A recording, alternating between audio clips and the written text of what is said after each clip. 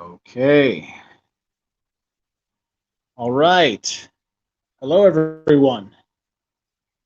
This is the Mgtow Cowboy.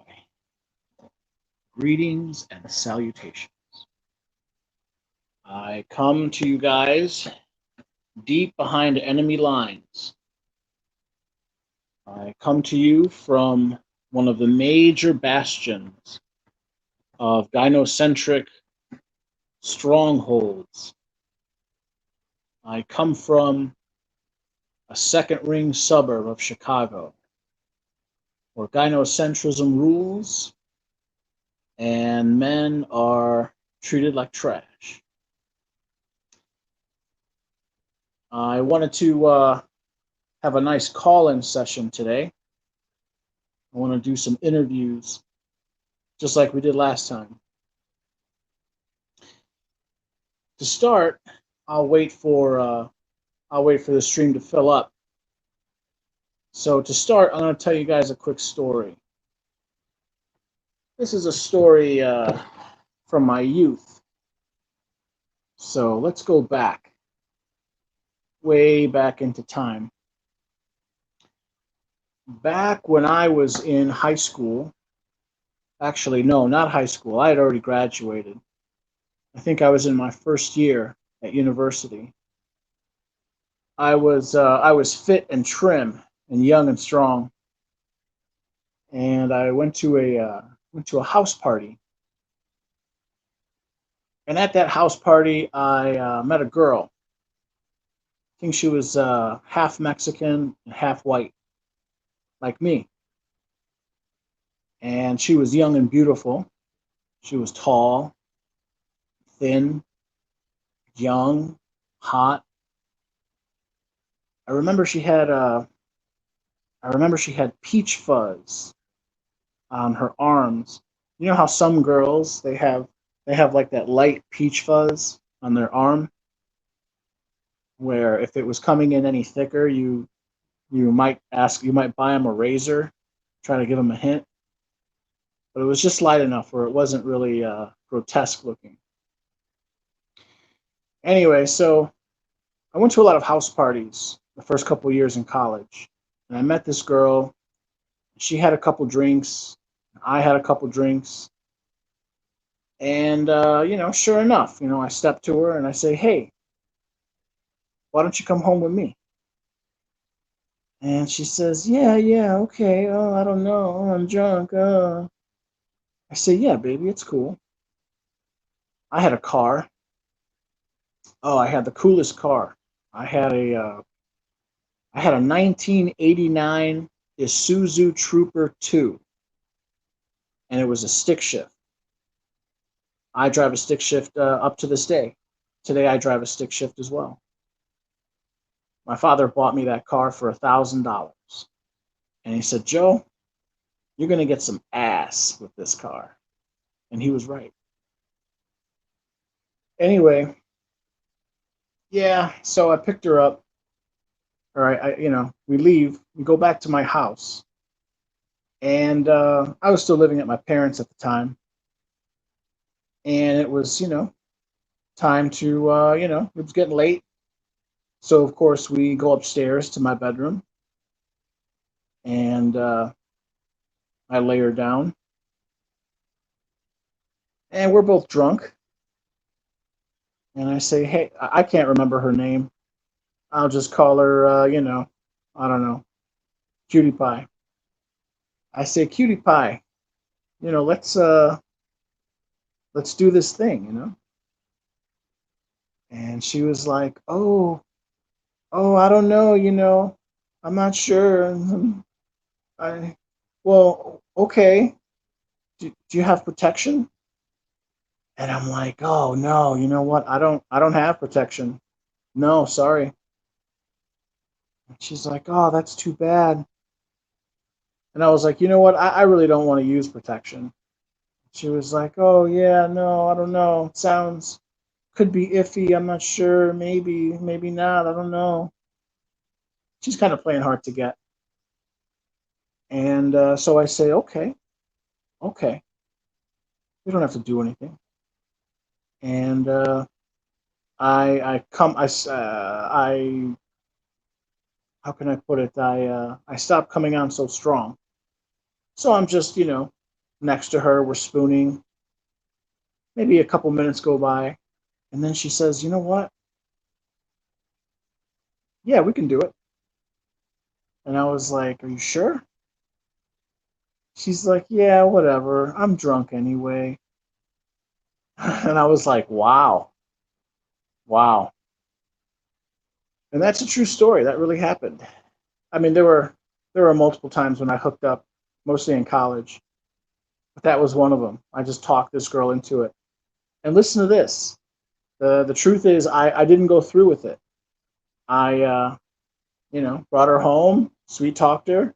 At first, she was like, "Oh no, I don't know. Oh, I'm not sure." Oh. And then, sweet talked her a little bit more. Sure enough, she's like, "Yeah." But for some reason, and I want to bring in some Mgtow here. For some reason, I was smart enough, or maybe dumb enough, that I didn't go through with it. Again, I was drunk. She was drunk. She was willing and ready to go. And at the last moment, I was like, "Oh, you know what? Forget it. It's cool. It's all right, baby. Let's just hang out here and just cuddle." And that really happened.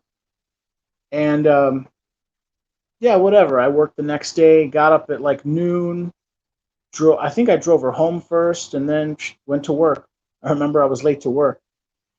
Um, yeah, here's another aside. Whatever, a week later, 2 weeks later, something like that, I went back to the same party, or not the same party. I went back to the same house. There was another party, and I see her there, and she's with her friends. And word got around. Oh wow! Someone even mentioned to me. They said, "Wow, hey, you could have scored with that girl. Wow, what a gentleman you are." And I just wanted to share that story with you guys as a good opening.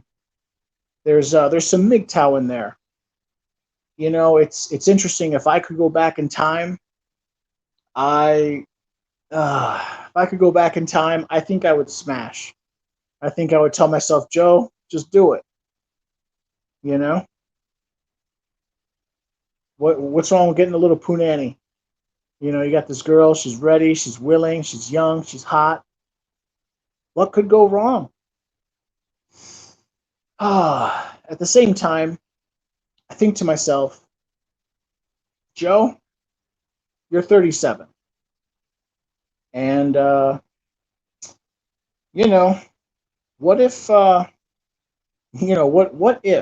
what if we could play what if all day, but seriously, I was probably what, 19 or 20. She was probably, yeah, 19, 20, something like that. What if I went through with that, and then pow, she gets pregnant? What would I do then? Well, I can tell you what I could tell you what would have become of me. I would have become another one of those suckers, you know, in his mid 20s, working at Wendy's, paying child support. I would have thrown my life away. You know, it's I don't know. It's interesting as I've gotten older. Of course, as a man, you want to smash. But it's getting harder and harder to smash and dash because they won't let you. So now I look back and I say, yeah, it would have been nice to smash, but it's really nice that I'm 37. I don't pay any child support. No one can drag me into whatever domestic violence court, child custody court. No one can take me to court and try to have my child support adjusted, and try to take away my fishing license because I got some kid with some woman. And I just wanted to start with that story. It's nice. There are some nice parts of being a MGTOW. If I can go back, I think I would smash. I don't know, but then I think, you know what? Who knows, man? Who knows what could have happened? So I just wanted to share that story. I think a lot of people, especially men, I think they over the course of their life they can build regrets, and one of the regrets they may have is I don't know. I imagine like an old geezer on his deathbed saying, "Oh man, you know what? What's one thing you regret, Grandpa?" And then the grandpa says, "You know what? I wish I took some. I wish I got more ass. There were times when it was thrown in my face, and I said no. And I don't want to be one of those guys. At the same time, I don't want to be a guy paying child support, on four different kids. I don't know. These are things I think about. Anyway, I wanted to share that story. All right, I'm gonna have a look at the live stream, see who we have in the stream. So let's start from the top. All right. First off, there is the what's it called? The link. There is the link. If anyone wants to call in, I highly encourage people to call in. Again, because of my particular technological setup, I don't think I want to have more than two people on the stream at any one time. And so if anyone wants to call in, I'll take them one at a time. And yeah, please call in. I want to hear. It's Mgtow Story Hour, so please call in. I want to hear what brought you to Mgtow. I want to hear I want to hear some of your secrets. Maybe some of your stories, something you're ashamed of. You ever caught anyone cheating on you? I want to hear it. All right, what do we got here? We got Eric Zombro. Hey, cowboy. Hey, what's up, Eric? Good to see my man. The new Ogie from Muskogee. Oh, we got Polska Bob. Yes, Polska Bob. Good to see you, bro. Hope to talk with you. Eric Zombro. Hey, Polska. Polska. Hey, EZ. I'm assuming that stands for Eric Zombro. Whiskey. Howdy, fellas. Whiskey is in the building. Whiskey says, hey, cowboy. Well, hello, Whiskey. Jay Savage. I love stories. Yeah, I love to hear stories. I love to tell stories. I love to hear stories. Hearing stories is one of the best ways. One of the best ways I communicate knowledge and learn knowledge. Hello, Eric. Oh, looks like someone popped in the guest list. Let's see who's in. Okay, we got Polska Bob here. Excellent. I've been waiting to speak with Polska Bob. All right, I'm going to put Polska Bob in just seconds here. Let me click on the link here, invite a guest, participants, Polska Bob. Let's see, edit name, mute, add to stream. Here we go, add to stream. All right, everyone, I'm going to bring on Polska Bob in 5, 4, 3, 2, 1. Add to stream. Okay, hey, let's see. Yes. Hold on 1 second. Let me mess with my phone. Okay, I think I got it. Okay, yeah, you're live. Is this Polska Bob? Yeah, can you hear me? Yes, I can hear you very well. How's it going, Polska? Very good, sir. Nice to Excellent. finally chit chat with you. I'm sorry? I said nice to finally chit chat with you. Oh, yes, absolutely. Yeah, no, it's a pleasure. You and I have communicated multiple times, but only through text. It's nice to finally hear your voice. Yeah. So you're out in the suburbs. So I got to ask you one question first, right off the bat. I probably know the answer, but Cubs or Sox? No. The answer is no. I don't have any cocaine. There's no more coke. Oh wait, I'm sorry. What was your question? Cubs or Sox? Okay, that was a joke. I guess Cubs. I'm from the north side, so Yeah. I figured as much. Yeah, and then I would surmise you're from the south side, so you're probably a Sox fan. Yeah. Were you watching the Bears game? That's why you came on late? No, No, actually, I'm sorry. I don't want to seem like a downer, but I sort of don't. What's a nice way to put this? I don't really watch. I don't really watch any professional sports. I do fancy. I do fancy myself an aficionado of blood sport. Things like wrestling, boxing, bullfighting, that kind of thing. But no, not really.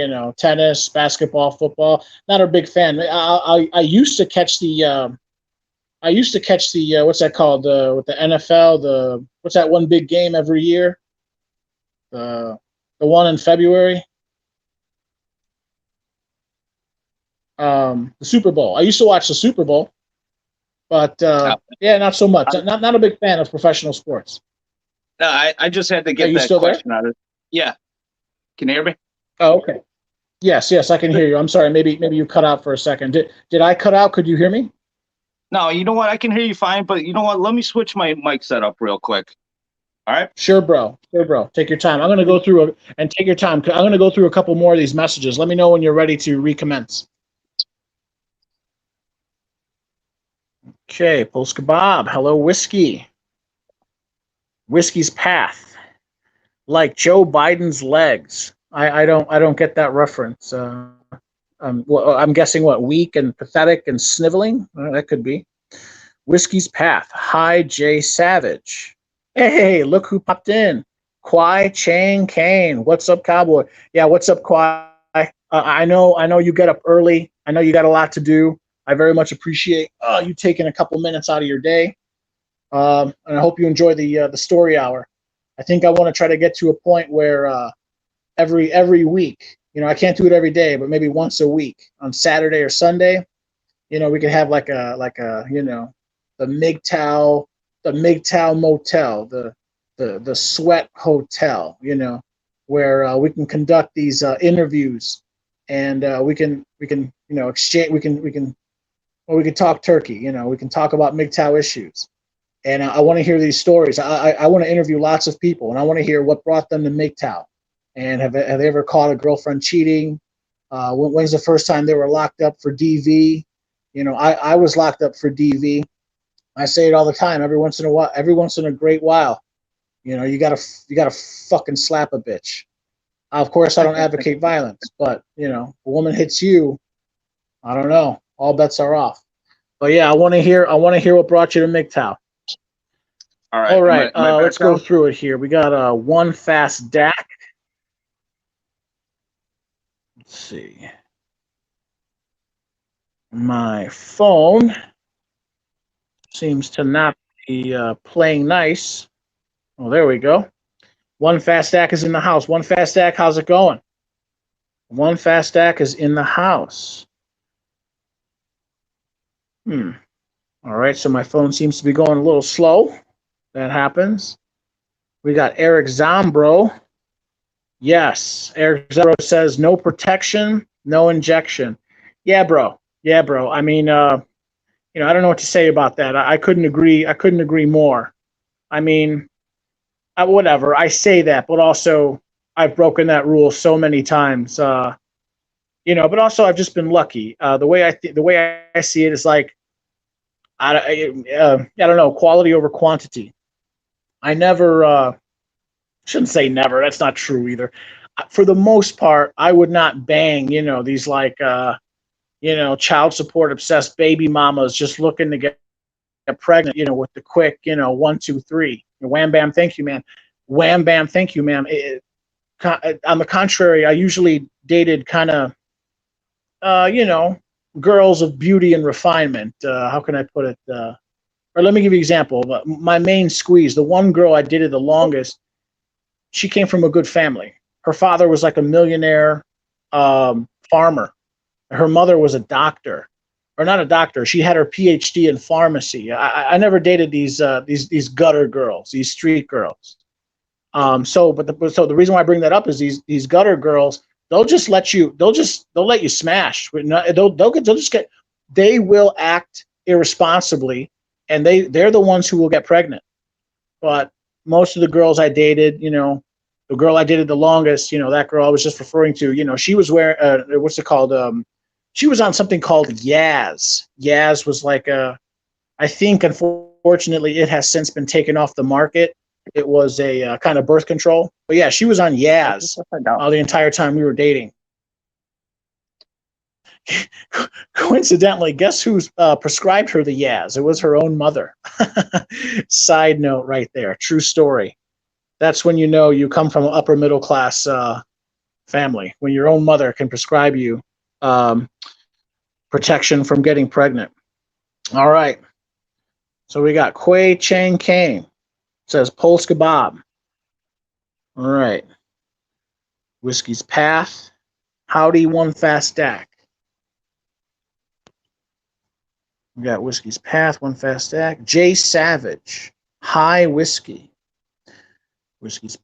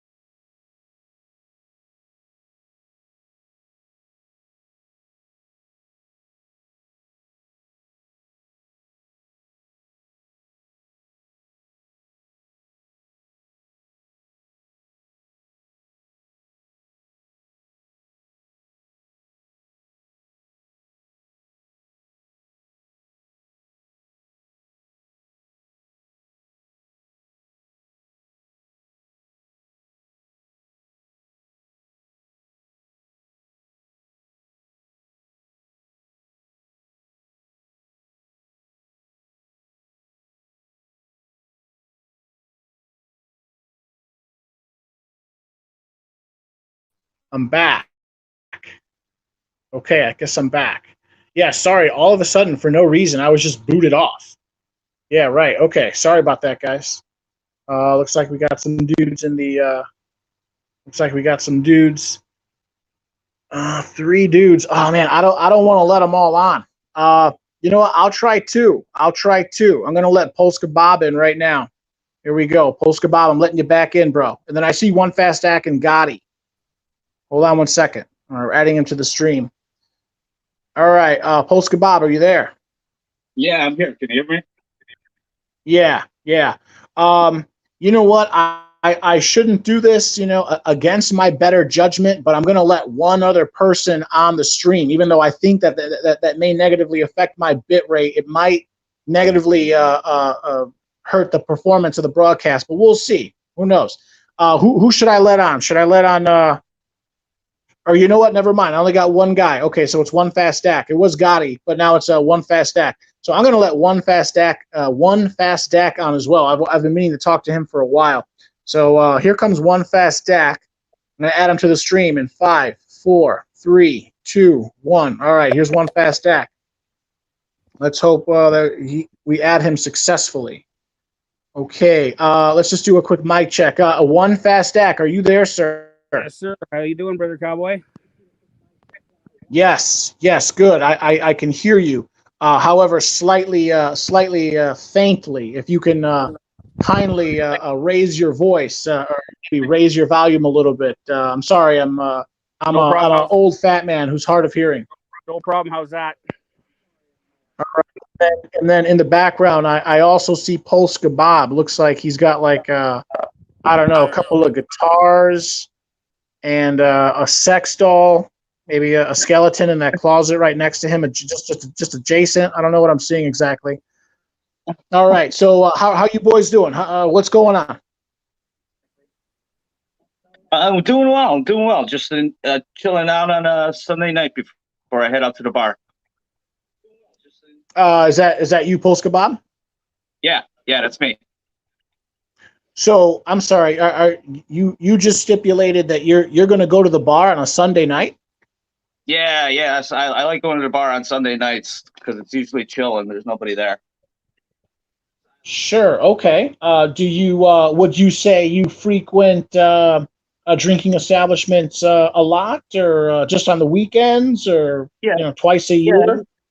You can say a lot. Yes. Okay. Okay.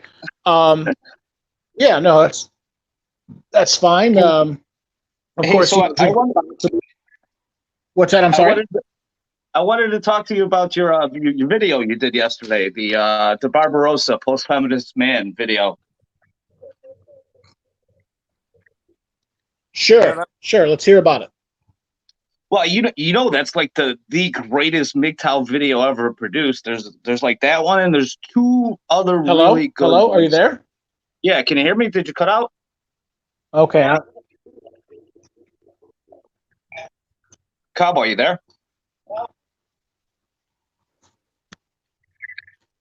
Yeah, Hello? yeah, no, I'm here. Yeah, no, I'm sorry. Again, my worry was that the quality might go down if I have too many people. Um, yeah, I don't know. At this point, do you mind? Let's see. One fast act. Would you mind if I kick you off for like 10 minutes no while problem. I speak with Polska Bob? Not a problem at all, sir. Yeah, yeah. I won't be tying Yeah, up no, I'm so long. sorry. I'm so sorry. My worst nightmare has come true. I'm starting to get a lot of lag, and yeah, so I'm gonna kick you off, and I'm gonna ask you to call back in like. All good, brother.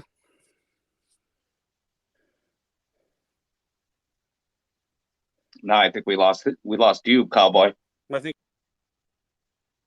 Okay, I'm hoping that will improve the quality of the stream. At least that's what some guy who was who basically understands technology better than I. That's what he's saying. It affects the bit rate. Blah blah blah. I don't know. All right, so can you hear me again? Can you hear me, Polska Bob? Yeah, I can hear you fine. Now, about the Barbarossa Okay, video. I'm How, not. how did you find I it? am not hearing anything. Polska Bob, are you there? Yeah, I'm here, man. Can you hear me? All right. Well, can you guys hear me? Can someone in the comment section type? Am I coming in loud and clear? Let me know.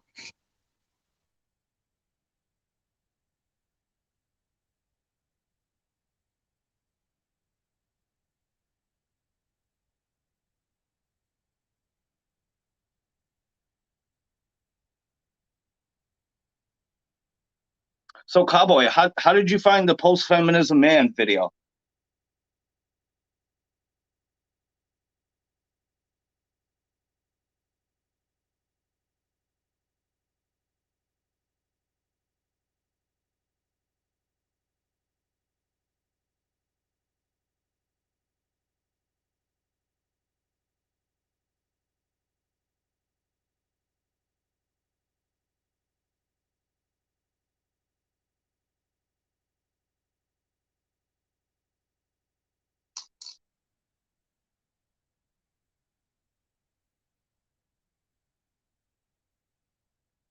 Okay, I will. Easy. The post feminism man, I think, is by far one of the best MGTOW videos ever. Barbarossa put it up so great in what 5 minutes and something seconds. That video still to this day has just as much impact as it did. It came out in like 2014 or 2015, I think. When I found it, to me, I was like, wow, this is Barbarossa's the shit.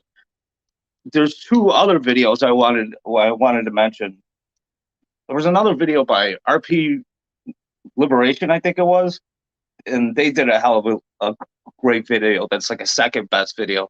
And then the another real good video, guys, you guys should look for is a video called by Ohio Dan, and it's called Indifference. which is like the goal of Mgtow. So that's just kind of one of the points I wanted to give about that.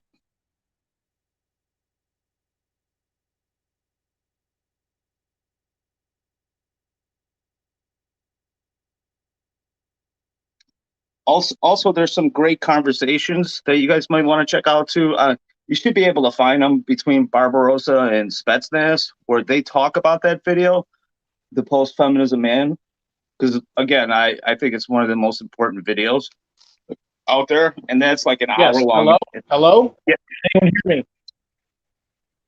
I can hear you now.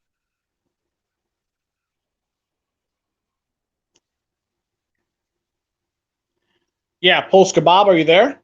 Yeah, I'm here.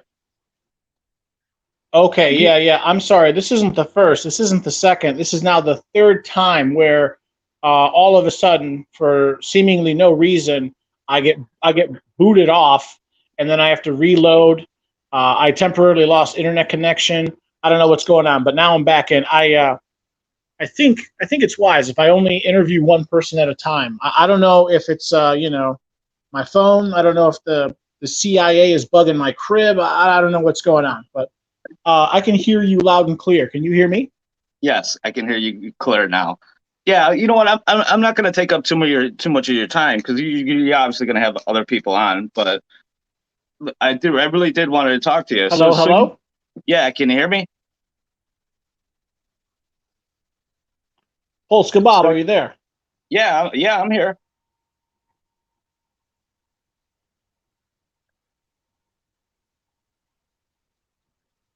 Yeah, you cut out again. Can you guys? Okay.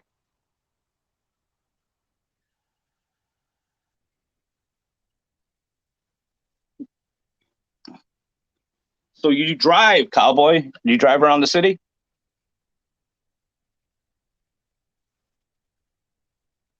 Yes, I can hear you now. Can you hear me? Yes.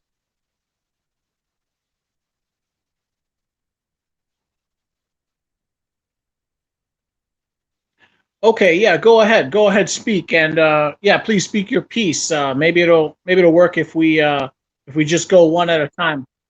Yeah, that's how we got to do this. I was going to say you drive around the city too.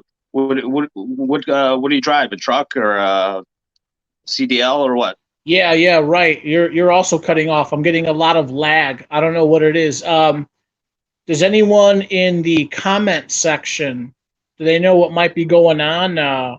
Is it my phone? Is it maybe I have a poor internet connection? Are we being messed? Yes, yes. I drive for that's the thing. For the last like 3.5 years, I was driving I was driving a CV or a CMV, a commercial motor vehicle for Jewel Osco. But they got rid of the division. And they moved me in the store.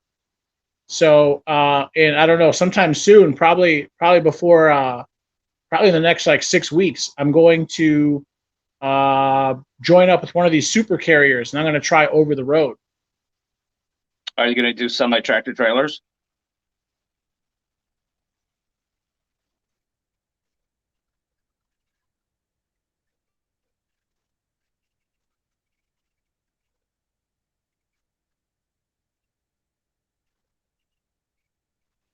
Yeah, cowboy, you cut out again. Oh wow, you're lagging. You're lagging. Yeah. No, I have my A class CDL. Okay, Okay, let's see. I'm looking at the. It's got to be with my phone. It has to be with my phone because I tap on a comment and it doesn't.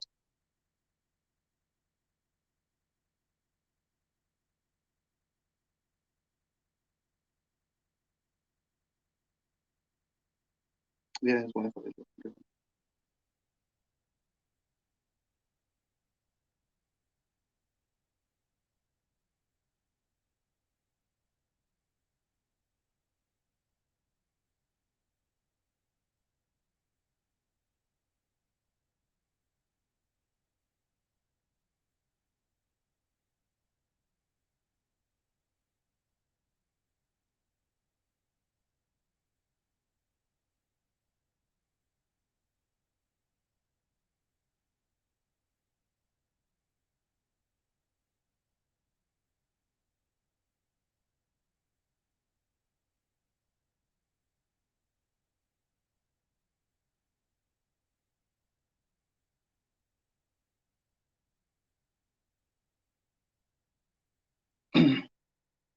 Well, I guess I should talk then, right? Since I'm working.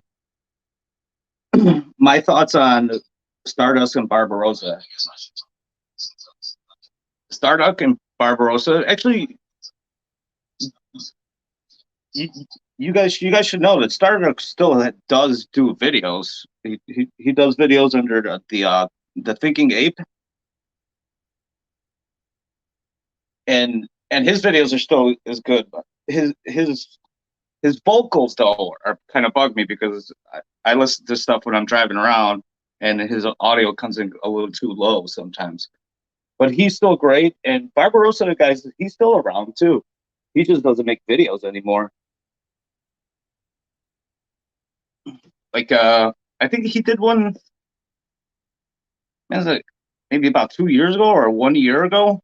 After that, they found that cold case serial killer out in California and stuff like that. And Starduck predicted who it was, or not Starduck, Barbarossa did. So the guy's still a fucking legend.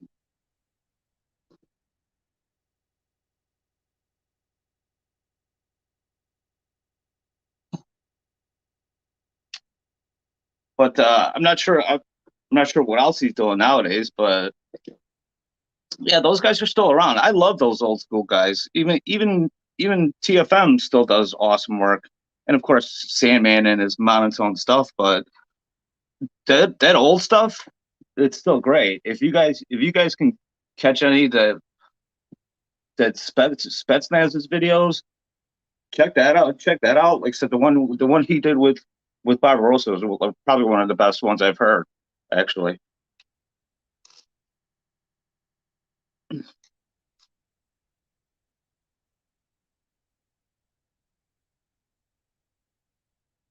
So I'm kind of like reading you guys' chats too while this is going. So, excuse me.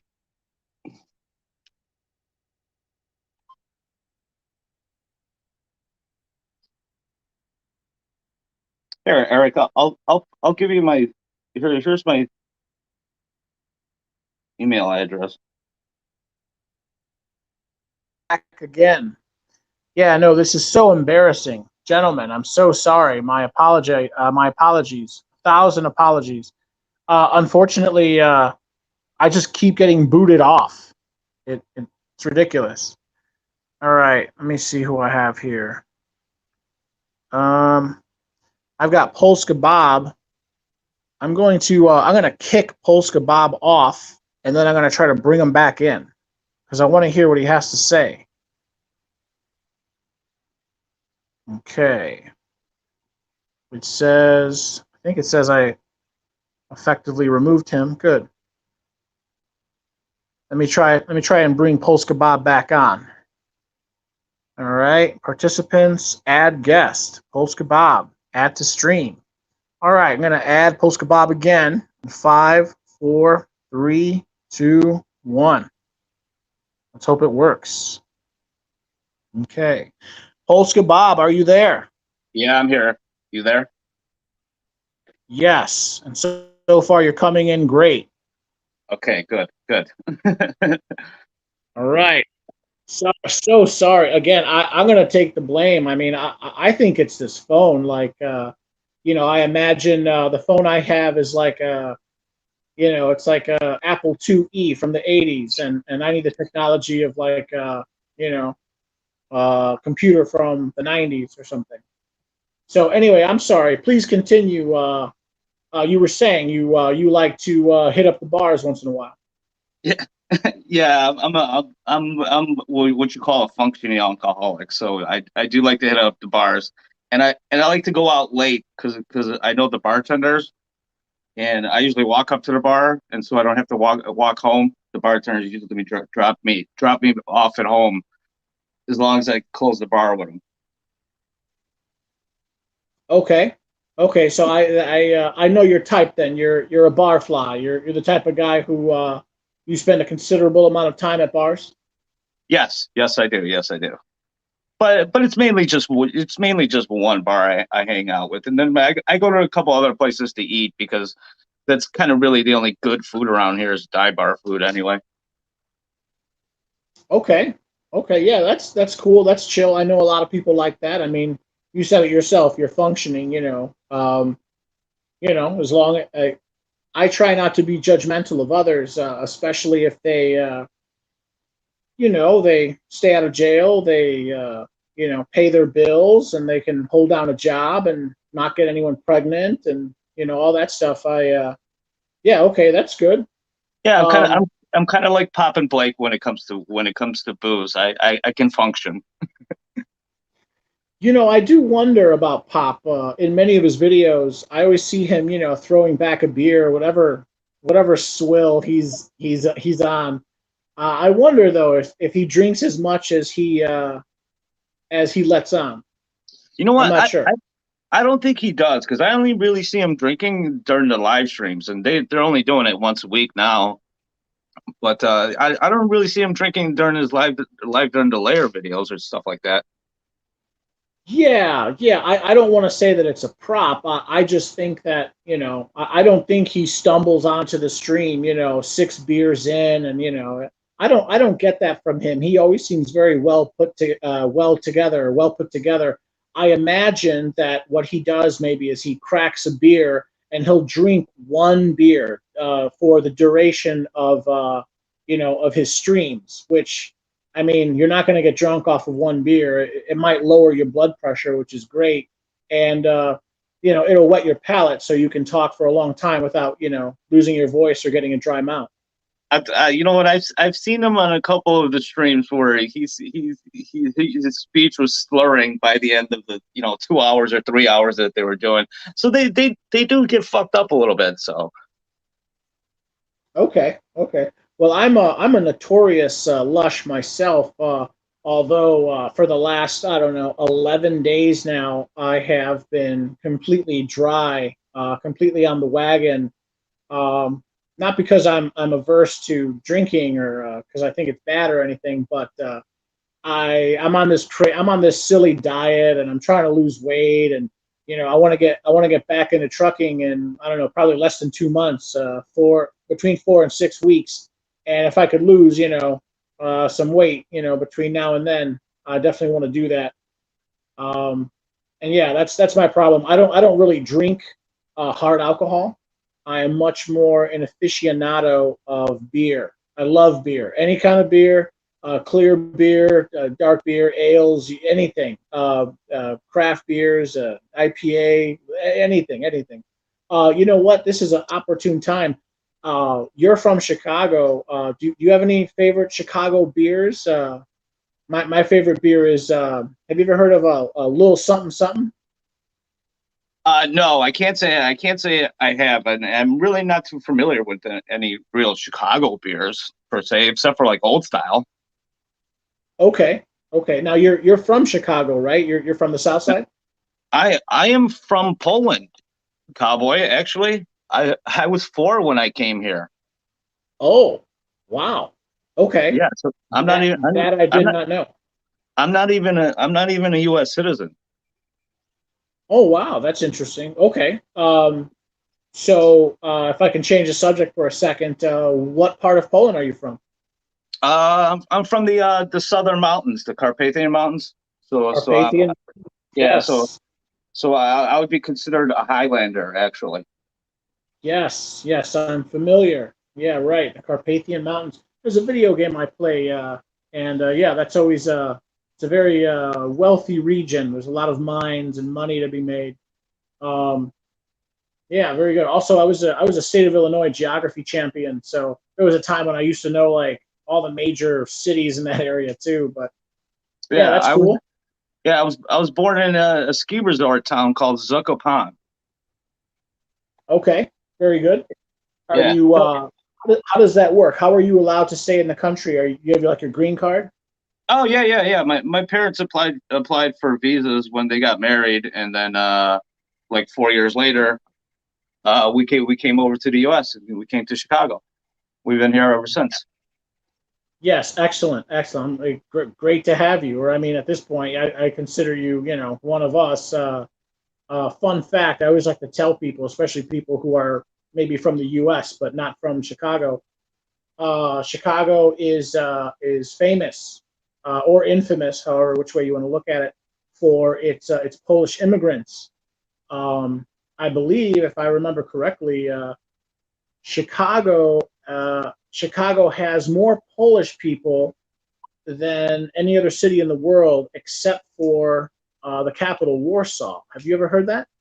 Yes, I actually, that is actually true. We have the most Polacks here, uh, I believe it's in the U.S. than Warsaw, the Warsaw. Maybe not nowadays, but it was true back in 20 years ago. Yeah, yeah. There was such a large migration just in sheer numbers that, in many ways, Chicago is sort of the epicenter of Polish culture in the U.S. Yeah, So, and what's that? I'm sorry. there was like two historic migrations, and there was one where a lot of the Polacks went back. It was right after World War I. Is that Pol- right? Poland got in a war with Russia for their own independence, so a lot of Polacks that were here went back Sure. over. Right, right. Especially, I imagine some of the Polish that were very, very patriotic, and that continues today. I noticed that today. The Polish are very patriotic, which is great. I like that. I'm a big fan of that. I actually wish your average garden variety American was as patriotic as Polish people. But yeah, I can see that, especially during a time of conflict. A very patriotic group is gonna they're gonna repatriate just to make sure that their country gains independence. I believe it. No, well, Poland has a lot in common with the U.S. Pulaski helped them get their own independence, and Poland had the first constitution outside of the U.S. They adopted it right after the was it I think in the right after World War I. But they were the first ones to create a constitution outside of the U.S. Okay, okay, that I did not know. I thought I remember hearing that Poland actually had the first university system or the first university in all of Europe. Have you ever heard of that? You know what? I'm not positive about that, but I know I've been to Poland. I think it was right before the wall fell. I was actually in their capital city, the cultural capital of Poland, which is called Krakow, and Yeah, they yeah, have no, I'm very familiar with Krakow. In many ways, Krakow. I understand Warsaw is the capital, but in many ways, Krakow. Yeah, you said it. It's like the cultural heart of Poland. Yes. no, it actually was the capital back in like the 1300s when Oh, they had really? the monarchs. Yeah, it was the Oh, yeah. capital. Okay. Right, right. Yeah, And Krakow, that's in the south, isn't it? That's south of Warsaw, no? yeah, it's towards the southern half of the country. Actually, I wouldn't even put it at the center. It's closer, way closer to the south, and that's a beautiful city too.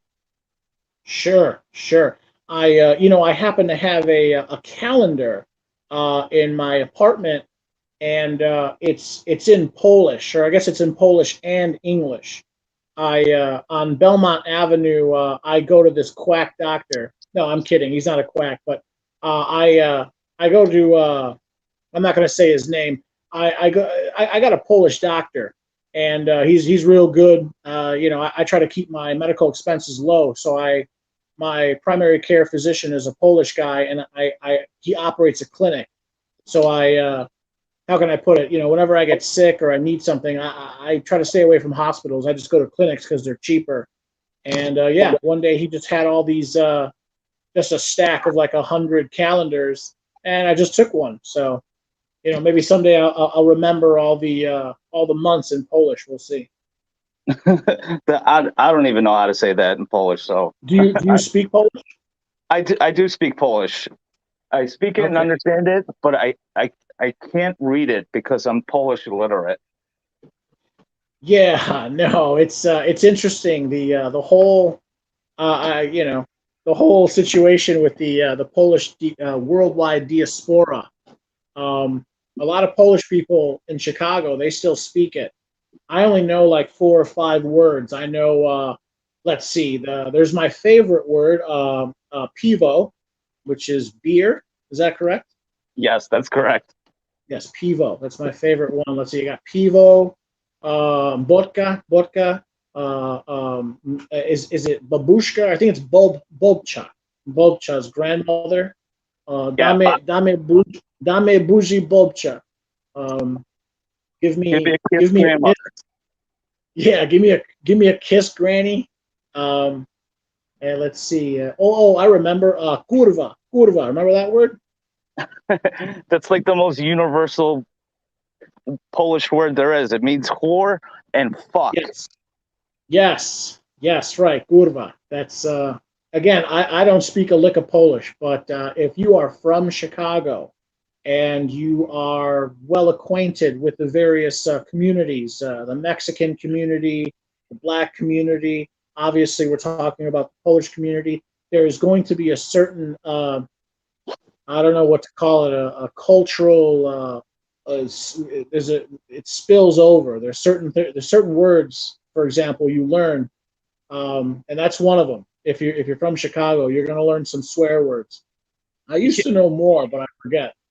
Yeah, we're very blue collar here, so a lot of the different cultures we get each other because we're hard workers, and of course the first thing from any other languages you're gonna get the swear words.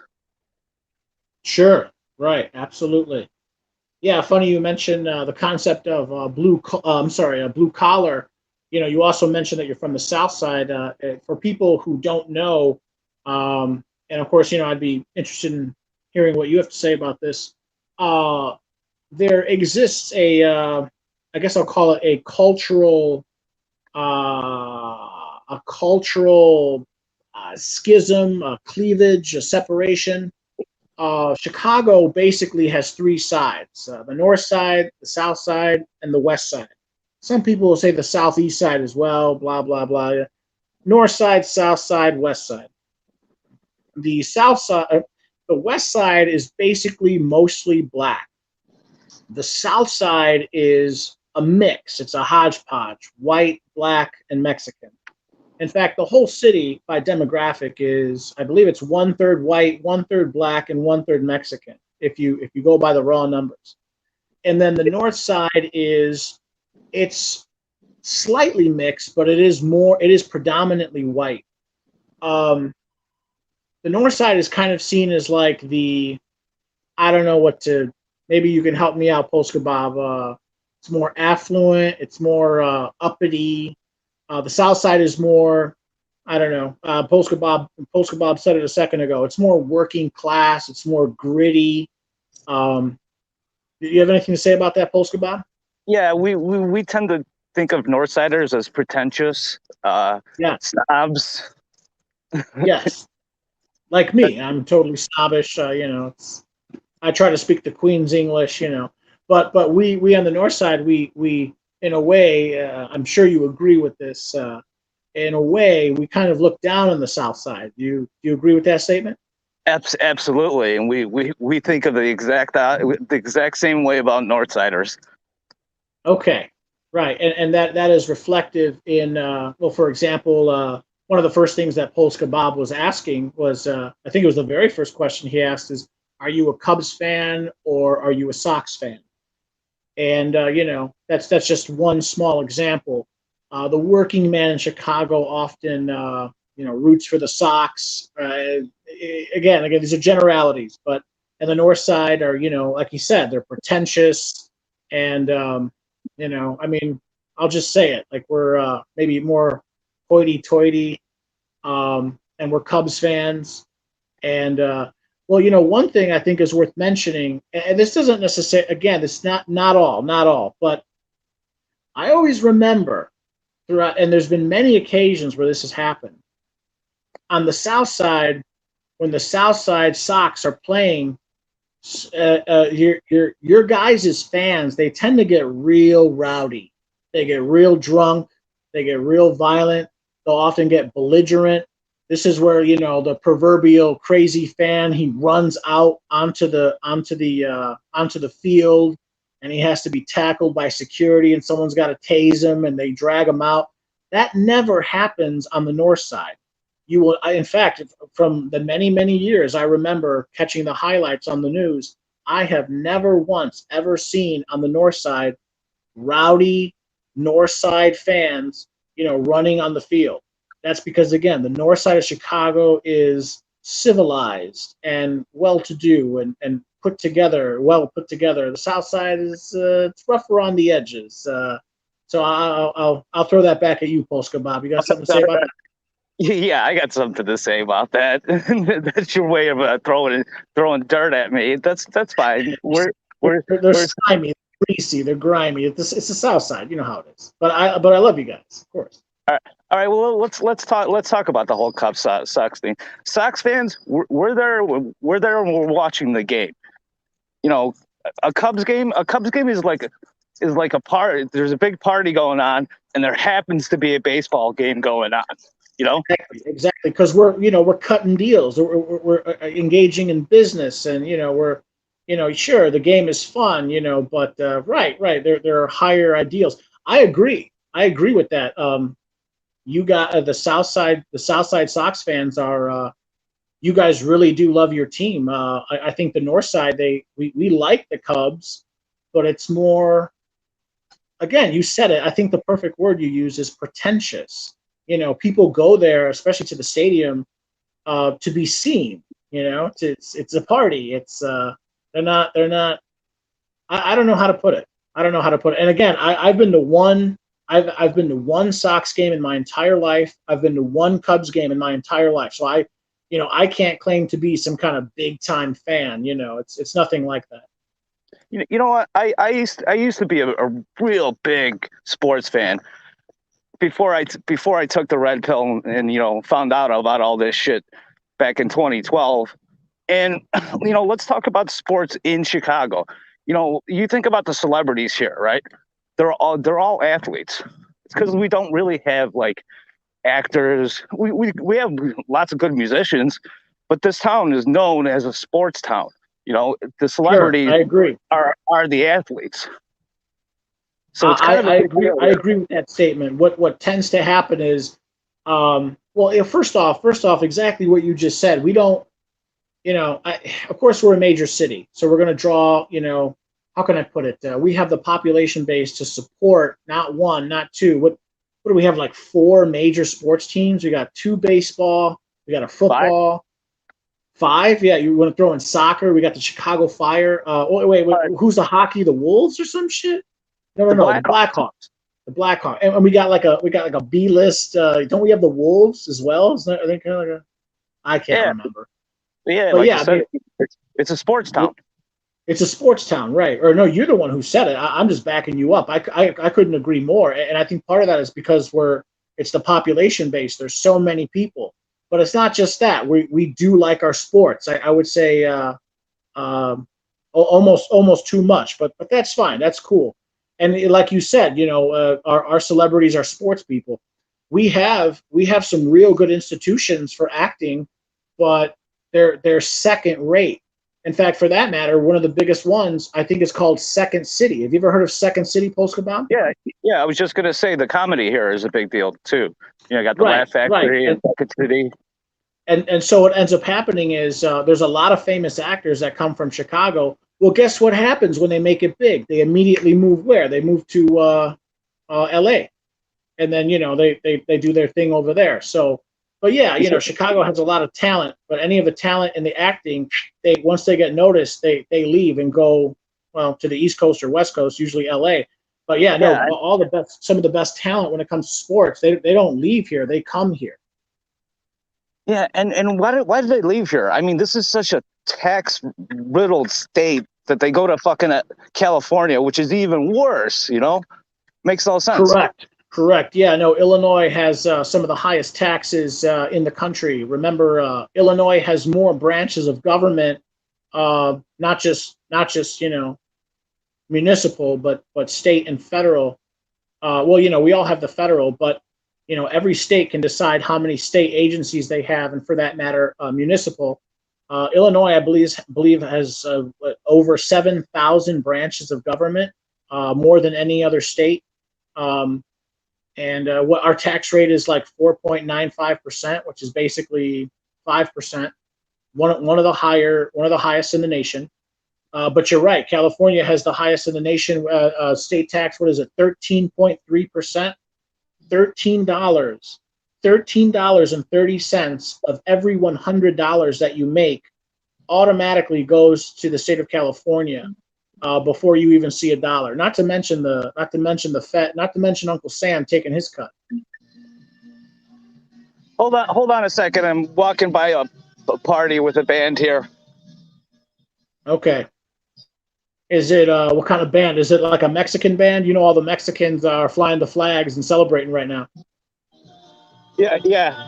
I think it's it's Mexican Independence Day here, so a lot of flags. Right. I'm half Mexican myself.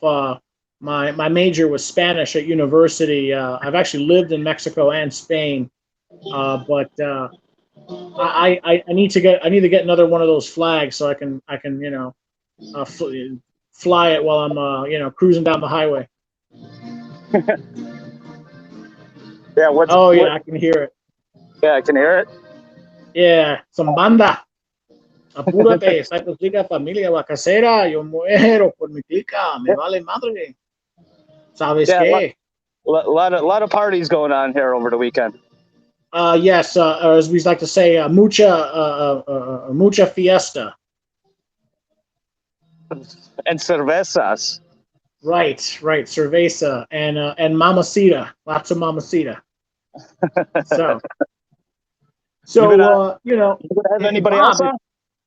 what's that? I'm sorry. So are you gonna have anybody else on? Because I'm kind of almost at the bar now. Oh, okay. You know, that's interesting. I was going to say, I was just about to change tack and say, you know what? Can you share what brought you to Mgtow? Well, we could wait for another time. It sounds like you got to get going.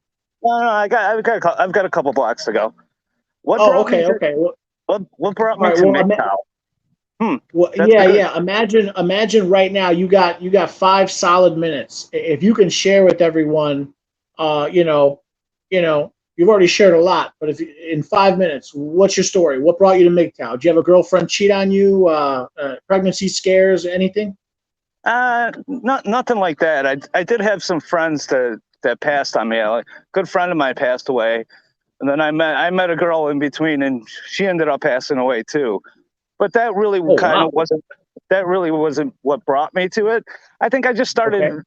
I just started stumbling across the content. Like Big John was my first one, and then of course, you hear Mgtow and you're like, what the fuck is it? So you search it. What do you get? You get Sandman. Then you find after Sandman, I found Barbarossa, and once I found that video, the one you played yesterday, that was it. Sure. I'd gone completely down at that point. So I'm listening to what's his face, Stardust, all of Barbarossa's videos. Spetsnaz videos are just fantastic. Sure. What's that, like Razor Blade Candy was back then too. Sure. And I think there was the British guy too. I forget what his name was. But then ever since then you find Terrence Pop, and there you go. You're Mgtow. Right. Right. It starts as a slow drip and then it becomes a steady stream. I agree. Okay. Do you have any like Mgtow stories? Have you ever walked in on your girlfriend giving some other guy a BJ or any No, I anything like didn't. that? I didn't really have any cheating issues, but I did have the whole simp thing, man. And I didn't even know it. I'm sure we all have done it too, before you wake up and realize that you're Oh being a sure. Oh sure. I say it all the time. I'm basically a simp in recovery. It's yeah, you really have to deprogram that part of your brain, the protect and provide instinct that's built into us. Yes, I agree. Well, I would add to that. I would say, yes, you're right. It is an instinct that is, I think, innate in the male of the species, and I think that that's proven, and it's being more and more proven out to be true with now that we're finally getting a look into psychology. We're actually proving this. But even worse, I think we're programmed as well, like you said. I think from a young age, we're taught, like I went to a Catholic grammar school, boys on one side, girls on another, you never hit a girl, girls first, women and children first, and just the steady, the constant drip of. I see it now basically as one big system, like it's a gynocentric system. That's how Oh I yeah, see it. it's indoctrination is what it is, man. They're programming us from kindergarten on up, even before then. Absolutely, absolutely. As they All right, say, I'm sorry. all right, cowboy. I was gonna let you go. I'll pop back into the chat. All right, but Yeah, I'm here bro. at the bar. It's time for a beer, buddy. Yeah, bro. Yeah, drink one for me. I'm happy for you. Okay, man. Later. All right, man. Peace out. Bye now. All right, that was Polska Bob. Very nice. I finally have a time. I finally had an opportunity to speak with him. Let's see. It looks like my phone is working really well now. That's great. I see someone. It looks like I have another guest. I'm gonna see who's in. One fast stack. Oh yeah, one fast stack. Yeah, one fast stack. I'm so sorry. I'm so sorry for having to kick you off. One fast stack. I'm gonna put you on in like 10 seconds now. If you want to get ready, I want to hear some of your stories. All right. Let's see. More. No, not more guests. Okay, guests, participants. Invite a guest. Okay, I am going to invite one fast stack. Oh no, I see Eric Zombro, but I unfortunately I do not want to let Eric Zombro on right now because I only want one person at a time, and it's kind of first come first serve. I want to hear from one fast stack. So one fast stack, everyone coming in right now in 5, 4, 3, 2, 1. One fast stack. Add to stream. Here we go. Let's see if I can have them come in. Okay, it looks like all right. I see your picture up. One fast stack. Are you there, sir? Yes, sir. How you doing, brother? Yes, yes, excellent. I hear you. If you want to do me a favor, speak nice and loud. I'm sure you're not as belligerent as the Southside Polish people, but if you could speak as loud as them, that would be helpful for me. I sure will, man. No problem. Excellent, excellent. So it's nice to finally talk with you, or it's nice I could finally hear your voice. Greetings from Chicago. Um, talk to us. Uh, please introduce yourself to everyone. Yeah. Hey, guys. I'm One Fast Stack on YouTube. I have a small channel that I'm just starting. I'm from actually Edmonton, Alberta, Canada. I'm 47, and I've been basically monk for about 5 years now. Okay. Um, let's talk about that. First off, let's talk about Canada. You know, you ever wake up in the morning and say, "Wow, Canada, maybe it's time to move to the equator, Arizona, South Florida." Is that does the cold ever get to you? Yeah, it does. That'd be nice. I'd love to. I'd love to come to the U.S. and live somewhere. Yeah, it gets pretty cool up here. That's for sure. It certainly does. Well, it gets around minus 40 Celsius, so I think that's like minus 40 or Fahrenheit too, if I'm not I mistaken. was going to say, negative 40, negative 10 is too much. You use the word cool. I think that is an understatement. I would say when I think of Canadian winters, I think of bitter, bitter cold, windy. You guys have plains just like we do. And I imagine those winds, they whip around and it's cold. And, with the, what's it called? With the wind chill, as they say, it can get real, real cold. Yeah, it sure does. But our summers are nice. Like our summers, this summer got up to about 100 degrees Fahrenheit, about there. So we had a real hot. Yes. Yeah. Right. I've witnessed that as well. I remember. So I've been to Canada 6 times in my life. The last time I was there was in 2010, and it was very nice. It was very pleasant. It was let's see. Well, the very last time I went, I actually think I went. I went in the dead of winter, but that was okay. I went there specifically. I was sent there to buy a dog. Apparently, one of your provinces. Now, Canada is a very very large country. In fact, I remember from my studies that Canada is the second largest country in the world by landmass. Yeah. You, it's very, very, very large, but like 90% of the population lives within the first like 100 miles of the American border. Like all you guys are mostly straddled on like the southern belt. Anyway, I was sent to Canada to buy a dog, particularly from the French. If you guys know anything about Canada, it's very Anglo, it's very English, except for this one state, or they call them provinces, called Quebec or Quebec. And yeah, there's this type of dog. It's a French herding dog called a Briard, and I was sent there.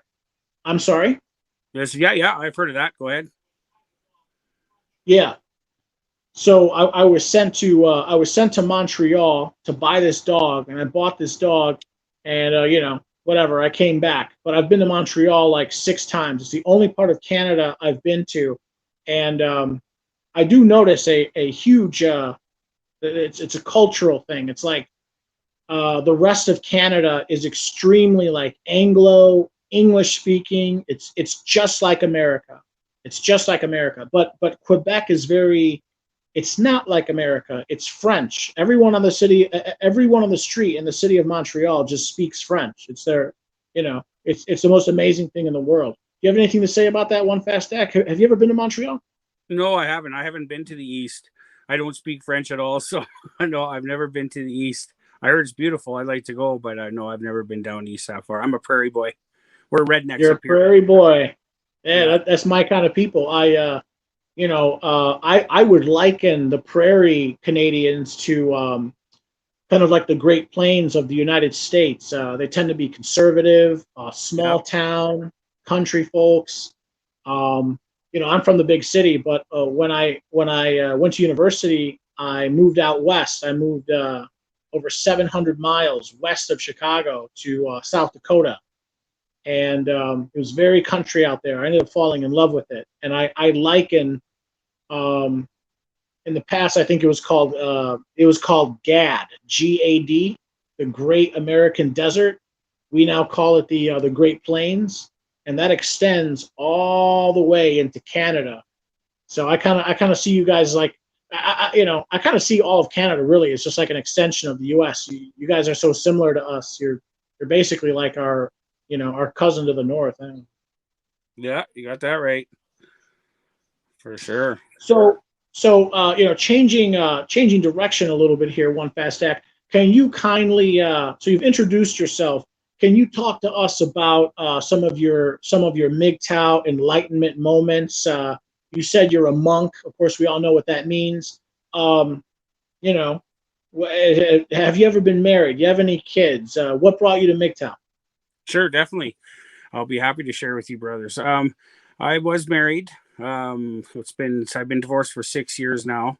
I was married for 7. Didn't have any kids, but my ex-wife, we put her through school, university. She didn't want for anything. We spent quite a bit of money on her future, and then the day she graduated, she walked out. No way. Oh, that's a classic story. I've heard much worse. I've heard much worse. I've heard stories of like, you know, the guy the guy pays for everything. He pays for her bachelor's. She decides to go back for her master's. He puts it all, he puts it, he pays all the debt, and she's got other credit card debt, all this. The day she graduates, she's out. It sounds Yeah, like that happened to you, but to a lesser degree. yeah, a Okay, lot. so I get it. Yeah, a lot lesser degree. Like our divorce was, pretty very amicable. It only cost us like $100 kind of thing. She agreed because she was leaving. She'd leave the house, so that was a bonus. So yeah, I got lucky there. But my real story, like the big time story, comes from after the divorce. I started doing that online dating stuff, which Yes. was fake, and met this chick with 3 kids. And of course, those were in my days of having sympnosis really bad, and Haha, that's good. I've never heard that one before. Sympnosis or sympitis, whatever you want to call it. yeah, Sure. Yeah, it's a horrible epidemic. It's kind of like single motherhood, right? It's a horrible epidemic. They should find a vaccine for them both. But anyway, so I started going to this chick. She had 3 kids, and like an idiot, I lent her a bunch of money. And No. yeah, so I went to ask for the money back very nicely. Like I didn't whatsoever threaten her in any way, shape, or form, because I'm not like that. And asked for the money. So next thing I know, she she calls the police, and Yes.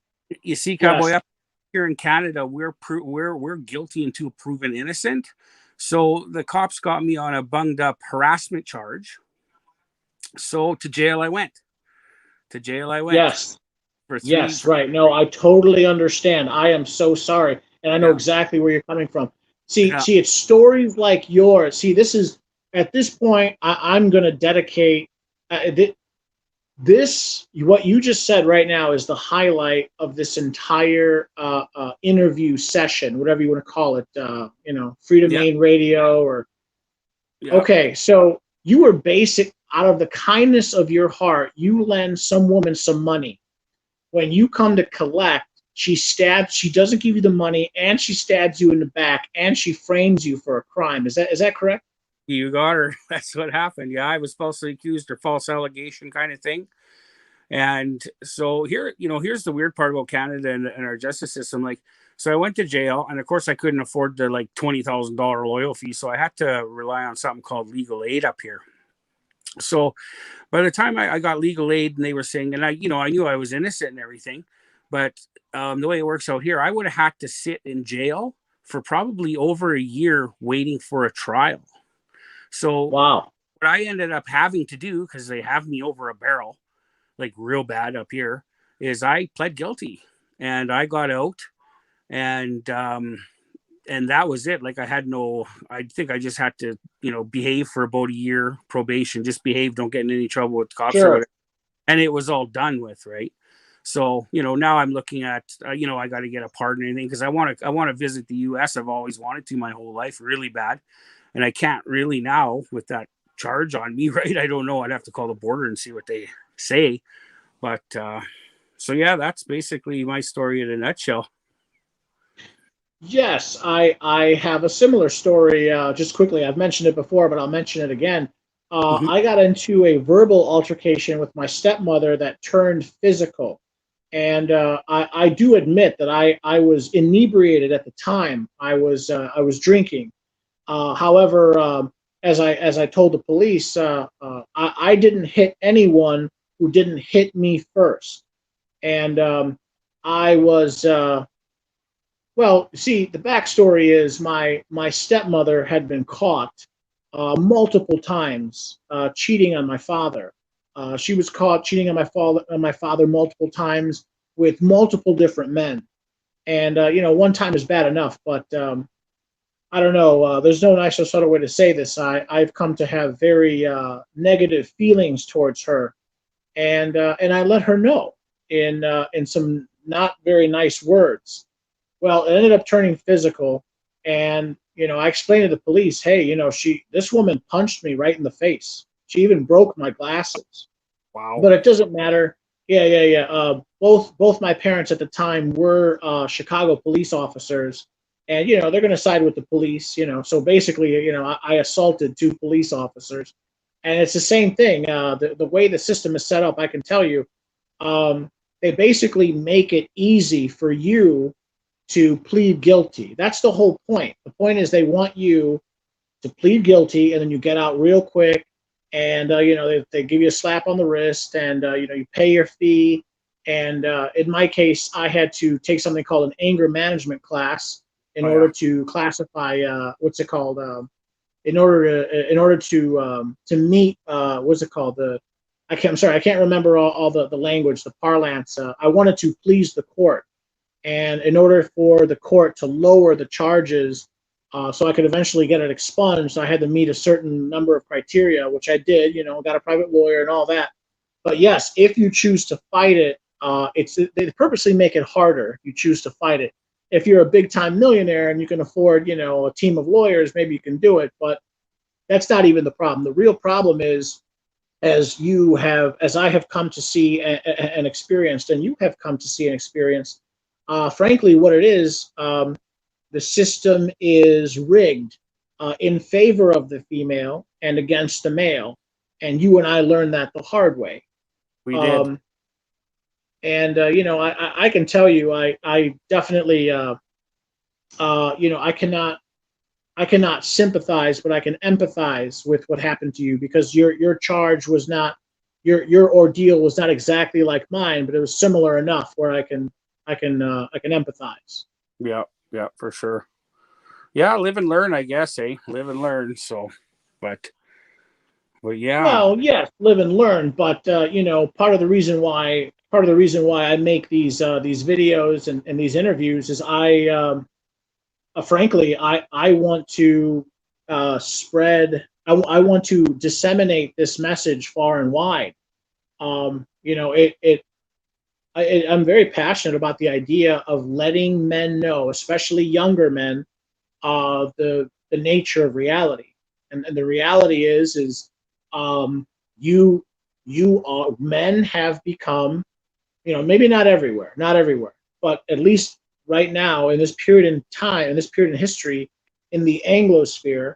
So uh, the United States, Canada, really the West, the West at large. So South America, North America, Mexico, United States, Canada, Spain, France, Britain, Scandinavia, the European countries, Britain, Aussie land, Australia, New Zealand, definitely the Anglosphere, but also just many Western countries.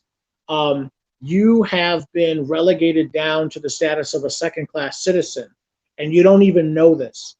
But you do something that all men do, or at least most men do, which is they, in one way or another, they attempt to get involved with a female, which is, it's natural, it's our biological imperative. And then something goes sideways, and all of a sudden, as you just said a second ago, you're considered what?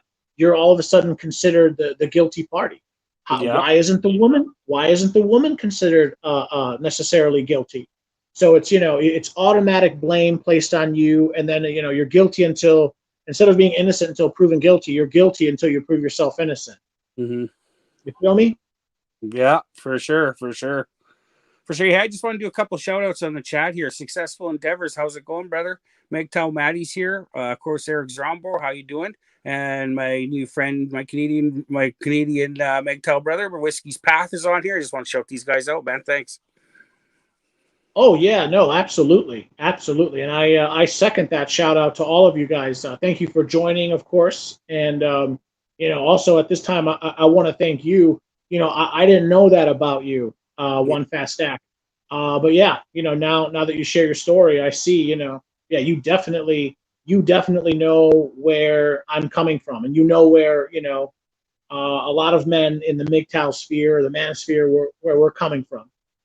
yeah, Um, can you please share with us, and again, these are all personal questions. You don't have to say, you don't have to you don't have to admit to anything you don't want to, or you don't have to say anything you don't want to, or whatever you do feel comfortable with sharing, whatever you don't, it's totally fine. no problem. Shoot. I want to ask you a couple personal questions. Um, can you speak to, can you take a moment and speak to the emotional roller coaster, to the emotions, the thoughts and emotions that you had during this process, after, immediately upon getting arrested, after getting arrested, going, being, dragged through the whole judicial system. Can you talk about that? Yeah, definitely. Yeah, well, emotions were high. And I mean, I thought, well, everything was my fault. I did this, I did that kind of thing. And, just really hard on myself kind of thing. Yeah, there was thoughts of suicide, stuff like that. It got real ugly for sure. There did get, I'll just gonna be truthful with you, brothers. Some drugs got involved there too. A lot of drinking and stuff like that. And just by just this one day, I found Mgtow on YouTube, and I started listening to it for about 2 weeks. And honestly, my life changed right then and there. Like it was just changed. You know, I dropped the drinking, I dropped the dope, I dropped, Sure. the self blame, I just dropped all of it. And, you know, and it's been, it's been 5 years now. So I'm just thankful to death that I found Mgtow and found all these good brothers out here in their channels, and I'm really thankful. But yeah, it got ugly. It did for sure.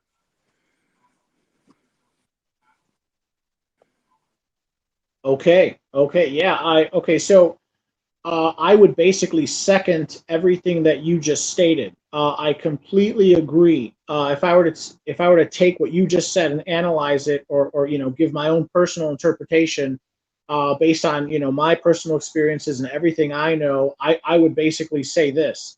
Um, I kind of went through the same thing, and this is classic. I hear this over and over whenever I listen to all these MGTOW guys and what past experiences they went through. So what happens is, or what seems to me is, this is what happens.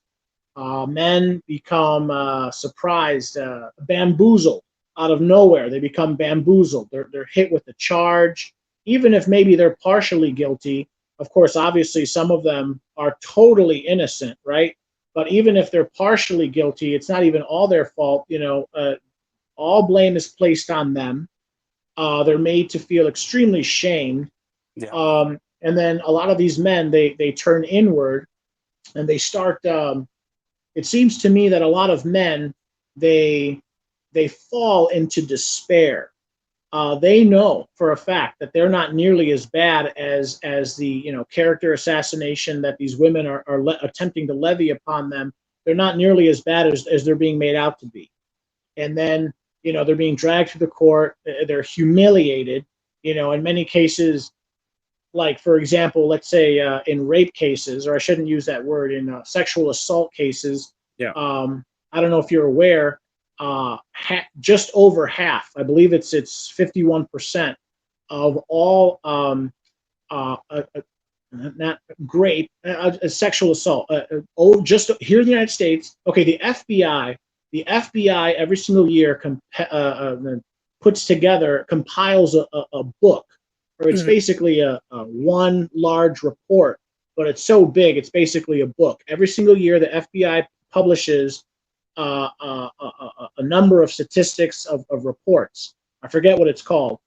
And you can go in year after year. What they find is just over half of all sexual assault accusations are found to be false, not inconclusive. Well, yeah, we don't have enough evidence. We're not sure. No, they are sure. They find that the accusations are unsubstantiated. Basically, they're lies. Okay, more than half the time when a woman claims that she's been raped or assaulted sexually, she's just lying. She's Yeah. just like, and that's just one example. Another quick example might be child abuse. Hmm. Whenever you see a caricature on the news of like child abuse, it's some man holding a belt and he's about to whip some innocent-looking kid. And no, actually, the vast majority of child abuse is the mother assaulting the child. Okay, so the real truth is, women are given wide berth to just do whatever they want, and they're always considered innocent. And now that has been codified into law. And then guys like you and me get pulled through like a dragnet of men who something goes wrong. She cries grape, or she cries some kind of crime, and the state comes to her aid. The machinery of the state immediately comes, puts the screws to you. Hmm. And my ultimate goal is obviously, I say it all the time. Eventually, I want to change the culture so much that I want the average man like you and me.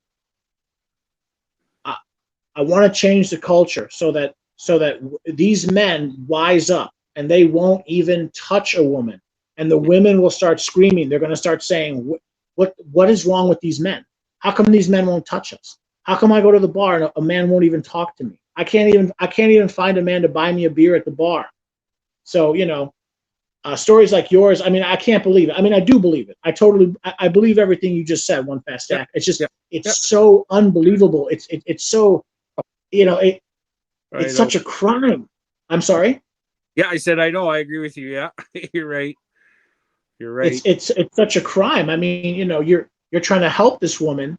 Obviously, you probably had some sort of romantic interest in her, and it's like they try to criminalize that. What were you do? Oh, what were you doing with her? Oh, were you trying to, you were probably just trying to get some and did it. It's like, hey, don't don't shame me for that. That's my biological imperative. It's natural for a man to pursue a woman and obviously, to want to come together with her and create a family with her. And, but they try to pathologize us and criminalize us every step of the way.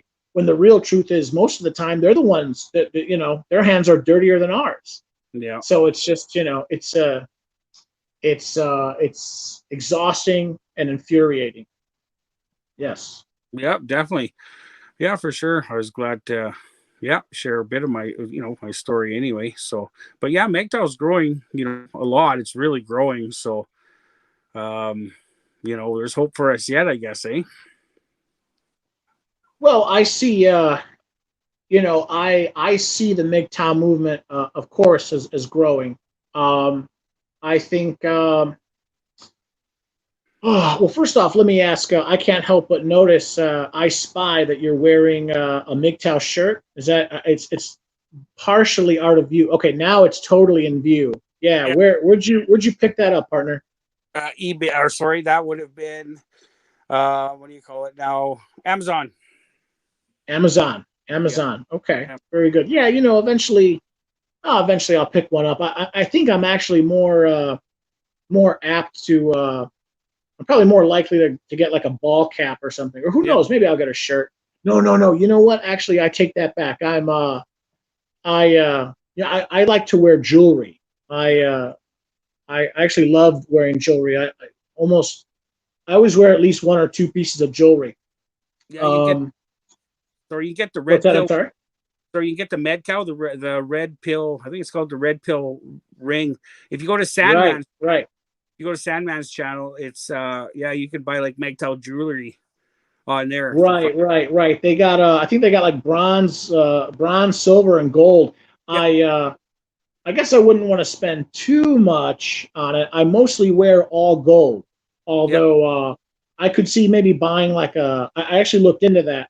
The silver one is I think it's only like $80, $90 with everything. I could see getting one of those, Yep.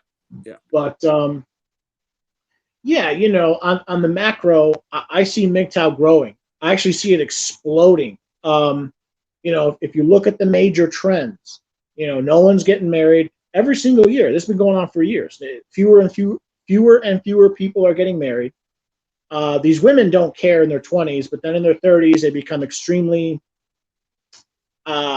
what's the word I'm looking for? Help me out. Needy. Desperate? Yeah. Needy. Needy. Yes, they become much more needy. All of a sudden, they need a man, and like I say all the time, that ass don't shake like it used to. And then what? Yeah. And then what? They want a guy like you or a guy like me to come and wife them up and become a good workhorse. And now these men are wising up. They're not doing it. And then who's going to take care of these women? And then when Yeah. they get older, who's going to pick up? The Who's going tab. to pay for these women when they get old? The Yeah. government doesn't want to do that. They want to stick us with the bill. Yeah. You got it. You got it. Well, anyway, Cowboy, I'm going to let you go because I think Eric Zombra wanted to jump in here. That'd be cool to hear from him. Yeah, sure. Let me take a second and thank you very much. I had no idea that I had not heard your story. Yeah. And in the future, please come on if you have any other good stories. Or even if you want to rehash that one, I'd probably have a couple more questions. I very much appreciate it. Yeah, sure. I'll definitely come back. Just quick shout out to Polska Bob. How you doing, buddy? Good to see you. And yeah, thanks again, brother Cowboy. It was awesome being here. Yeah, bro. Yeah, bro. One fast act. Thank you for coming on. Take care, brother. Bye bye. All right. Bye now. All right.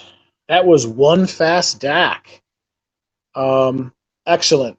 That was excellent. Of course, his story is sad. You know, I would never wish something like that on anyone. Um, I would probably say to myself, you know, one fast Dak, he probably should have, you know, written up some sort of legal agreement. He should have had the woman sign a contract. Of course, you know, hindsight is 2020, as they say. But of course, the real issue is, frankly, he just should not have lent her any money. Um, and that is so sad that he had to learn that lesson, um, by having such a negative experience. And again, what does it say? You know, what does that show? You know, ultimately, I'm sorry to say it, we in the Mgtow community, we already know this. It shows that, you know, you can't lend women money. You just can't do it because, if you lend women money, they're never going to pay you back.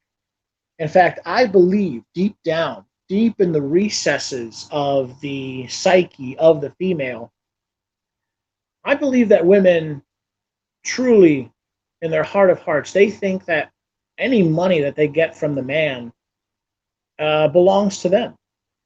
Or that is to say, I think it goes even deeper than that. Oh, I think that men believe in freedom, and I think that women believe in slavery. That's what I think. I think that women believe in slavery. I'm reminded of a quote from, what's his name? Who's that guy? He wrote the book, 1984.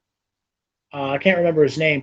He's got some real good quotes, but in the preface of the book, he's got a couple of real good quotes. One of the quotes that he has is, if I remember correctly, it's a quote: "Indeed, women are the most ardent fascists." I'll say that again.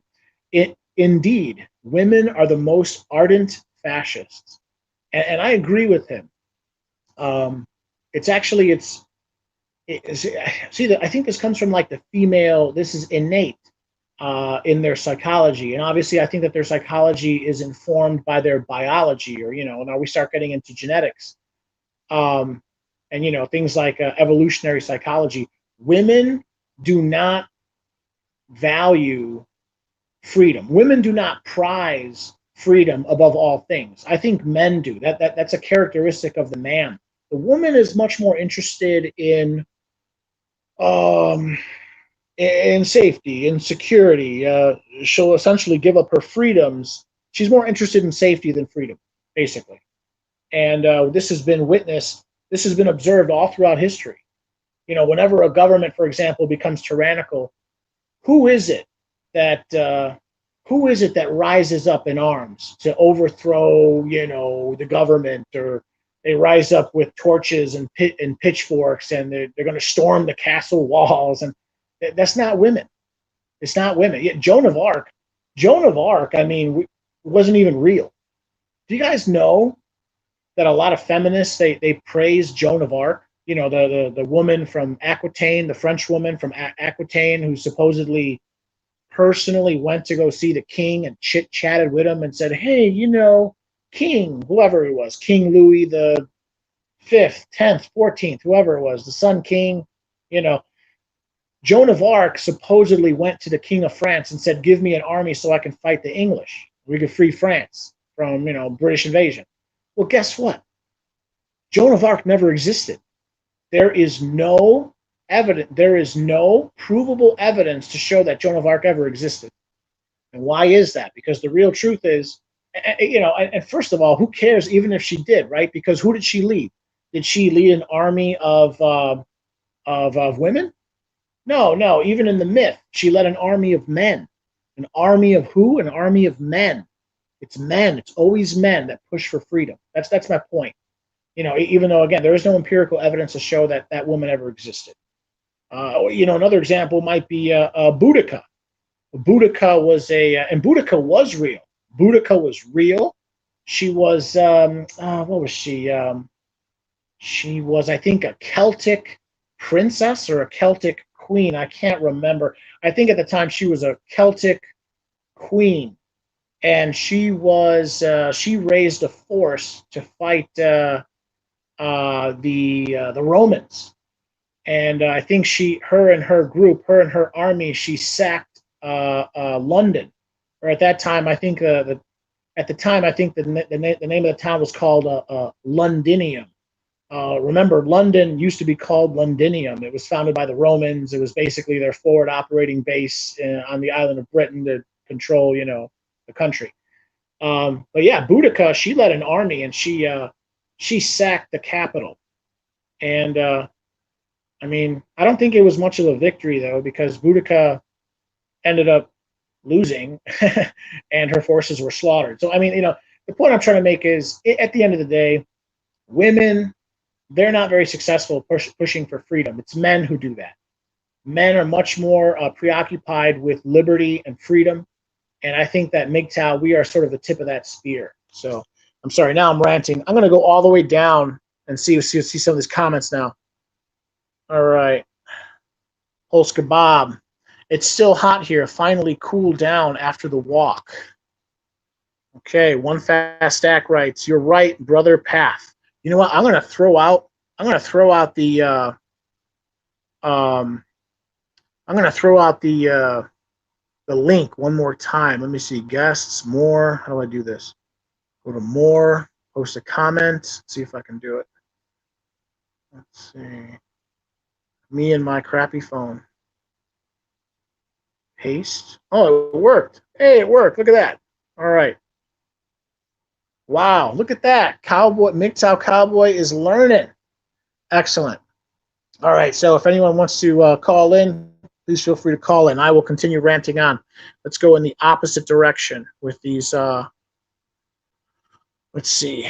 Oh, okay, I want to read this. Eric Zombro writes, Boudica, prime example of why women should not lead. She had her highest military leaders of clans ousted.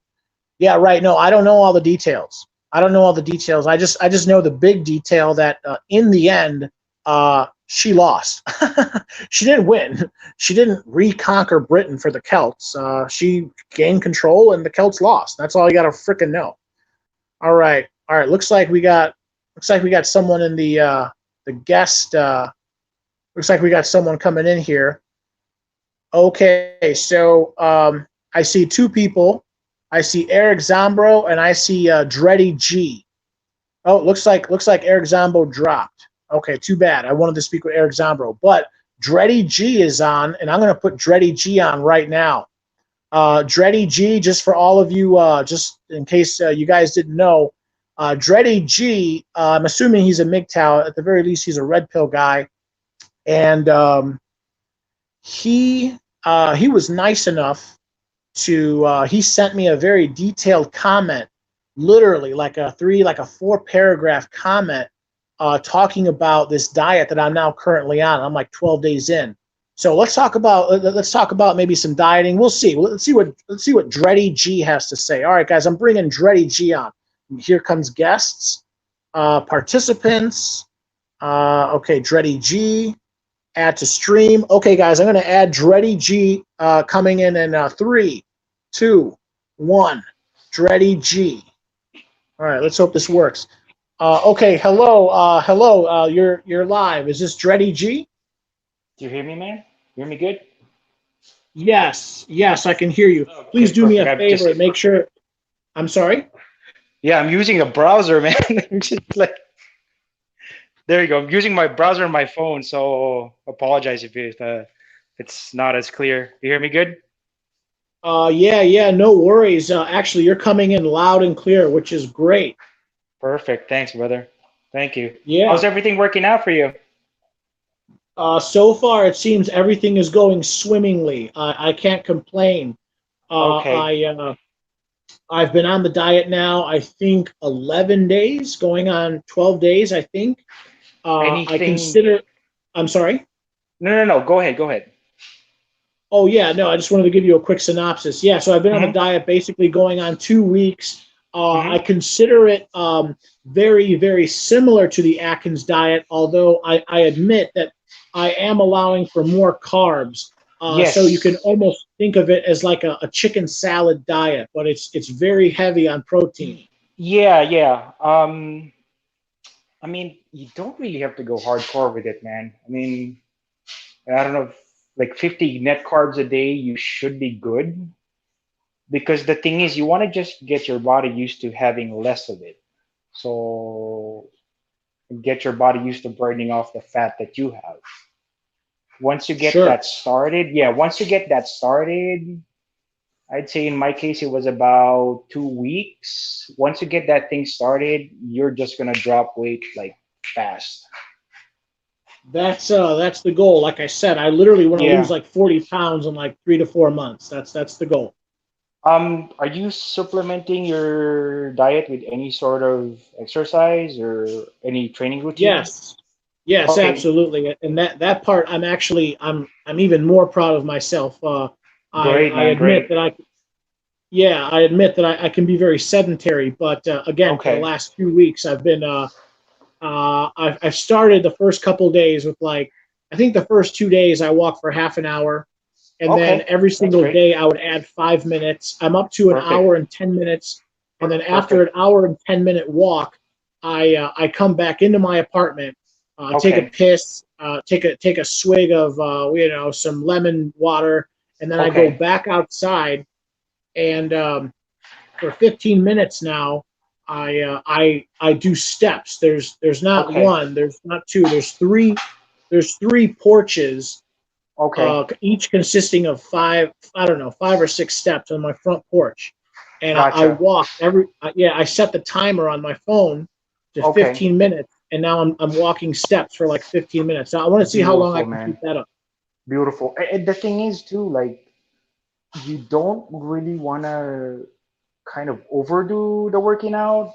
The point is you just kind of take one step at a time. Like always tell people baby steps. You Sure. wanna get accustomed to what you're doing now. Once you feel like it's like second nature to you, then you push yourself a little bit. A lot of people that I see just kind of failing would be because they try to like go overboard right away. I think you're doing a good job with just kind of like taking it easy because that's how I started. Okay, well, you know what? If I could throw that back at you, can you Yeah. please take a couple minutes, at least 1 minute, maybe two or Yes. three, Yeah. and can Yeah. you kindly introduce yourself to the stream? Ooh. What's your Uh, name? Where are you from? What do you do? How old are yeah. you? How do you make your living? Okay. So that's my name, Reddy G. I used to have an older name here on YouTube, but I changed it because I used to have like gaming videos up. So I play like Battlefield and like other video games I would like put up, and then I started running into red pill content. I think it was Sandman, uh, 2015. Well, I guess let me direct Yeah, this a little bit more. How old are you? You sound very yo, young. Are you under 30? yes. No, dude, I'm old. Really? Yeah, I'm 40. I'll be 42 next month. You'll be 42 years old? Yes, sir. Oh wow, I definitely thought you sounded younger than me. Yes, Okay, sir. It's yeah. where are you from? I'm from Las Vegas. Oh, you're from Vegas. Okay, Yes, very sir. nice, Yeah. very nice. So it's kind What of a is your? I'm sorry. simp city. Simp city.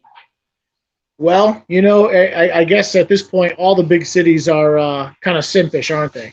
Yeah. Oh my gosh, dude. It's if this stuff that we're like the content you produce, all the stuff that we listen to, it kind of just highlights everyone, man. Like, what was that movie where the guy wears a shades and everyone just kind of like changes how they look and like you see advertisements and it'll say Yes, obey or purchase or whatever it or is. consume, That or yeah, yeah, consume. multiply. It's Yeah, the that's same thing. Like I think it's called They Live. They Live is the movie. yes, yes. So that's kind of like what's going on here. Um, yeah, man. And so, and I actually work in the IT field, so I'm very lucky not to be able to like interact with a lot of people. It kind of like saves me having to, just play along or whatever. So I don't have a lot of time to do that. So it to me it's good thing. I don't interact with a lot of people at my work. So I mean, I guess that's a good thing. Um, I mean, you were talking about like how people started getting red pilled. Uh, and this, I think this started when I started working out. Um, like 10 years ago, like I was probably, what was it, 270. I was 270, 265, 265, 270, like 10 years ago. And how tall are you? Oh, dude, I'm 5'8", five Okay, eight. so that'd be Yeah, pretty heavy set for your height. yeah. So you like, I wore like size 42 jeans at the time. Um, so you could tell, I mean, and I wasn't making a lot of money at that time. So uh, you could tell like how people treated you, differently. Like you look a certain way, you don't make a lot of money, you work in a kind of a low end customer service job where people, how do I say this? Like people can treat you however way they want because they're paying you. That's pretty much it. So that, and then I got a little bit of a health scare, started working out, lost weight, got with good group of friends, changed your whole outlook in life, and then all of a sudden, just people started treating you differently. Not just women, but people in general, pretty much. Sure. So it's kind of, you would take time, just like you sometimes you would sit down like, what's going on, like, yes, like if people treat you differently, it can be nice, but then again, you always think about why. Like, why do people treat you differently between then and now? Is it something that maybe they want something from you, they need your help, or whatever, yada yada yada? So I just kind of like became more cautious, and then I started, you know finding salmon back in 2015, 2016, and I think that was it. um and then of course I was on dating apps here, and that's a whole different story, dude. I mean, we all know what's up with that. So Sure. yeah, Okay. and then yeah, so until then, I mean, I'm pretty much a monk now. Yeah, I'm just monk for. This is a good time to ask you because you did confess that you are from Las Vegas. Yeah. Um, I'm assuming it's exceedingly easy to purchase to get a pro where you're at. Is that a fair statement to make? No, no, no, it's not. A lot of people think about that when they come here. You would have to go to a different county. Right, right. If I recall correctly, there Yes, are I think there's like either 7 or 9 counties in Nevada where yes, prostitution is legal. However, Las yes. Vegas is not It's one of not. them Yes, technically. it's not one of them. However, however, Yes. I also remember that when the last time I was in Vegas, which is over 10 years ago, Uh-huh. I remember walking the strip, and I remember I would see all these Mexican immigrants standing around, and they would hand you these little cards, Little cards, and they were yes. like calling cards of these girls. You Yeah. look on you look on the back of the card, and it's some girl's picture, and on the front of the card is like her stage name, her height, Yes. her weight, her race, and a phone number. You remember I that? yes, I they still do it now. Oh, they still do it. Oh, do they? They Okay, still do it now. They even have like magazine, like those little magazine, like free magazine dispensers or whatever it is. sure. And Now, they still aren't those do it. girls aren't those girls basically call girls, and for the right price, that they'll settle in with you and They give you what you need? they market it as like quote unquote showgirls. So like Okay, they would go to your room, they would whatever dance, like if you have like a bachelor party or whatever, I'm guessing they market it that way, but when it comes down to it, really, it's that, like pay. it's. Well, I'm sorry, I don't It's understand you. quote It's unquote that. quote What is unquote what is that? pay for play. So like it's go all the way. You could sleep with them if you want. I'm guessing Okay. that's how they market it, as like a strip show or a dance or whatever. But when they come to you, I guess you could talk, if you want to have, if you have some good time with them. That's what I'm saying. I see. I see. I'm trying Okay. to keep it PG, but I don't want to get your channel in trouble. Right, So right. No, I totally understand. And, yeah, yeah, that's fine. I appreciate that. Although, yep. remember, you don't have to. You can be very blunt if you wish. I actually almost prefer it. I must admit I prefer it. But you don't sound like you don't partake in that sort of Nah, pleasure. man, it's you know what? It's when I first moved here, partying got old really quick. It took me 1 week before I got it out of my system. Okay, okay. So It's you did party in the past, but it was very short lived. it's very short. It gets old real fast. Okay, okay. Yeah, because I there's believe you. yeah. Oh, dude, it's when you go out, you would pay $15 for a drink. That's on top of paying $20 on a weekday to get into a nightclub. Yeah, And but then you, what if you're a lowbrow Mexican hillbilly like me? I oh, just like a nice clear dude, beer, a $2 ham, maybe a I $3 let Budweiser. dude, I don't want to spend all that. let me put it this way. If you come in here and there's a lot of places that you can go to, a lot of places that you could go to. Like you don't even need to spend a lot of money. That's another thing that people kind of don't think about when they come here. There are a lot of places that you could go to here where you don't have to spend a lot of money.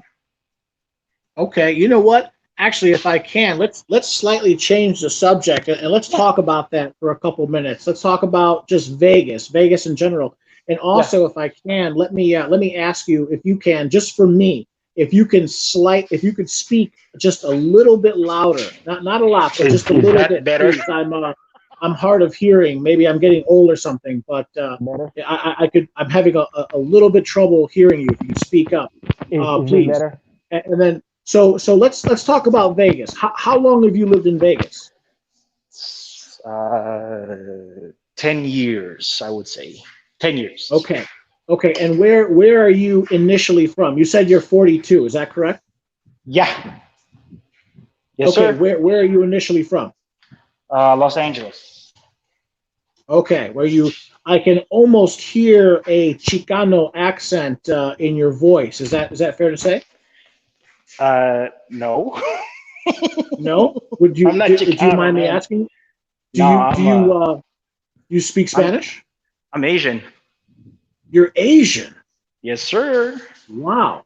Okay. That definitely has thrown me for a curveball. Okay, I definitely pegged you as like East Los, maybe Mexican. I was totally wrong. I'm sorry. Okay. Well then, As if I my may, as my Hispanic friends say, Chale, Chale Holmes, chale, chale, Chale orale, orale, Holmes. Holmes, chale. We're the firma Jaime. Yeah, yeah, I get it. Okay, okay. I'm sorry. I don't mean to offend. Well, No, no, so no, then man. You're good. You're good. You're good. so now I have to ask you what Yeah. is your ethnicity? California. You could be you speak Tagalog or you Chinese, Oh, Japanese. I'm Filipino. Okay, so do you speak Tagalog by any chance? Yes, sir. I do. Yes, yes, excellent. I've made no bones about it. When and if I decide to ever get married, I'm pretty sure one of the two places I would go would basically be the Philippines. Well, I don't know. It's a toss up. It's a toss up. Either the Philippines or um, Thailand. One of those two. And I hear Thailand is becoming. I don't know how to put it. It's becoming more westernized. The girls over there are becoming more um, uh, feminist, for lack of a better word, while the new hotspot is now the Philippines. And, wherever you want to go to, Los Angeles City, or maybe I don't know, maybe you want to find a girl in like Mgtow. Have you ever been to the Philippines? Were you born there? Can you share with that? Yeah, I was born there, dude. It's you could go a lot of places there, man. You could never go wrong anywhere. Where in the Philippines were you born? Because Philippines, I And think, consists of over 7,000 yeah, islands. the capital. Okay, so you were born on the island of Luzon in Manila. Yeah, yeah. You're Okay. breaking up. Oh, I'm sorry. Am I Yeah, breaking up? yeah, yeah. Now it's a little bit better. Okay, excellent. Yeah, again, I apologize. I blame my phone. I don't know what it is. Okay, well, I'm glad that you can hear me again. Okay, so you're 42. You speak Tagalog. You're from LA. The Now you're Philippines. living. Yep. Yeah. Now you're living in Vegas. Okay, Yes, sir. so let's talk about Vegas. I have visited just once. I went to Lake Mead. Lake is it called Lake Mead? Is that right? Yeah, Mead? Lake Mead. Yes. Yeah, Lake Mead. Yeah, and I remember it. I remember it was so full of carp. These I would throw these fistfuls of dried bread, and Mm-hmm. the carp would just they would swarm. I was scared to like throw a small child in; they would just swallow up the kid or something. Um, Mm-hmm. what is it like living in Vegas? Is it true that there's a difference between North Vegas and the Strip? And any observations you want Yes. to share? Yes. I mean, there are several stereotypes about places here in Vegas. I'm pretty sure it's true with every city. From where your city, I'm pretty sure there's good parts and bad parts. The same here with Vegas. There are parts of Vegas that are good. There are parts of Vegas that are kind of so-so. Absolutely, there are bad parts of Vegas. And then there's the really fancy ones, the really fancy parts of Vegas. I mean, it is kind of a small town. Can you talk about that? Like what area is like the bad I area? I hear North Vegas is like run down not and like work a day, gritty, kind of crappy. Everyone's running around on meth. I hear the ye- strip though is like where all the nice this the nice people go.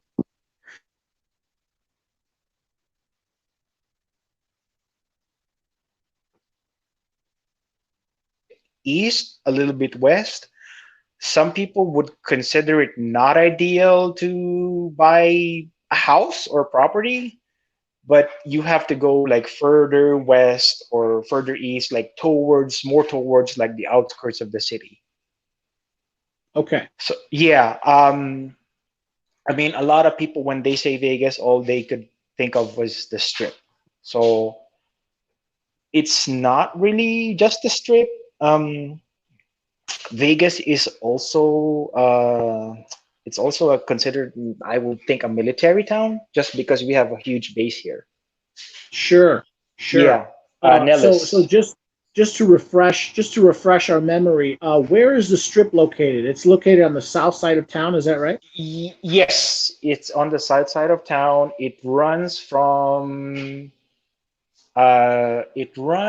how many freeway exits? One, two, three, four. I believe five freeway exits. So which Okay. is about 5 or 6 miles. Oh So wow, those I are didn't just think it was that yeah. long. I thought it was maybe like 2 miles or something. Okay, No, no, sure. no. It's pretty big. They have added a few more properties now, and it's crazy, Yeah, man. yeah, yeah, yeah, They've yeah. I'm sure added they've they've added. Right. yeah they've added a couple of properties up north. Not so much the south, but there's a few hotels south of the strip that are good also. Okay. Excellent. Yeah, And yeah. and by the way, what is the formal name? What is the actual name of the strip? Everyone refers to it as a strip, but what's the name of it? It's Las Vegas Boulevard. Um, Las Vegas Boulevard. Okay, that Las makes Vegas sense. Boulevard. Yes, yeah. I mean, it just goes from the south. It starts at, I would have to say, it starts at Mandalay Bay on the south side. On the north side, it ends at the Sahara Hotel. No, actually, no. I stand corrected. It goes all the way up to downtown Las Vegas. You have like a little break between the Sahara Hotel and downtown Las Vegas. You just have like a couple of miles of a break, then you have downtown Las Vegas, which is Okay. another area that would be nice to visit also. Sure, sure. Well, I could. It looks like I'm going to be jumping into over the road trucking probably within weeks. I actually just got a call from a guy. He says he's going to call me tomorrow, so we'll see. Yes, I'd like to get another local gig, but I think I might have to try this over the road so I could see myself being there. Who yeah, knows? It there's sounds also, exciting. yeah, speaking of trucking, I do believe there's Vegas is kind of like a good sized trucking hub, Oh, because absolutely. there's several CDL schools. Is that what it's called? Schools? Yeah, yeah. Oh, Yeah, absolutely, absolutely. yeah. I remember So researching that. I completely agree with you. yeah, and also there's a few hotels here that specifically cater to truckers that are just passing through Yeah. town. Yes, I've spoken to a number of truckers, and more than one of them have commented to me that in many ways Vegas is one of the best transportation hubs for truckers. You got to understand that Vegas is kind of a modern city. I mean, Chicago's a modern city too, but Yeah. Vegas in a way is more. It's similar to Chicago. It's laid out in a grid pattern, Yes. and it's very frankly, it's a newer city, so it incorporates more of. It's very car friendly, and for that matter, truck friendly. And Yes. so Yeah. yeah, I hear you guys have excellent roads. Yep. Truckers for some reason love that area because it's easy going. Yeah. I mean, plus two, like, yeah, you're right. Good sized roads. Um, I mean, it's you would see like truckers like at a particular hotel, they would dedicate one parking lot just for trucks. Sure. They would do that, and I think it gives them a good chunk of business. I'm not talking about like really expensive hotels, like the fancy No, like just luxury ones on the low strip. end hotels or high end motels. No, I got you. I wouldn't say low end hotels, kind of like more in the middle, you know. Yeah, So no, I yeah, agree. I think I hmm understand you. That's why I yeah, use the term high end motel, low end yes, hotel, because a yeah, motel and a hotel are very similar, but they're different. yeah. You don't take a hoe to a hotel. You take a hoe to a motel. You take a high end call girl to a hotel because it's more expensive. You There you see, go.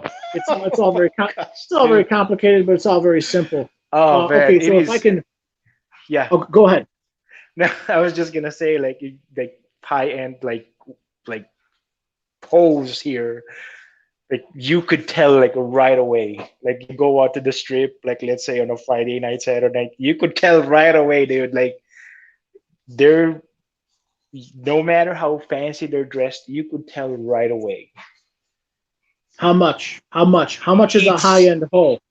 I 100, 200, I 400. What are don't you looking at? know. I don't know. I Come on, come on. You're they talking to me. these Cut the crap. Your friends ladies know. like Someone knows. dress up Oh, I'm like try sorry. to come You on cut to out you. for a second. Yeah, these ladies like they would dress up real nice, makeup and whatnot, and they would just start talking to you like non-stop. Like they would just start talking to you like Hello? Can Oh, I'm sorry. Yeah. Dreddy, are you there? Yes, I'm here. Do you hear me? Oh, okay. I'm sorry. Yes, yes, I can hear you. You cut Yeah. out for 1 second. I'm sorry. Yeah. What was So the very last thing you said? yeah, yeah. The It's girls are it's running these around looking ladies good. that the ladies just come on to you. Like they Okay. would not stop. Like if they feel that they could kind of what's the word I'm looking for? Coerce you? Kind of? Convince, cajole, coerce. Yeah, Yes, yes. To get you to get them, that's they'll try to do that. And you really can't blame them because a lot of people when they come here, they just lose all sorts of all control with what they want to do. People come here, they party, they just go crazy with their sure. spending. Yeah. So you really can't blame these ladies if they just resort to that sort of tactic. A lot of people would just kind of cave in. Sure. No, yeah, I Yeah. agree. It seems as the old adage goes, what happens in Vegas stays in Vegas. Oh yeah. There's this Oh yeah. idea that people go to Vegas and they once the first They bottle of champagne is dropped, they lose all their inhibitions and Yeah. it's party time. Yeah, and it's not only that, like if you're into people watching, like people go crazy and whatnot, Vegas is a pretty good town. Okay, very good, Yeah. very good. If I can, change subjects, thank you Yes, sir. for talking about Vegas for a couple minutes. Can you please start talking about? Do you have any Mgtow related stories? Oh, You know, dude. So if so, good, I want to great, hear them. I want to hear. I want to great, hear the great best. I want question. to hear the worst. I want to hear it. Great question. Oh my God. Like I guess I'm lucky that I never got married and haven't been ran through burning coals.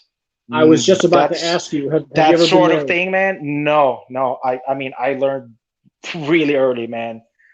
I learned, but Vegas, um,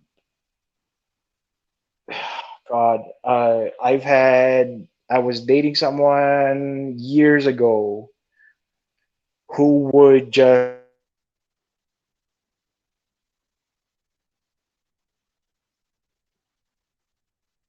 this chick Oh, just I'm straight up this chick just punched me while we were going at it. okay. So that was So, one. That was one. Like it's you have some chick has like violent tendencies and whatnot. This was yes. one. So Yes. Well, after hold that, on, I hold on. Let just me let me let yeah. me let me stop you. Don't slow down. Back up the trolley. Hmm. Go into a little bit more detail. So, who, what, when, where, why? How old were you? This How long was ago was this? Who was this this girl? How old was was oh she? my White gosh. girl, black girl, Mexican? Were you in a hotel room? How long were you dating her? Did she ask you to choke her first? I mean, No, this was what was it 7, 8 years ago? 7, 8 years ago. Okay. This So you're was you're, this you're in was your at her mid 30s. place. I'm lucky. This was at her place. So and I learned pretty fast. So after that, I just kind of like slowly backed away. After that episode, I'm like, hey, I'm busy this week. I can't see you. Blah blah blah blah. And then Okay, I so just so if you could reiterate, so there was this girl, you were dating her, yes, you're in your mid 30s, you're in she Vegas, was you're at her violent. place, you guys are getting hot and heavy, Yeah, and all of a sudden she punches you in the face. she just gets violent. I don't know I why, mean, dude. Don't ask me why. I didn't like try to ask her what was going on. Like she just got violent. She just got and how violent. well how well did you know the girl by this time? You just met her a This week was ago. You new. just met her that night at the bar. You know her for a year. A couple weeks. Okay, okay, so kind of new, but not the New, first not the new, first date. new. Mm-mm. New, Okay, new. This chick had like issues, man. okay. After that, And I just and like so slowly what backed so what away. did you do? So she punched you in the face, and then you took your belt off and you gave it to her good or what? No, no. I just like because I didn't want to like turn it into some sort of argument or we would start shouting at each other or whatnot. I just try to be peaceful, just try to brush it off. Nothing happened. Start going at it. And then when we're done, like nothing happened, then just kind of like easily slipped away. That's what I did. Right, right, Yeah. okay. You don't want any sort of Almost violence, dude. You don't right. want to I agree. reciprocate. Yeah. I completely, yeah. Don't want to reciprocate. Yeah. I agree, and it sounds like Yeah. you de-escalated the situation. You Uh, de-escalate, man. Always. Always. okay, okay. So Yeah. you de-escalated until you escalated, or let's say climax to your Yeah. zenith, and then you You just bounce, and dude. then you left a means of egress, and then you Yeah. bounced. Got it. You just bounce. You after that you just kind of like slowly back off. Okay. Yeah, And then after that, what you just slowly just kind of broke up with her, you just stopped. yeah. I told her I can't do it anymore, and then of course she got crazy. Okay, that's Yeah, great. Okay. yeah. You had to, of course, stand your ground because some chicks they're gonna go crazy, but if you really don't give them any rope to pull, they really can't do any games with you. I see. Yeah. Yeah, no, that's exciting. I mean, I have not had much experience with that, with women being violent, in any sort of amorous relationship. I remember a long, long time ago, back in college. I think it was my very first semester. I was, getting hot and heavy with a girl in her dorm room. Out of nowhere, the girl's like, "Yeah, do you want to choke me?"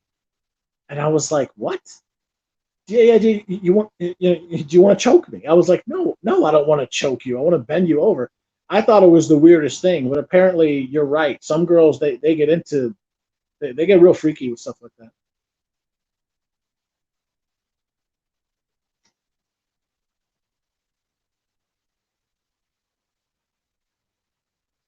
Oh, okay.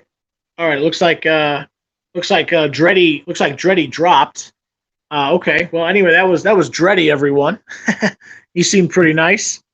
All the way from the great state of Nevada. That's awesome. All right. I will drop the link again. I'm feeling good right now. I'm feeling enthused. I can probably go another 20 minutes, 40 minutes. We'll see. I will drop the link again. If anyone wants to call in, they can. Anyone and everyone is welcome to call in. Although I only want to take one person at a time. I do apologize. It's my phone, of course. So, but yeah, what I would say to Dreddy G is that's probably a smart move. Uh, Probably not a good idea to reciprocate if a woman hits you. That was a lesson I learned. All right, one fast stack. Yeah, hammers out of everything. What 3x size? I don't know what that means. Okay, Jim McIntosh. Hey, what's up, Jim? Good to see you. I'm more medium to large size. Okay, one fast stack. I got a Mgtow Fire Life shirt out of China. I ordered a 3x and it came medium. Yeah, well, I'll lose some weight. One fast stack. I know that's what I got to do. Jim McIntosh, just a manlet because it ain't over 6 feet. Yeah, bro. You know how it is. These women are crazy. If you're not over 6 feet, I'm 5'10". That's taller than average, but that's why I wear boots. I try to squeeze in an inch somewhere. So, okay. It looks like Dreddy G's back. I'm gonna let him back in. All right, here's Dreddy G. Participants, Dreddy G. Add to stream. Here we go. All right, Dreddy, are you there? Dreddy, are you there? Dreddy, I can't hear Hello? you. Oh, okay. It sounds like I can hear you now. Are you there, Dreddy? Hello? Yes, Dreddy. Can you hear me? Okay, it looks like Dreddy is Hello? yeah, I can Oh, hear you, Dreddy. Can you hear me? there you go. I had to change my speakers, man. Sorry, I think my phone crapped out. It is No, freaking no, no. annoying. That's totally okay. That's totally okay. Just do me a favor. If you could just raise your voice a little bit. I ask everyone to do that because I'm getting old. I can't hear as well. Is this better? Yes, yes, I can hear you loud and clear. Excellent. There you go. So where were we? So yeah, Yeah, man. yeah. So I was hoping, can you share yet another MGTOW moment? So what you just talked Oh about, gosh. female Okay. violence. Another tip I want to anyone that's listening here, if you go out with someone for the first time and you go out to a bar, make sure that you go to a bar that both of you like agree to. Don't let her suggest a place because I went out And the chick that I went out with went to a bar where she was friends with the bartender that was serving us, and she was friends with the what is it? What's the guy called? The bouncer, The bouncer? the security. Yeah, Sure. the security guy who works in the bar at the time. Freaking awkward date, dude. This, oh my god, it's like one of the most like weirdest like awkward things where you would have like the bartender just kind of like chime in every 3 minutes or so. So that was weird. And the worst part is when we were done, and just take note, everyone who's listening here, guys like us, like a lot of dudes, we try to be nice to people, women. We try to be chivalrous. Is that what it's called? So Sure. after we were done, I walked her out to her car, and this was 11 p.m. in the evening, 11 or so. No one's out in the parking lot. Just me and my stupid ass walking her to a car. We reached her vehicle. I gave her a hug. Just nothing crazy, dude. You know how you go on a date, and you're done. You give a hug. Hey, it was nice meeting you. If it was a dude, you shake hands. If it was a lady, you give her a hug, right? I give this lady a hug, and she just started saying no, no, no, no. I'm like, it took me 2 seconds to realize what was going on. I let go, turned around, walked away. Yeah. Did I, anything come of that, or did the dude, police come to your house the next day, or? no, no. I just, as soon as I realized what was going on, I let go. Just, I said, hey, good night. I'll see you later. The same thing, de escalate. Turned around, walked away, and never got a hold of her again. Never. Okay. That was that was it, man. Yeah, Yeah, I yeah. I don't So know what to there's say to that. yes, you just got to be careful. I mean, it's Vegas can be a pretty crazy town. Like if you're not careful, I always tell people this town can make or break you. A lot of people here are cutthroat. Like they're out to like screw each other for a big part of the town. I mean, there are some nice people here. Don't get me wrong, but yeah, people here do have a tendency to try to take advantage of other people. That's what I'm saying. So yeah, that's pretty much Sure. it. Yeah. I want to see if you could, pretty much taking up a lot of your time. I want to see if anyone else could jump in, or if they want to jump in. Yeah, that's fine. I very much Hmm. appreciate your Yeah, time. yeah, Thank man. you for It's calling in. Yes, sir. Good luck with the low carb. I don't know if I left my email address. I'll leave you my email address. I'll put it here. But yeah, man, it's don't just man baby steps. I will say though that you need to avoid or be mindful of three things pretty much before I let you go. Um, First off, like when you're doing this diet, um you will run into, I would say, like peer pressure pretty much. Like you would have you hang out with people, uh they would eat in order that or get things that you can't eat. So you have that, you tell them, hey, just small piece of whatever, pizza or pasta or whatever, hamburger buns or whatever. So that's the first one.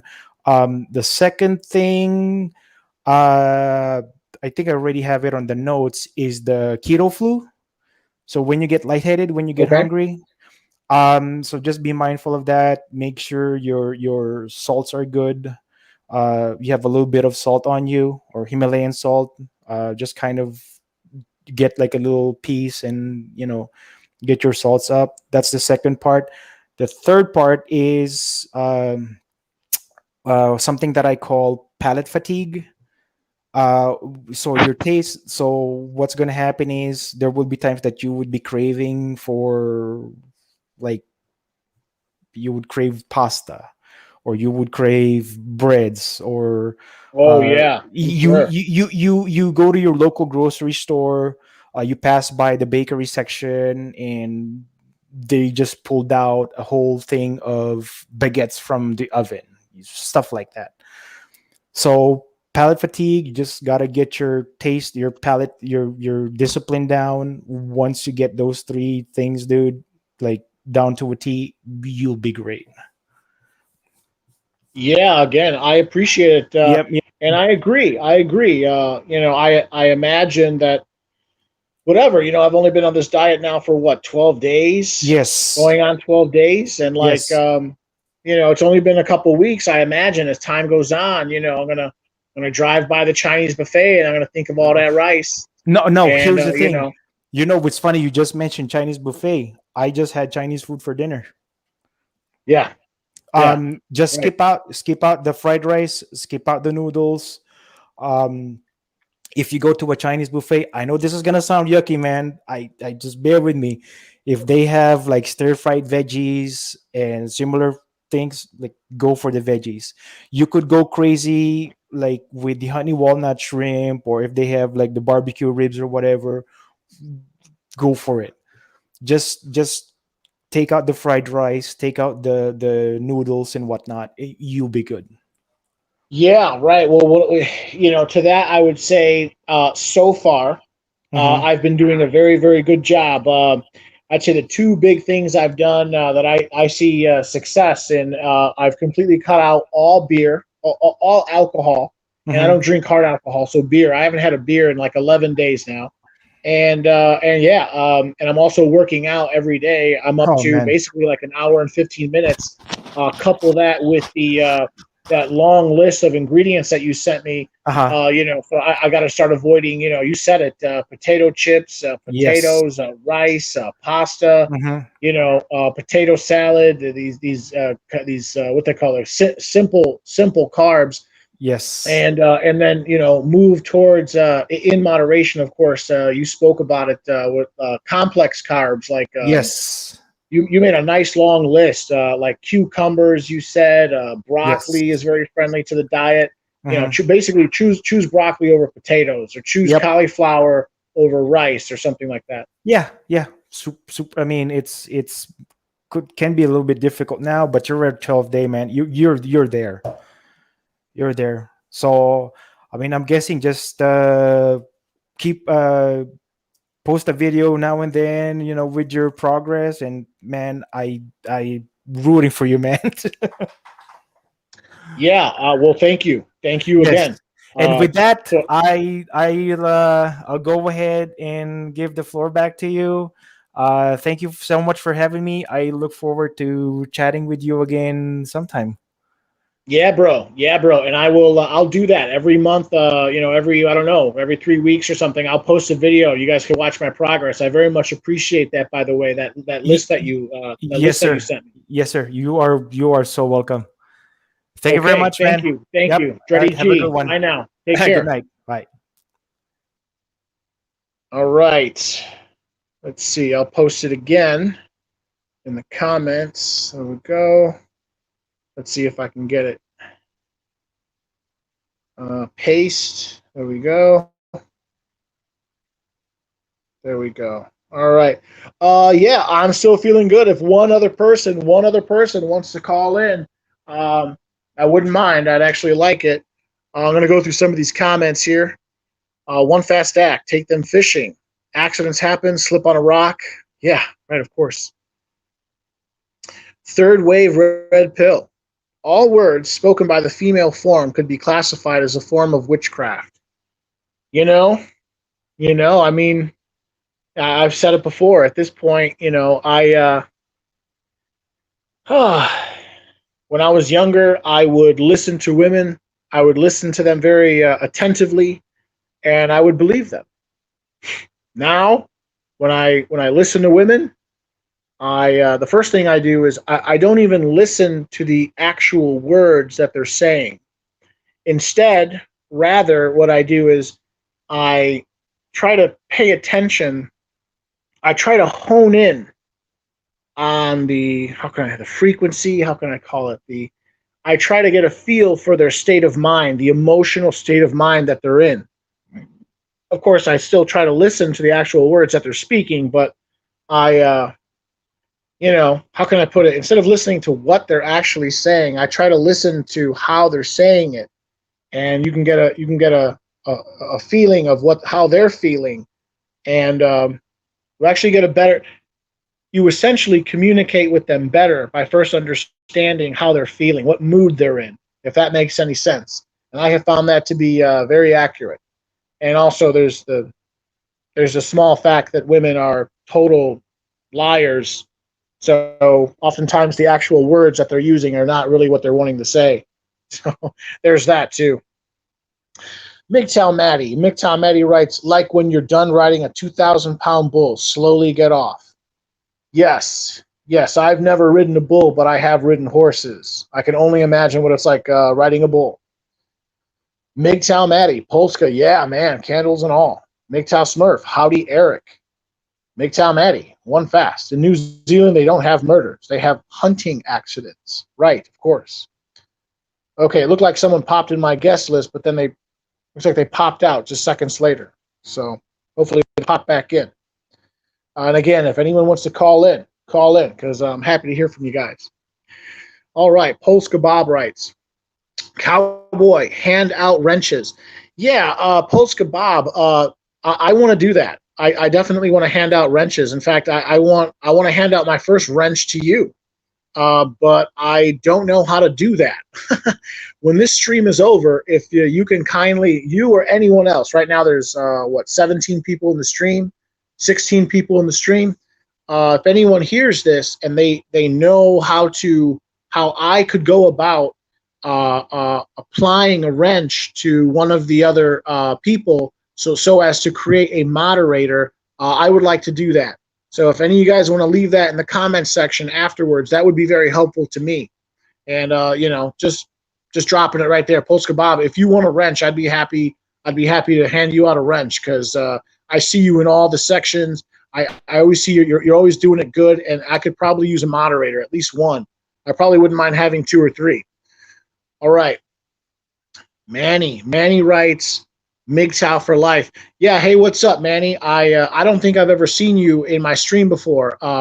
Thank you and welcome. Feel free to call in. All right, one fast stack. Yes, hunting accidents, Maddie, brother Maddie.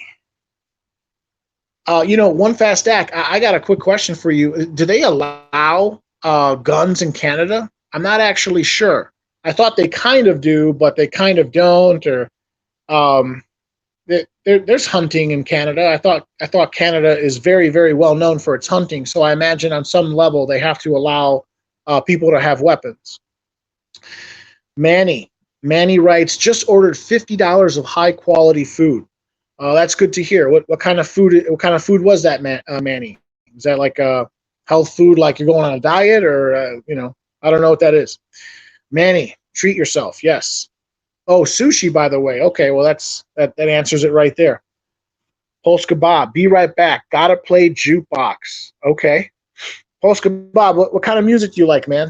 Do you like I don't know, are you into like traditional Polish music? Let's see, if you're urbanite, are you into techno? I know a lot of Polish people, they were always into, at least in high school and college, they were into like techno. All right. Polska Bob, okay, I'm back. Bear in exile. Why would a Mgtow want to go to a bar? There are few places where a man will see less respect. I wouldn't mind touching on that. I think I think you're right. Right? It's a very gynocentric place. At the same time, as Polska Bob, stated, he's a regular. He doesn't go to like 100 different bars. He only goes to a couple. He's got a small, basically it's like a community bar, and he knows the people there, and so it's like a hangout. It's almost, you could almost see it as like a going to a lounge or going to a club. It's he knows those people. So yeah, maybe. And I think you're right about that. Bars tend to be very gynocentric. Just think about it. Everything. The whole format of our society. But take the macrocosm or take the microcosm. Then the microcosm would be just a random bar. Think about what a bar is. It's a place where men go and they spend money in the hopes of hooking up with a girl, right? Like, of course, you can go to a bar just by yourself or just with a friend with no hopes of hooking up. But at least in my 20s, I would say, the main, I would explicitly go to a bar with the hopes of meeting a girl, hooking up with a girl, or for that matter, if I had hooked up, and this happened numerous times, if I had hooked up with a girl, what we would do is we would schedule a date, typically one of the first date, the second date, at a bar. It's very common to meet at a bar. But yes, one Bear in Exile writes, there are a few places where a man will see less respect. I think you're right about that, Bear. It's intrinsically a gynocentric place, right? It's essentially a place where a guy goes and spends money in the hopes of meeting a woman, right? And obviously, he wants to meet the woman for what? For sexy fun time, right? So, yeah, that's pretty gynocentric, right? And also remember the numbers on a hot Friday night. There'll be like 50 people in the bar, and only 12 of them are women. The other 38 of them are men. If you just run the numbers, half those women are not going to hook up with anyone. The other half are, and only of that half, only maybe half of them are actually going to put out. Of the 12 women that go to the bar on that Friday night, only one or two of them is going to put. Only one of them is actually going to frickin' put out, and you're not even matched 1 to 1. It's more like 2 to 1 or maybe 3 to 1. I've seen it. And so it's like, what are your chances? Think about it. What are your chances if you go to a club or a bar of actually meeting a girl, hooking up, and getting laid? Has it happened for me? At a bar, no. At a bar, no. At a party, yes. Has it happened to me? Yes. But is it kind of rare? Yeah, it's rare. It's very rare. It's a numbers game. It's hard. So, at this, I talk about it. At this point, I just go pro. I got my pros. You know, I got I got to get a second cell phone. That's really what I need. One for my bros and one for my hoes. I say it, but yeah, he's right. It's a very gynocentric place. All right, Mgtow Maddie. Mgtow Maddie writes, that means she's getting kickbacks from them. Yeah, yeah, right. Mgtow Smurf, howdy bear. Bear in exile. Hello, whiskey. Hello, Smurf. One fast act. Hey, brother, Polska Bob. Thought I'd tell you I'm Ukrainian. My mother was born in the Ukraine, or born in Ukrainian. Yeah, is it Ukraine or is it the Ukraine? When I grew up, I would always call it the Ukraine. But apparently now you're not even supposed to say the indefinite article. You're not supposed to say the Ukraine. It's just Ukraine. I still use Ukraine. I'm traditional like that. It's actually the same. It's the same in, for example, the country of Argentina. When speaking Spanish, you don't say I'm from Argentina. You say I'm from the Argentina. Yo soy de la Argentina, not Argentina, la Argentina. Why? Why do we use the indefinite article for some countries, and why do we not? I don't understand that. That's ridiculous to me. Here, when you go to another country, you don't say I am from United States. Or what? That sounds weird. You say I'm from the United States. I'm from the U.S. I don't know. And that bothers some people. Actually, some people find that offensive. I don't see why any of that's important. But anyway, just random rantings. All right. All right, looks like we got someone in the caller. Looks like we got someone in the guest group. We got Eric Zombro. I'm going to see if I can add him. We'll see if I can make that work. All right, guests. Press on guests. Again, I apologize. I apologize, gentlemen. I'm not tech savvy. All right, guests, participants. Okay, Eric Zombro. Okay, it looks like it's working. Okay, I'm going to add Eric. I'm going to add Eric right now. So here comes Eric Zombro in 3, 2, 1. Okay. Hey, Cowboy, Okay. I how hope are that you? was successful. Yes, looks like success. I'm good, Eric. Are you there? Can you hear me? Yeah, I hear you good, man. I hear you good. Good stream tonight, brother. I like the topics. There was. Oh yeah. I just wanted to say, I hope you do good with the diet, man. It's all about discipline and keeping up with it. Definitely. Yes. Talking again. A moment about this diet situation.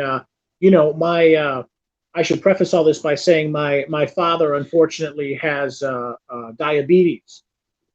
He got diabetes later in his life. I think he was diagnosed with diabetes like when he was 50 or 51. I remember in his real early 50s.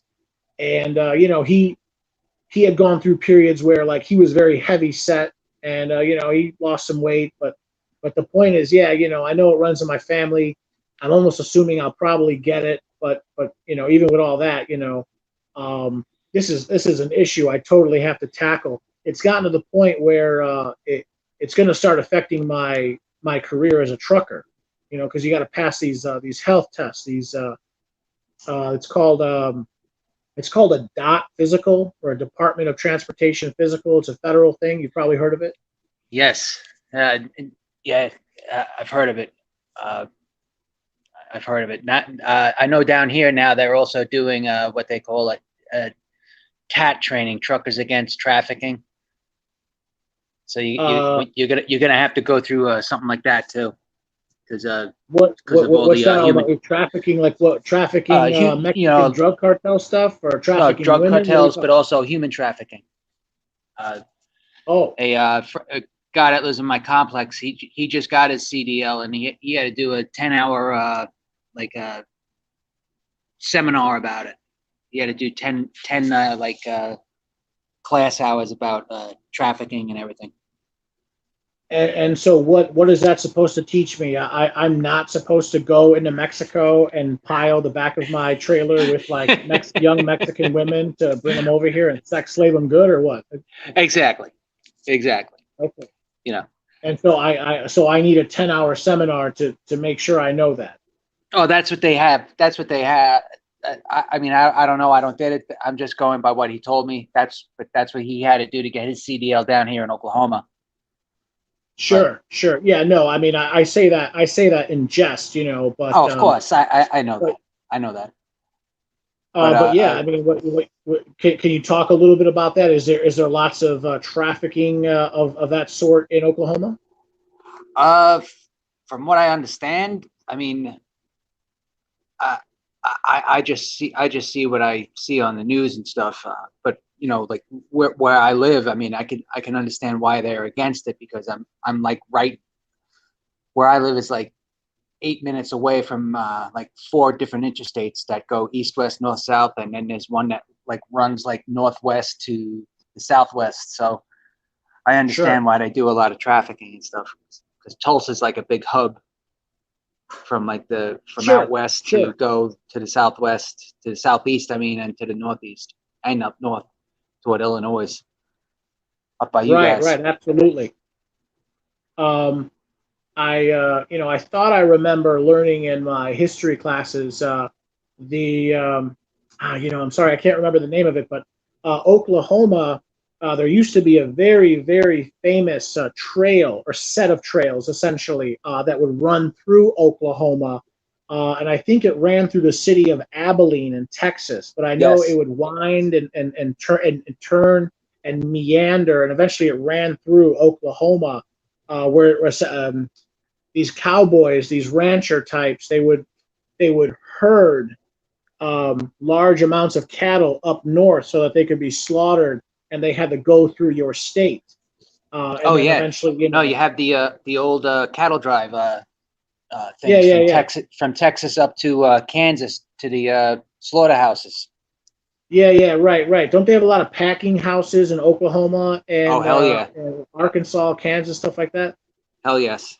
The whole state is like, I mean, definitely the best steaks I've ever had in my entire life have been here. I was gonna say, like, aren't there just toothpicks laying all over every single street corner?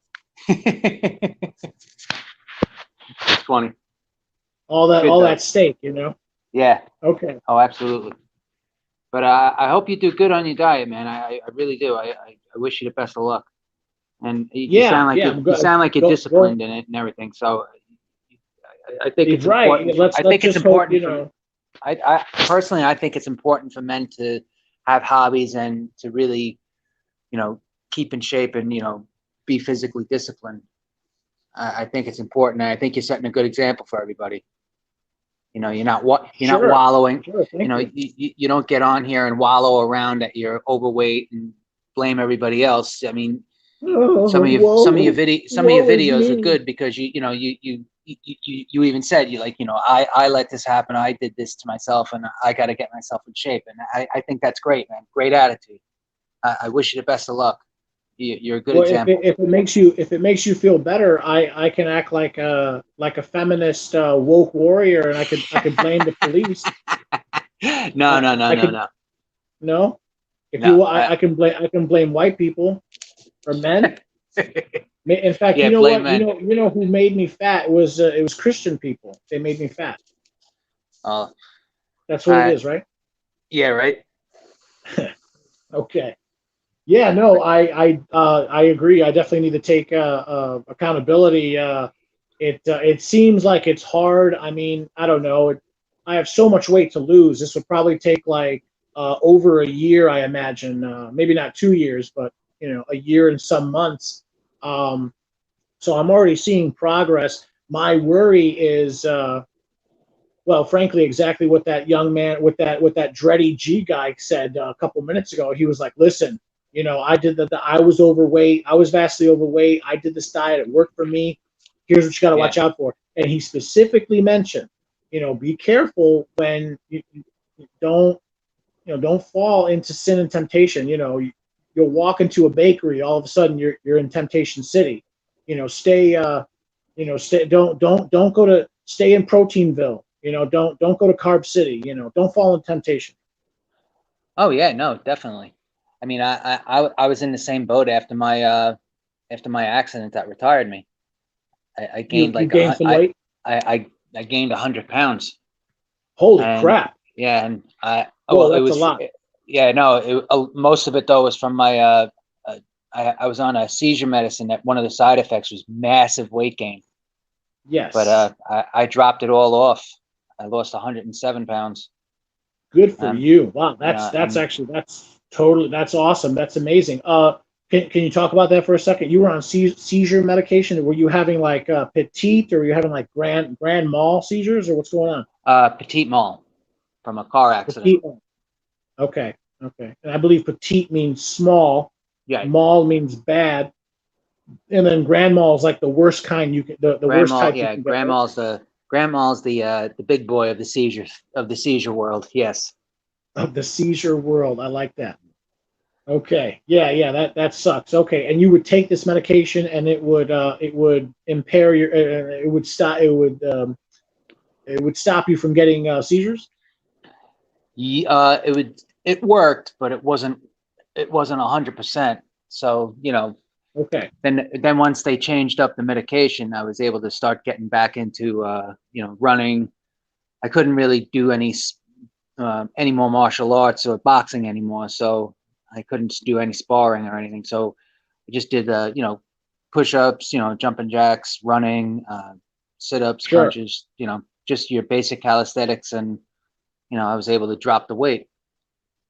I was just looking up the term calisthenics, the dictionary definition. Apparently, calisthenics is called, or I'm sorry, the definition is something like, I'm sorry, I can't remember verbatim, but to paraphrase, it was uh,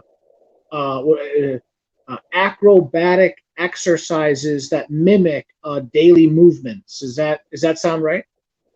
I believe so. Yes. Okay, okay, and you don't need any special equipment or anything. I have yet to look into that, but if I can segue back to your military, I shouldn't say military, your police career. Yes. It goes without saying.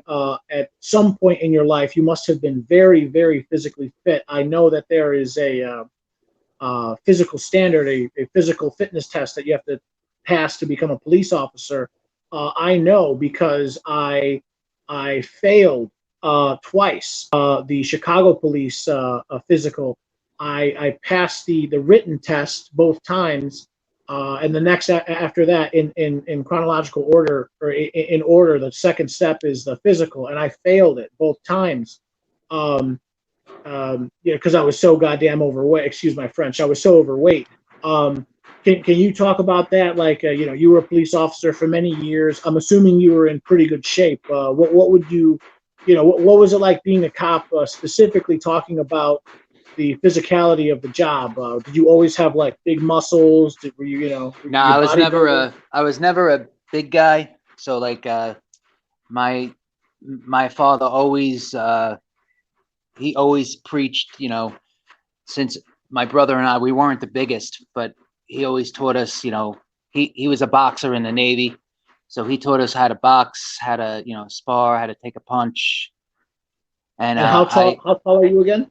I'm 6'2" and I weigh 197. And Okay, I mean 6'2". I actually do consider that kind of a big boy. I mean, you're not exactly short. I don't know if you know no, from the comic I book. get it. I'm sorry. I get it. But no, Batman is I don't know if you ever follow Batman. Batman is exactly 6'2". If you remember in all the illustrations, he tends to tower over his adversary. okay. I always thought of Um, myself as just average height. I thought like tall would be about 6'5", but this guy, son of a gun. Okay, so you're tall, but you were never fat, basically. as a kid, I was a little portly, as my dad used to joke with me. He goes, "You're getting a little portly," but no, I Right, always liked, right. I always liked knowing that I boxed, so I was able to really like hang in there with people. So Good, good. Okay. and boxing really helped with the police department and the martial arts. That's for sure. Oh, I bet. I bet. My father, he was a Chicago police officer for 32 years. Before that, he was in the Marine Corps for 11 years. And yeah, he got me into this is a good time for a quick anecdote. I got a quick one for you. True story. So my father got me into boxing, but I only did that for like, I don't know, 6 months or something.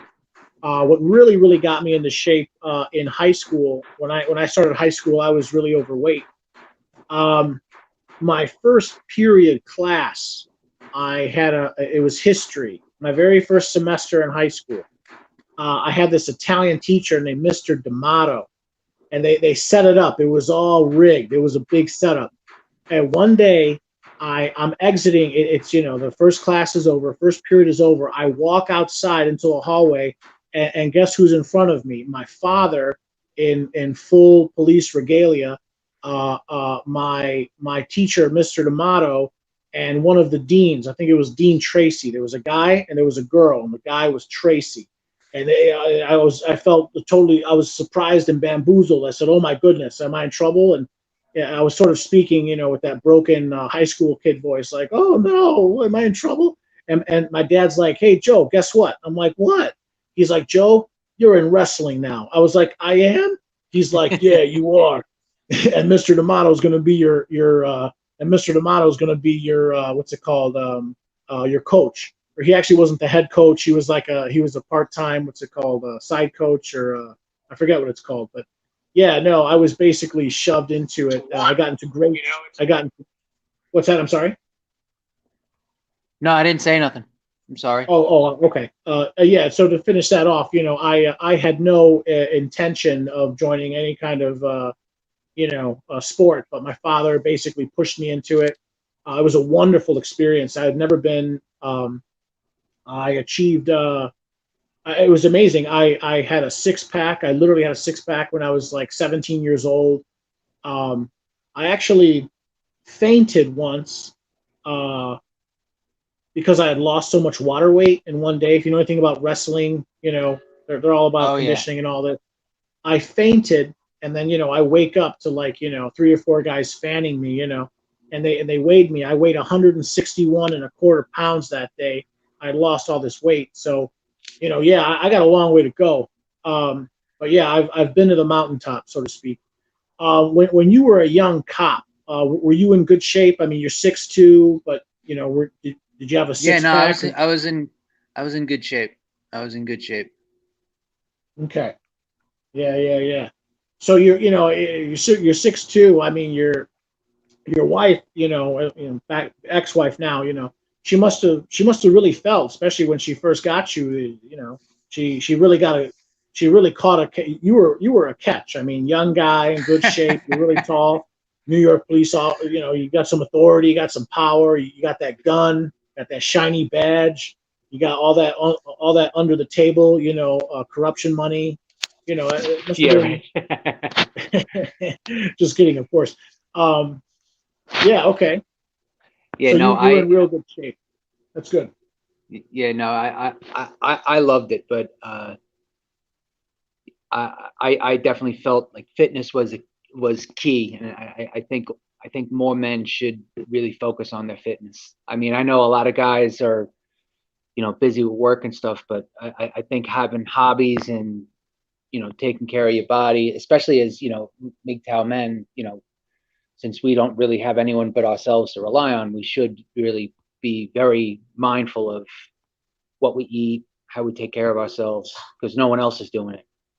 No one, men are disposable, and no one really cares about us. So we should care about ourselves. That's my philosophy, at least. Yeah. Yeah, no, I second that. I second that and third that totally. Yeah, I would basically just repeat exactly what you said. Yeah, we don't have anyone, a lot of men, whether, for good or for bad, if they're in a relationship with a woman, the woman is to some extent going to pressure the man. Hey, you got to go to the dentist. How come you haven't gone to the doctor? And, you got to start eating healthier. And, you could make the argument that they're doing that out of love. Maybe they are, but I think we make how we think differently. Or maybe a more sinister or self-centered way of looking at it is, these women see their plow horse and they want to make sure that their Healthy. workhorse stays in good working order as long as possible so they can keep checks rolling in every 2 weeks. I agree with that totally. Because my ex used to say she would make doctor's appointments for me like once a month, and I'd be like, one, I mean, I hate the doctor, I hate the dentist, I hate the eyesight guy, the optometrist. I hate it. So I used to have big fights with her. Like, I go to the doctor when I'm sick. I don't need to go. But like, Sure. it's it's ridiculous. But I'm definitely gonna follow your progress, Cowboy, on your site, and I hope you keep people up to date with it on how you're doing. Sounds like you're doing Yeah, great so no, I far. am. No, I come win or lose, or I hope, of course, I don't fall off the diet, and that's a definite possibility because I've gone on diets before, and what has tended to happen is I will meet the diet will meet with great success. I'll lose 30 pounds, I'll lose 40 pounds, and then I fall off. I head right over to the new China buffet. It's I start drinking again. So I've had history of success with diets. I just Yep, once I I come get off it. the diet is what I'm really scared about. What am I gonna do then? Am I gonna start drinking beer again? We'll see. Yeah, Maybe, well, maybe it's time to go see a my nutritionist. yeah, no, nutritionists are good. My older daughter went to a nutritionist. She ballooned up to 240, and she's 5'11". And then Oh wow, that's she pretty went big for a she went girl. to yeah, shit. I fucking got on her. I got onto her really big about that. And now she's back down to she went from like a little under 240 or 240 down to she's about 180 now. But she used to be Okay, in I would say she used I would say she she could used to she be could in she used to be a big swimmer, and I also did, MMA and boxing with her. So, and I had her working out like crazy. So she actually has a lot of muscle tone. So she's 180, Sure. but now she's about 180 and, rock solid. Right, right. It's funny. She's a healthy 180. Yeah. Like Okay. you still hear a girl 5'11" being 180, and you're like, Jesus Christ, sounds like a Right. brick shit house. Ha ha. Yeah, no, I keep thinking that a woman should always be like between 120 and 135. No, but But yeah, some of us. it's funny, and like I don't know how old you are, but when I was a kid, like women like in the decades from like the 60s on have just been they've been Fatter, fatter, let's just say fatter. let's just say they've been filling out nicely to be a Yeah, little no. kind about it. Yeah, and, nicely and and not so nicely. They've gone from yeah, not well so endowed nicely. to just Yeah, endowed. and and it's not all healthy weight, that's for sure. Like I don't know, like I don't know if you go out to like restaurants or whatnot, but like when you see the women that are out at the restaurants, they're just all these, they, to to use a phrase that's out there now, land whales. These land whales, right? I was just about to say you just stole my thunder. I mean, they say pigs don't fly, but have you been to the airport recently? I'm telling you.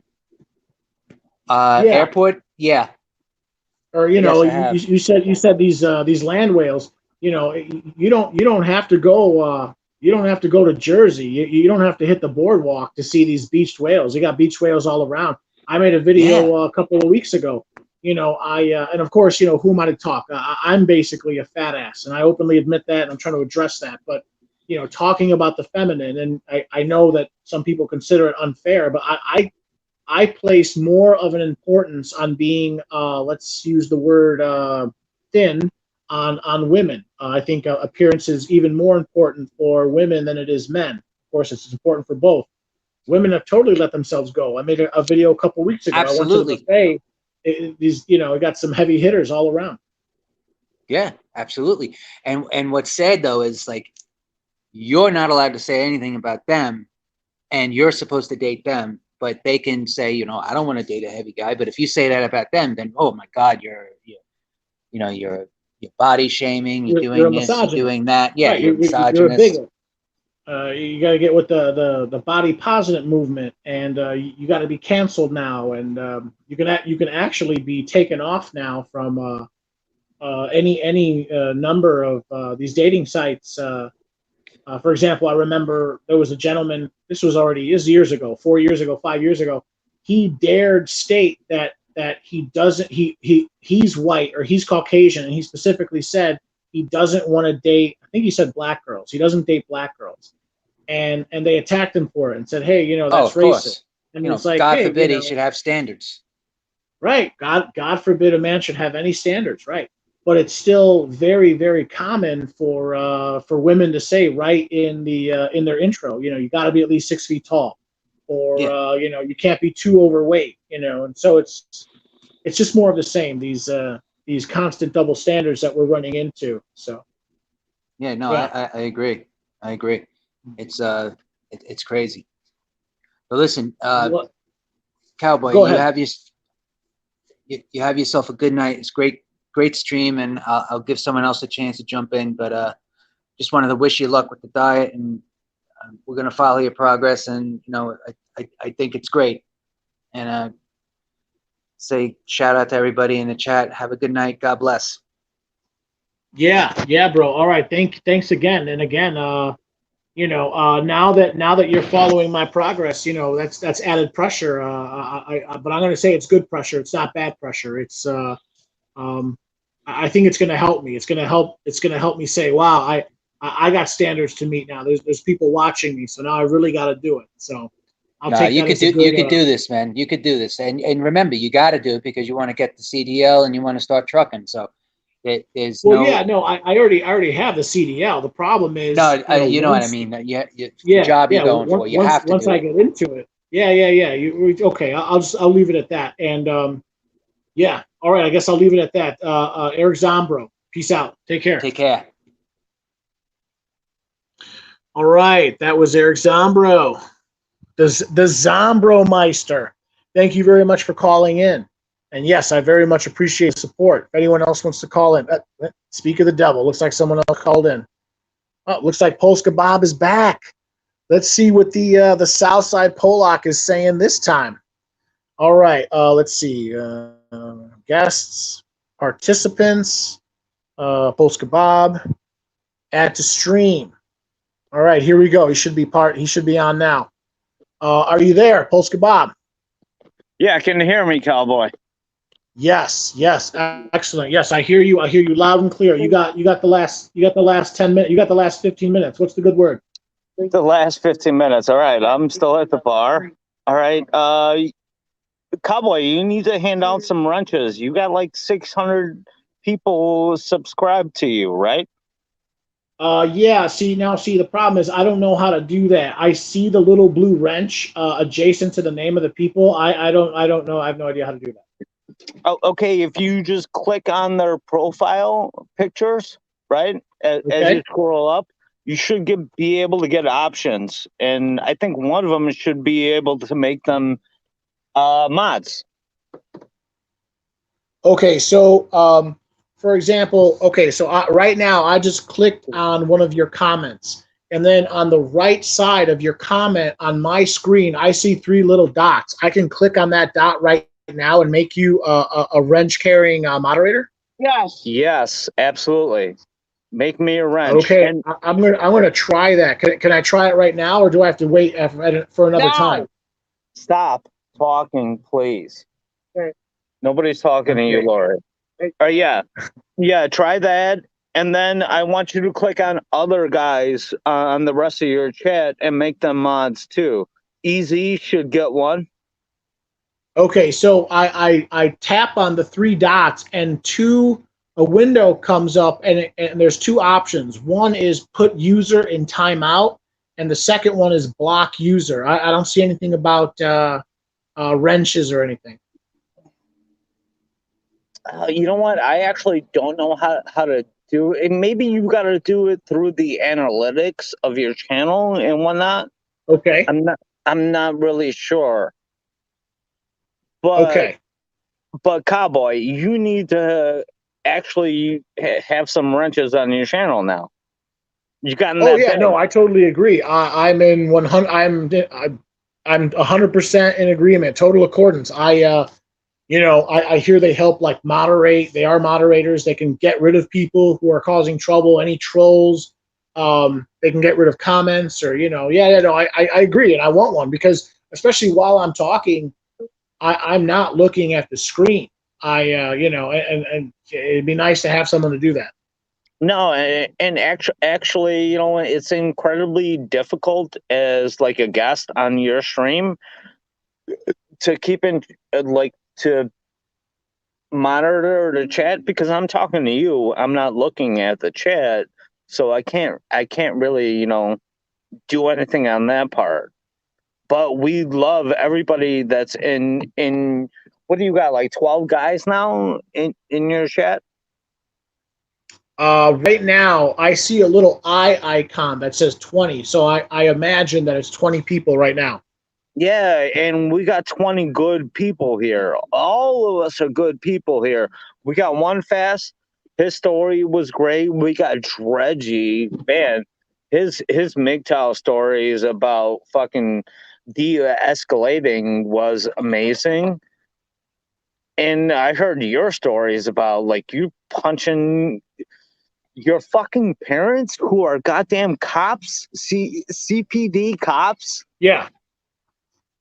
Yeah, I actually I put my father in the hospital for 5 days.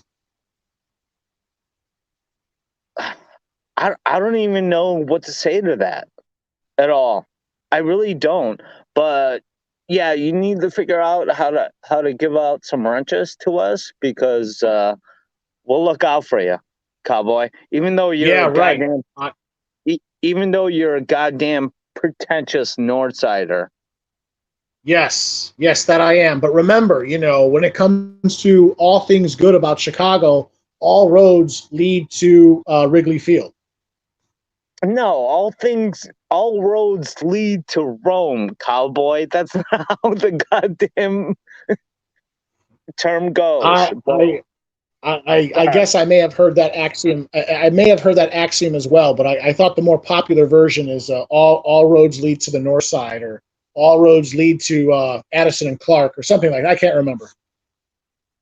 yeah, that's a bunch of bullshit. Everybody knows the White Sox are gonna fucking win the championship this year, and you Northsiders are gonna jump on our bandwagon. And we're gonna have to beat a bunch of you up when he come down here.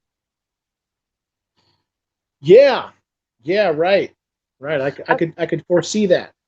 So No, what I'm just I meant kidding, to ask you. cowboy.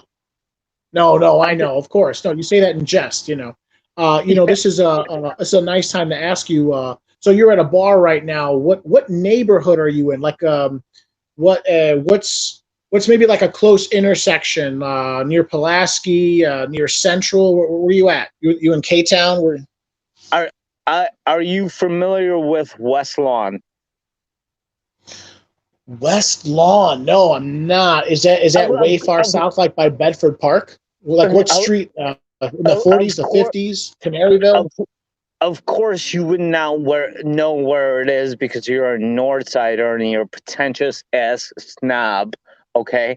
Right, right. I'm also highly educated. I hang out with the wealthy. I actually went to junior prom with the mayor's daughter, but yes, pretentious is a word. Okay.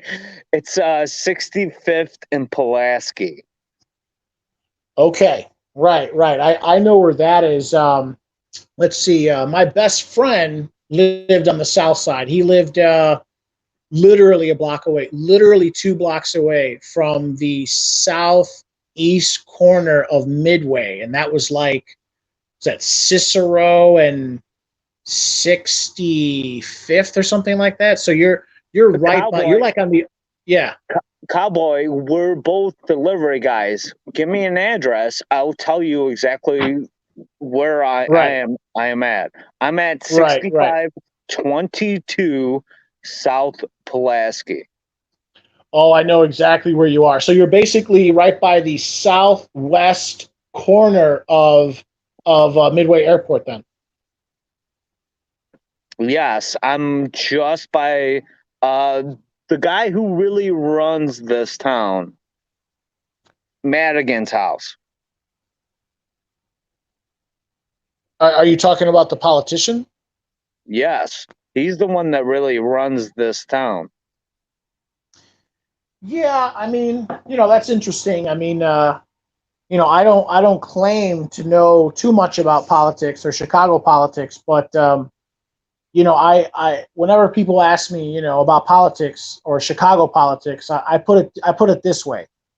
I say, the Irish, the Irish run the police, and the Irish run City Hall. Madigan, all those people, all those, they're all Irish, at least in City Hall. I understand right now the mayor is black, but most of the people in City Hall, they're still Irish. Well, Not what's that? Cowboy, let me go get my beer and I'll come right back. All right. Yeah, bro. Yeah, bro. No worries. I'll go through more of these comments, bro. Take your time. All right. Third wave red pill writes, Vax seems feminism maxed out. Okay. Eric Zombro writes, I enjoy just relaxing atmosphere with friends if I go to bars. Yeah. Yeah, I like it real low key at this point. I don't go to like, you know, real popular, overly populated clubs. I don't do the club scene anymore. I still like going to a bar. I do like it. Let's say on like a Friday night, you go to a bar. There's a bar over here. It's just a couple minutes away. It's called the Possum Pub. It's kind of a hillbilly, blue collar bar. But on a Friday night, there could be 40 people. There could be 50 people in there, and I like that. But yeah, I don't like it too loud. I don't like too many people.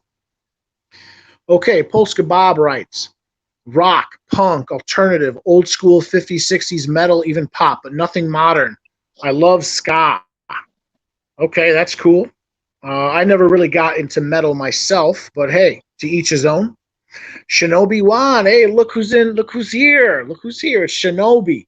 What's up, Shinobi? Great to see you, man. I hope you're doing all right. I hear that what's her name, Jacinta, your dear leader Jacinta is closing. I hear she's coming down real hard on you guys, and you guys are in lockdown. Is that true? I don't know. Let me know. Hey, Jim Cowboy, I'm back. McIntyre.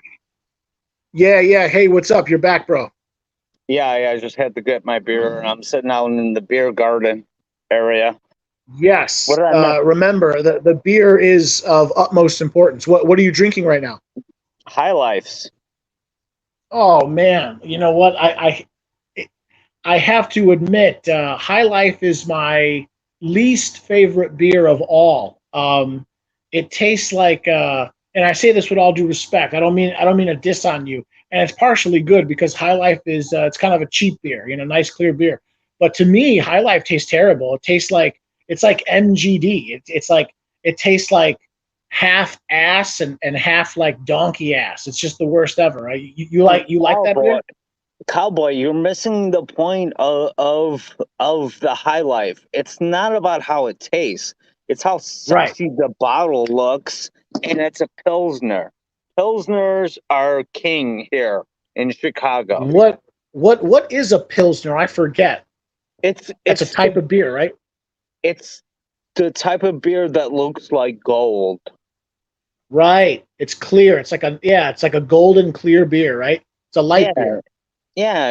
It's a very light beer, and it allows you to drink much of it and not be fucking retarded the next morning after. Right, right. I completely agree. If I from my limited knowledge of spirits and alcohol, what is it? The clear beer tends to be of low alcohol content, 4.5%. The darker it gets, once you get into ales and craft beers, it gets higher, Yeah, 5%, yeah, 6%. yeah. And the more golden it gets, right? Like the more it looks like gold, it's like 2.5%. So you can drink a lot of it. Now, granted, and once you break the seal, you got to piss a lot, Then and you're you're pissing only every 5 minutes. Yeah. yeah, you're only renting it at that point. But it's definitely the best, the best pilsner I've ever drank in my life is a beer out of the Czech Republic called Is that Czech Bar. Urkel? Oh, I thought you were What? going to say Pilsner Urkel. No, it's a pilsner out of the Czech Republic. By far the best pilsner I've ever drank in my life. And what's it called again? It's called Czech Var. Czech Var. Okay, Czech Var. Very good. I thought I remember learning Pilsner Urkel is also a Czech beer. Yeah. Like I said, my favorite beers are pilsners. Although I Okay. don't, although I don't mind a Guinness and like a dark red beer out of like Britain and stuff like that. That's okay, but Okay, that's more of my taste. Yeah, I like darker beers. Although you brought up a Guinness. I kind of steer clear of Guinness. That thing drinks that thing eats like a meal. That's like having a full course meal, man. That's actually too much for me. Cowboy, we have a joke, a running joke here on the South Side that there is a pork chop in every beer. I'm sorry, I didn't hear you. There's a what in every beer? A pork chop in every Oh, a beer. pork chop. Okay. Yeah, Yes, I don't think I've heard that one yet. What does that mean? that means there's a meal in every beer you drink. Ah, okay, okay. So referring to the calories, they're calorie loaded. Yes, absolutely. Absolutely. Yeah, yeah. I suppose that's true. Although I thought, speaking of the calories, I thought pilsners, for example, are known to be slightly lower in caloric intake, and the darker beers tend to have more calories. higher calories. Yeah, exactly. You know what? I'm kind of getting where you're coming from when talking to what's the guy's name? Dredgy Deer. Dredgy, or Yeah, I'm sorry, not Dredgy, Dreddy G, I yeah, believe. yeah. So you're on a diet, you know? Yeah, well, actually, again, I've done at this point copious amounts of research. Apparently, while on the diet, I can still drink, but I cannot drink beer anymore. If I so choose, I can drink hard beer, hard alcohol like vodka. Apparently, vodka is very friendly on this diet. So who knows? In a couple weeks, I may have to join you in a vodka soaked evening of craziness on the south side. So. You know what? I hate to say this, but I was at a Sox game like less than a month ago, and I found out that one of my good best friends had a dietary issues and stuff like that, where he can't drink beer anymore, and now he has to drink like White Claws. And Right, or Strongbow. Right. I believe that's called celiacs. Does he have celiacs? yes, that's exactly what he told me. He told me he had celiacs, and he had to change the entire diet because of it. Yeah. So the next time you see him, turn him on to some of these ales. They have, of course, there's hard cider. So you've got like, I'm sorry, I did not mean to use the word ale. I'm sorry, I meant to use cider. Instead of again, let me start over. Instead of ales, cider. Cider is essentially a type of alcohol that has lower alcohol content, like beer, like ales, for example. An ale is a type of beer. Beer is made out of wheat, or at least all going back to the German beer laws of the 17th century. Um, all beer must be made out of no more than four ingredients: water, barley, hops, and wheat. Wheat. Your friend, if he has celiacs, he can no longer drink any kind of beer or what we call beer. Whatever. I'm not talking about Anheuser-Busch. I believe their beer is now made out of rice. You're essentially drinking, low grade sake. But yeah, so he can drink. With these ciders, apple cider, pear cider. Man, tell him to look into these pear ciders. They're real good. I mean, they're fruity. I personally I like them. They taste great, but they're He just like your. Yeah, he yeah, he's drinking like White Claws and stuff like that, and sure. like he found a new alternative for it and stuff like that. And I'm glad for him because he's a father of two kids, two boys actually. Okay, so And so he needs a beer once in a while then. yes, absolutely. Guess what his nickname is, by the way? He's an Italian friend.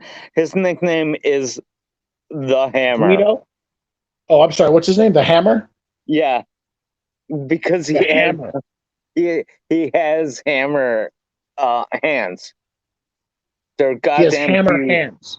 Yeah, and back in the day, we used to get in a lot of fights back in the neighborhood here on the south side of Chicago, because you know how it is on the south side of Chicago. We like to fight, and Yes, and that's true. we did fight a lot. Okay. Yeah, right. Okay, so that makes sense. So he's a scrapper, and I guess he was good at hammering out any situation using his hands. I get it. Cowboy, he was not a scrapper. He was a fighter who had hands as big as a hammer, and that's how he got the nickname because he used to beat a lot of people up back in the day. Yes, yes. Okay, I can see that now. Okay, a big, hairy Italian man who's been drinking, and he's got big, manly man muscles, and he's going around just beating up anyone who's giving him a bad word. Now that's you totally got his MO wrong. All Oh, right, he had a chiseled chest, a chiseled face, and whatnot. No, he was a man's man. okay, good. Good. Is he still a man's man these days? Yes, he is, but he's still kind of a simp. Oh no, that's right. You said he's got a couple kids. So what is he married now? Yes, absolutely. And his wife had breast cancer. Oh no, that's terrible. I know Okay, that sucks. that's very sad. Okay, so did she get a? I forget what that's called. Not a hysterectomy. What's it called? Where they chop off your titties? I believe you're right. It's called a hysterectomy. Is it a hysterectomy? I thought it was just called a titty chop. It's not called a titty chop. The technical term is I was gonna say the titty chop. I hysterectomy. thought it was a technical term. It's from the Greek. Is that right? I can't remember. I don't know. Yeah, now that I think of it, I think it is titty chop. It comes from not High Polish. I think it's like medieval old Polish or something. I can't remember. I don't think it's Polish at all. Now, cowboy, I think you're trolling me. Okay, But well that's that's fine. sad. I'm sorry to hear about her hysterectomy. No, that's fine. I don't mind you trolling me at all. You know how it is. North side, south side. Right. So if I now that I have you for a second, so you say you drive for a living. Do you have your CDL or do you drive another type of commercial motor vehicle? No, I do not have a CDL. I just have a regular driver's license, and I drive around all over in minivans and big vans. Yes. Okay. What kind of work do you do? Do you deliver food? You a moving van? Equipment? Cowboy. I deliver flowers. Oh yeah, that's a very niche. That's a very niche market. You guys have steady work. But certain times of year, say two, maybe three times a year, don't you guys get real busy? Like, like funerals, I guess. I don't know. Mother's Day, Valentine's Day, shit like that. You driving like all week. Cowboy, I deliver emotion. Right. So we use flowers to deliver emotion. And it's constant. Like, I constantly deal with people in hospitals, funeral homes. Yes. I know all the funeral homes up north, up by you. I deliver emotion. Yes. Right. No, that's a good way of putting it. You bring the good feels, Or the bad feels when it comes to people or the dying. bad, feels. Right. Or I guess there's bad feels, but the flowers are supposed to help. They're supposed to try to temper the bad feels so as to bring good feels. I don't know. That's me bullshitting at this point. Yes. Okay. No. Okay. You Cool. don't want cowboy. You're exactly right. We use flowers to deliver emotion to people who are fucking sad, happy, getting well, and getting married. Oddly enough, being a Oh yeah. Mgtow. Right. Weddings. I'm sure you do weddings as well. Yeah, we do this a lot. Okay. Do you work for like a big company or you work for like a smaller company, independent? All right, cowboy. I'll tell you where my company is at. No. Are No. You you? probably shouldn't do that. I just No, I'm not going to give you the exact address or the name of it, but we operate out of the northwest corner of Midway Airport. We have a greenhouse, Okay. and we grow. Our company is over 100 years old now, Okay. and we also have a greenhouse, which allows me to have a garden, and I've been growing food for the past 3 Yes. years. Yeah, that's totally cool. I'm actually a state of Illinois master gardener. Um, I can, yeah, I can grow you anything. It's like this extension program out of UIC. Um, yeah, no, I'm totally into gardening. That's awesome. Do you have like your own backyard setup too? Yeah, I do. I actually have videos on my channel of my tomato garden. Oh, bro, I'm jealous, bro. See, this is why, man. I'm screwed, man. Dude, I'm living in this 16 unit apartment, and it's nice because it's cheap, but there's nothing like having like a backyard. See, this is the same problem. I got the same problem. I can't even have a dog right now because they don't allow it because there's no where we're gonna put it. There's no yard. There's no nothing. And you know, I just it's sad.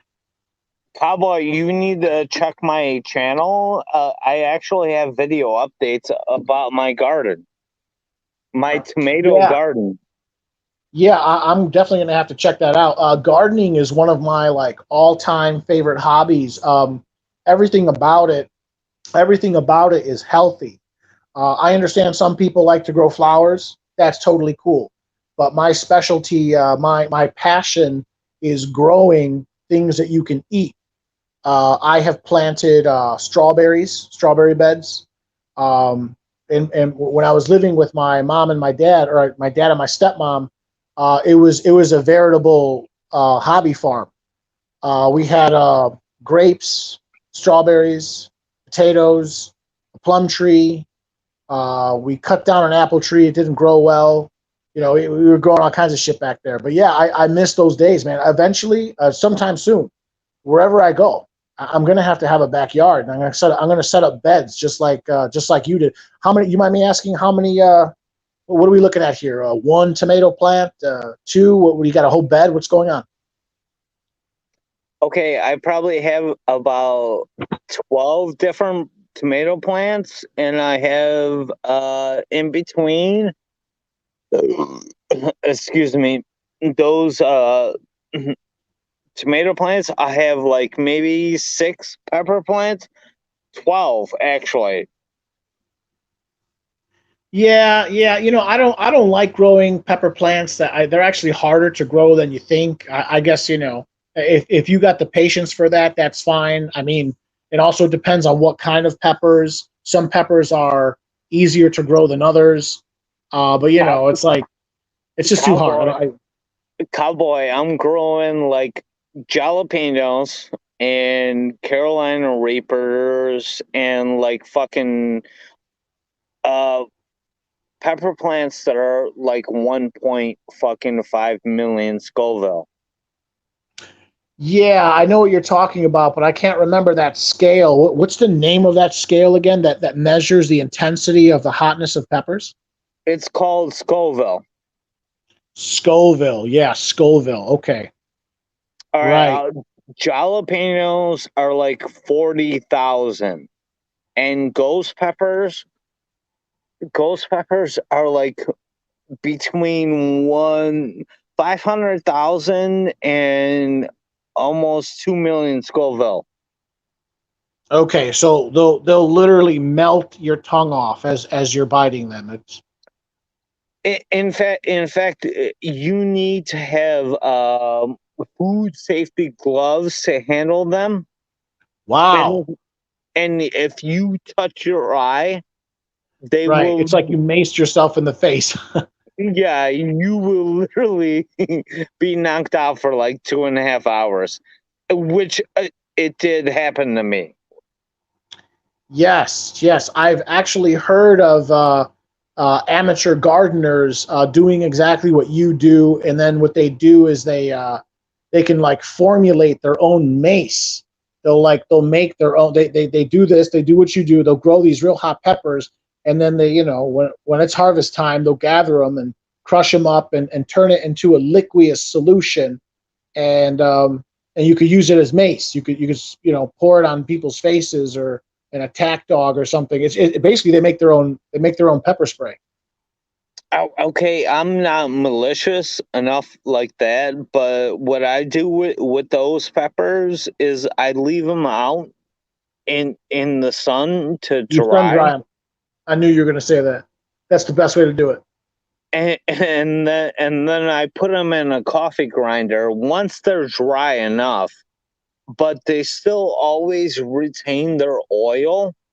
It's always there, but you can grind them up in a coffee grinder and put them in a salt pepper shaker and just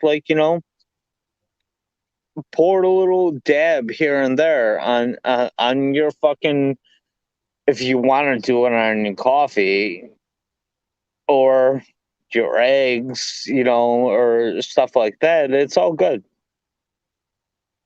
Yeah, right. That's right up my alley. I mean, well, I actually don't drink coffee, which is probably going to have to change real soon here because I'll be getting into this over the road trucking. I hear all truckers drink coffee, but yeah, All right, yeah. I mean, it's like Valentina hot sauce. I put that shit on everything. all right. Hold on. Let me interject a little bit. How much you weigh now? So it looks like I've already lost some weight. I started the diet at 303 pounds. Now I think I'm down to 296 or 295 thereabouts. Oh my god! And how tall are you? 5'10". 5'10". Oh my god! You're a big guy. You're kind of wobbly. Yes, unfortunately, I have to agree with you, and that has to All change. right. Okay. I'm about 5'11". Okay, and all my life I've been about 160, 150 pounds. Oh, you're skinny, dude. I'm jealous, bro. You're skinny. I'm a tall drink of water that is under the radar of all females, right? They want the six figure guy, right? Oh, absolutely. You know how it is, bro. Yeah, this is a fun safe zone for me. I really do like it. And I tell the females all the time, I'm like, well, I don't tell them how tall I am anyway, but some of them express interest in me, and you know what? And let's talk about what you were talking about before, right? Sure, bro. All the experiences with female men, I love them. I love them all. I want to fuck them all. No, Yes. that never stops for us as males, right? No, no, that never stops from my copious amounts of research in the field and other interviews with other men. Apparently, it slows down, but it never goes away.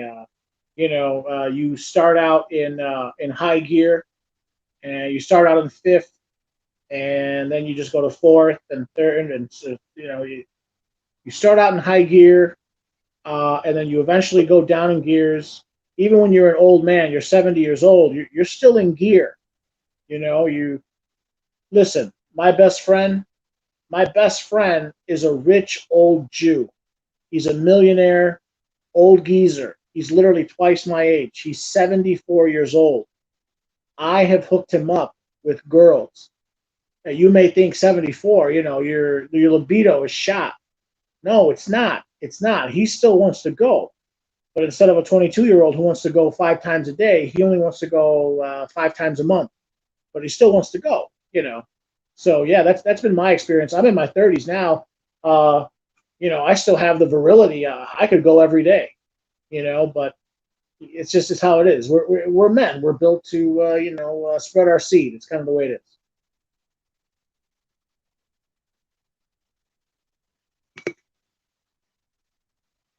All right. It looks like let's see. It looks like what's his name? Looks like Polska Bob dropped off. He looked. He sounded pretty inebriated. So good for him. Sounds like he's having a good time. Oh, I better plug in my phone because I'm down to 1%. I'll go another 5 minutes.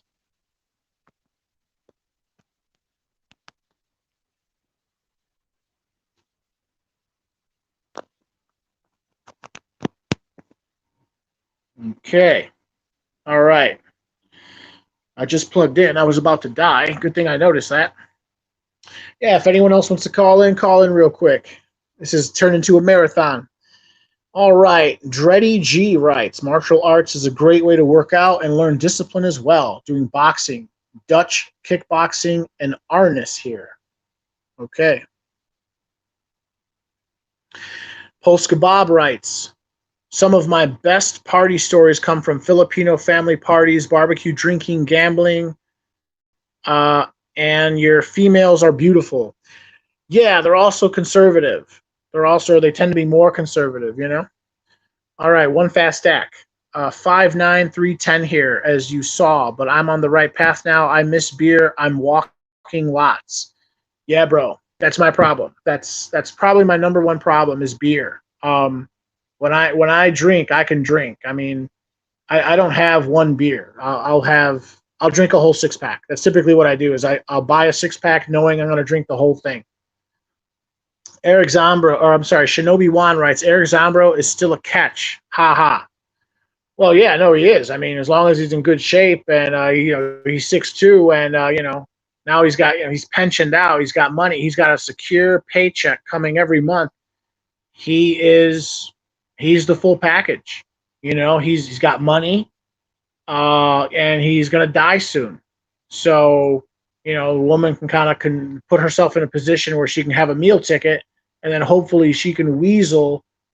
She'll be able to steal. She'll be able to disinherit Eric Zombro's 2 daughters out when he croaks and steal all the money for herself instead of Eric Zombro making sure to write a will or put all the money in a trust so that his children get the money instead of her. But that's assuming that Eric Zombro is dumb enough to get married again. Would he do that? I don't know. Eric Zombro, thanks Shinobi. Dreddy G. Polska, I got some crazy stories for you, man. Haha, I haven't been home in decades. That's going back to that comment. That's one of the things I want to do probably in the next year or two. I want to go to the Philippines. I hear their sex tourism is pretty cool. It's pretty popular. And it's kind of like the new hidden gem, if you will. Thailand is becoming played out. All the women there have gotten used to all these foreigners or the farang coming, and now they're charging all these high prices. The new hot spot now is like Manila or like Angeles City, basically LA, Los Angeles City in the Philippines, or Cebu might be another place. There's a couple places out there. I hear though you don't want to go to I think it's like Mindanao, the island of Mindanao. The southern half of Mindanao is sort of there's almost like an insurgency going on in the southern half of that island. The Muzzies, the Muslims. There is a Muslim subculture there that is becoming increasingly unfriendly to the mostly Catholic majority government. But that's another story for another time. Polska Bob writes, guys, I'm 5'11". My birthday is Friday, turning 45. I'm just under the female radar. It's a good place to be. Yeah, again, Polska Bob, just don't get anyone pregnant, man. Because you get someone pregnant, you're gonna be in a rough place, right? You get her pregnant. Here comes child support. Here comes court. I know you know. In fact, I never asked you that. Do you have any kids? Let me know. One fast stack. Get to my size. Women ignore you, so it's kind of a blessing, really. Yeah, I mean, it's good and it's bad.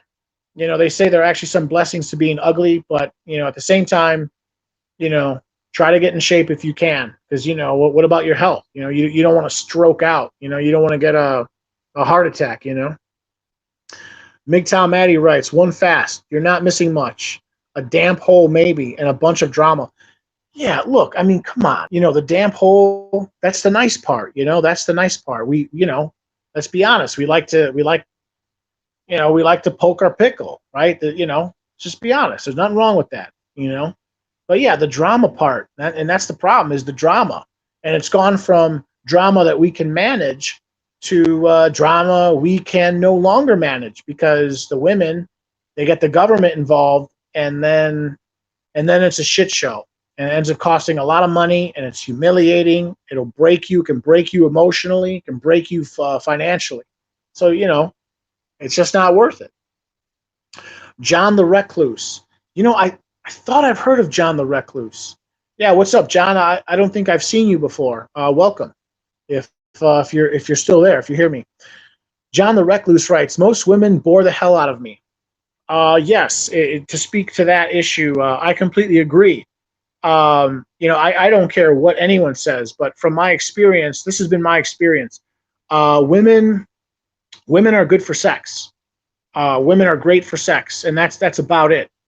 Um, you know, when it comes to conversation, I mean, I don't know. They're not. They don't. Most of them. I'm not saying all, but most of them. They don't have anything to say. They don't have anything to say that really interests me. And frankly, I mean, once I've got what I want from them, we don't have anything in common. I like guns, I like gold, I like gardening, I like military history, all the stuff I'm into.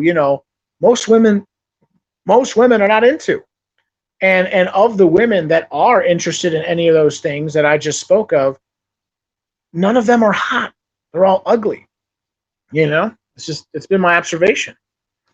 All right, Polska Bob writes, Shinobi Wan is catch. Have you heard his voice? It's magic, no homo. I'm not going to comment on that. I made a shout out video to Shinobi. I don't know. I'd say his voice sounds as good as any other voice. Okay, one fast stack. You're very right, brother Maddie. Mgtow Maddie writes, hey Shinobi, thinking of you, about to build another chicken cage so they can mow the lawn. Yeah. That's, in my opinion, that's one of the best cottage industries country people can do, is like, raise chickens. The more, the better. Remember, half of them, a third of them are just, they're not going to make it. They're going to die off for some reason. They're going to get sick. A fox is going to hit your hen house. For every 10 of them that you start out with as chicks, only 6 or 7 of them grow to adulthood. But those 6 or 7, man, they start laying those eggs, and you're, you got all the free eggs you want, man. You can get to a point where you're actually selling them. All right, one fast stack. Yo, Shinobi. Yeah, Shinobi has a great head of hair also. Okay. Yes, I guess I've never noticed that. John the Recluse. Ha ha. Dreddy G. Eric Z. Holy crap, no way. That's crazy. I'm wondering if that's what almost happened to me. I don't know what he's referring to. Third wave red pill. I did a couple years without allowing a woman inside a 30-foot perimeter. When you first go back around them, it's a creepy feeling. Yeah. So what I would say to that is, to a certain extent, you have to have some contact with women. I do. I have contact with women every day. But you want to keep them at arm's length, literally and figuratively. You don't want to let them get too close. I very, very carefully vet all women that I have allowed into this apartment and into my apartment.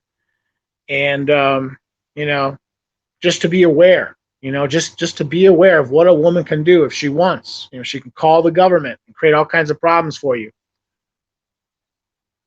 Shinobi Wan writes, LOL, you guys honor me. The hair, it's good genes. Every male in my family gets it. Born needing a haircut. Hey, that's good. You got nice thick hair. I take it.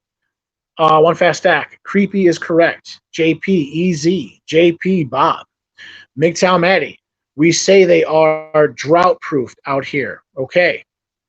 I guess that means that you have lots of hair.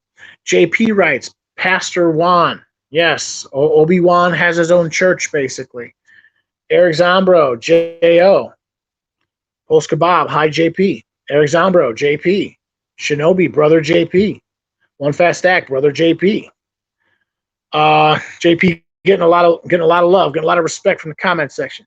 Shinobi Wan, brother Maddie Mgtow. I've planned and made my new chicken coop set up to be moved over 3 or 4 sections, which will become vegetable gardens. Sounds good to me. That's eventually what I want to do. One fast stack. Third wave red pill. When they call you racist, sexist, homophobic, etc., you have to just look at them in the eye and say yes. Well, unfortunately, I think it may come to that point. That would be in like a in any kind of you know civil war scenario. Not that I advocate that, but you know when it comes to that, I mean, when push comes to shove and people start fighting, yeah, all bets are off. I mean, and people are mostly going to go in one camp or the other. Are you with the right or are you with the left? And I think we know where most Mgtow are. JP, KDR, Bodpeen over missed it. I think he probably means podcast. So Kendall Rican must have just had a podcast. That's cool. JP writes, salute EZ. It's probably Eric Zombro. Mgtow Matty, nice work, bro. Yeah, the acid is good for your tomatoes. Okay. One fast stack. Thank you, Eric. Great to hear you, man. JP writes, at Post Kebab, this avatar has clothes on. LOL. JP, taking a drag. A drag of what, JP? Some tobacco or wacky tobacco, or what are you doing? Eric Zombro, how are you, JP? Mgtow Matty, thank you, Eric Zombro. And here to what you say. You mean like here as an applause? Salutations? I'm not sure. Eric Zombro, thanks, Matty. Mgtow Matty, woof woof. Okay, easy, staying alive. Yeah, right. So JP writes easy, staying alive. I mean, I can't deduce. I can't figure out which flag that is. Is that Australia or is that New Zealand? I can't tell. I think it's Australia. Mgtow Matty. Woo. Okay, so I'm assuming that's I know Mgtow Matty's from down under, so I'm assuming that's Aussie land. Okay. Wrench EZ. Eric Zonro, good to hear you. John the Recluse. Now that's how you talk to women. Mgtow Matty. Mr. Bob, great. Bear in Exile writes, that's the comment he chooses to click on. Third Wave Red Pill, that was awesome. Patrolled in real time. Third Wave Red Pill, ain't nobody talking to you, ma'am. JP, Shinobi Wan will know how to do it. JP, 19. Mgtow Matty, yes, he should. EZ is a great fella. Eric Zombro, thank you, JP. Eric Zombro, thank you, Matty. JP, Eric Zombro, sorry, only got the end of your live, saw your comment and jumped straight on. Bear in Exile writes, quote, they hate us because they ain't us. Haters gonna hate, ain't gonna ain't. Unquote, the interview. I didn't catch that one. Mgtow Smurf. Hey, what's up, Mgtow Smurf? At Mgtow Cowboy. Open YouTube studio. From the left. Okay, this looks good. This looks totally pertinent to what I was what I was trying to do earlier. Okay. So I got Mgtow Smurf here explaining how to make a moderator. At Mgtow Cowboy. Open YouTube studio. Step 1. Step 2. From the left. Click Settings Community. Thirdly, from the Automated Files tab, click in the Moderators box. Type the name of the user you want to make a moderator. Okay, I'm going to repeat that one more time. Open the YouTube studio. Okay, that's no problem. From the left, click Settings Community. What does that mean, from the left? I mean, the left side of the screen, the left side of the top. Okay, from the left, click Set. So I got that. So from there, Settings Community. Settings Community. I got to remember that. Settings Community. From the Automated Filters tab, click in the Moderators box, unquote. Type the name of the user you want to make a moderator. Okay, I will look into that. That's very germane to what we were talking about earlier. I will try to do that. Third Wave Red Pill. Cubs fans are the worst. Yeah, well, good thing I'm not too much into sports, so that doesn't bother me. But yeah, Cubs fans, we're just the Northsiders, JP, LOL. One fast act. Thanks, Brother Smurf. JP, Smurf is all over it. He knows. Eric Zombro, LOL team and town rivalry. Yeah, it's ridiculous. Eric Zombro. Sounds like Islander / Ranger fans. Okay. Mgtow Maddie, all this time I thought you were handing out wrenches. I was like, well, if you're handing them out, yeah. You know what, Mgtow Maddie, if you're listening, I'll definitely give you one. Oh, definitely. Yeah, you'll be the first guy. Or I'm sorry, I guess Polska Bob would be the first, but yeah. Bear in Exile, at Mgtow Cowboy, at Polska Bob. All roads lead to Naperville. Ha ha ha. Except when they hang out in Wisconsin. Yes. Yeah, Naperville is uh, it's a very well-known northern suburb of Chicago. I think it's a northwest suburb. Very well-to-do, kind of richy rich. It's a nice area. I've been there. One fast act. Is it just me, or has Bob been drinking? Yes. Bob is definitely. Again, I use the term inebriated. Let's see. On the south side, I think they use the term shit-faced. He was sounding very shit-faced. Okay, at JP, Cowboy has great streams. Eric, thank you very much. I'm trying. However slow my progress is, I'm trying to make it better. Remember, when I first started this, I didn't even know how to copy and paste, so I'm making strides. It's there's a learning curve and all that shit. Okay, Mgtow Maddie, easy. He has great guests. Yeah. That's part of the fun, dude. Is what I think I want to do is I think I want to do this every week, and I want to figure out a way to get the most people in. So Friday night, I'm sorry, Sunday night, like right now, this is not the best time, and I'm still averaging between like 12 and 22 guests. Right now, I've got 15. I've got 15 in the what the point I'm trying to make is also I think the timing is important. The best time to do it, I think, is Friday or Saturday night, before midnight. So like, let's say on a Saturday, starting at like 9 p.m. will probably be good. I imagine. I think. I don't know. I'm going to tweak it a little bit. I'll figure something out. And I think I want to move. I like the format, but I think I want to make the format kind of like the Sweat Hotel, the like Taxi Cab Confessions. I want it to be like a Mgtow hour where people call in and they share their horror stories.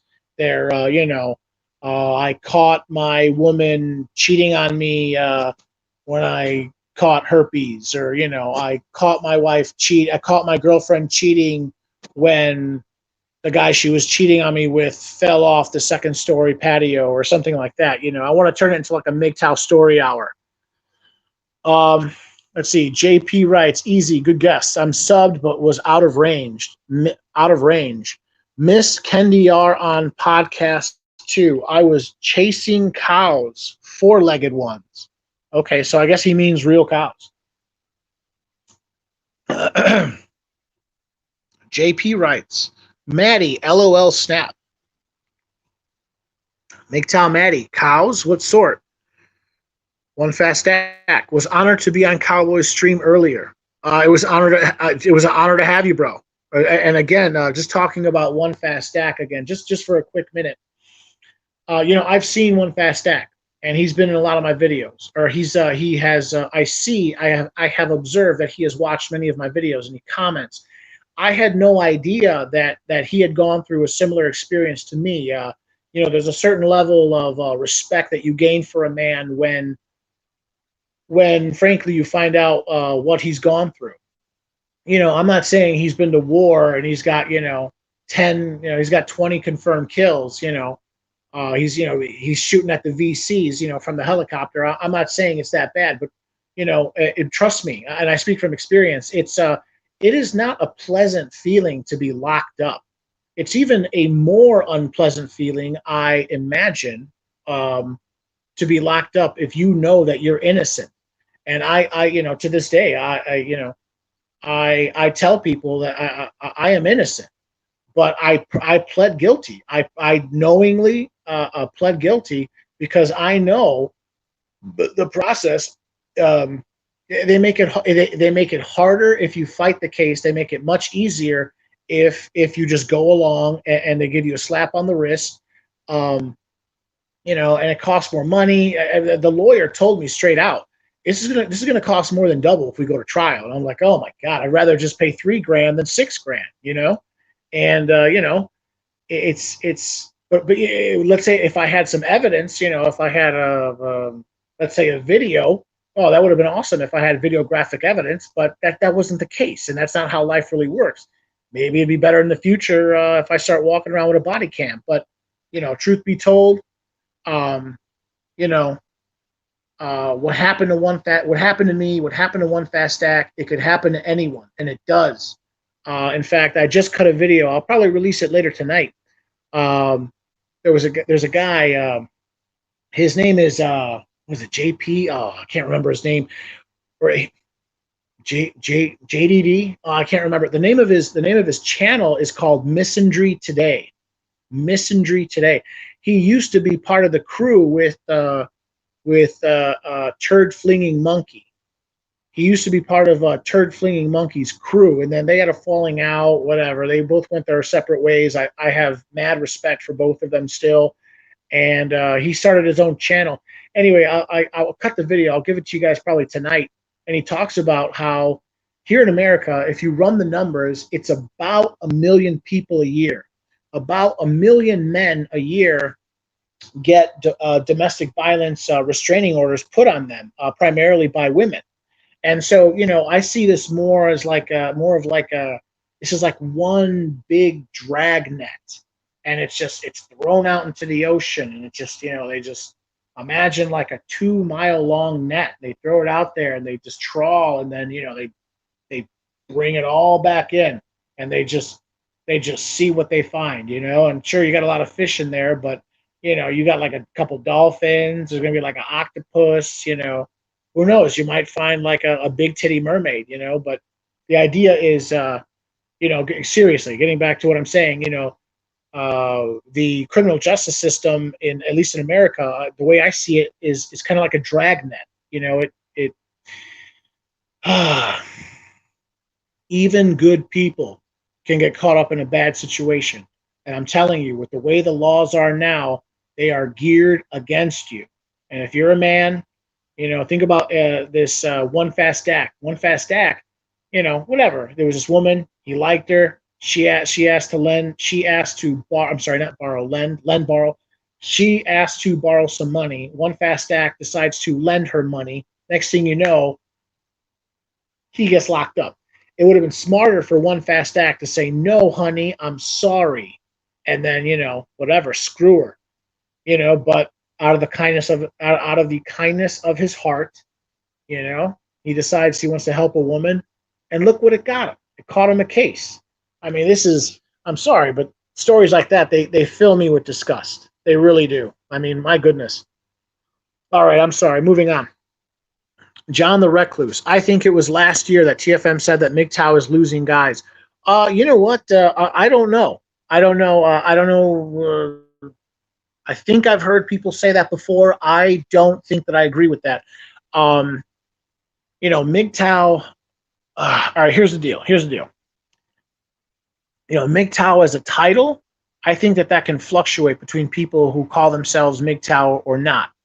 However, again, I think the numbers are so great just because of the major trends in our society. The paradigm shift between men and women, where women are now in large numbers going to work, and just all the preconditions are set to have, at this point, not tens of millions, but hundreds of millions of men worldwide start to experience what Mgtow communities across the world are experiencing.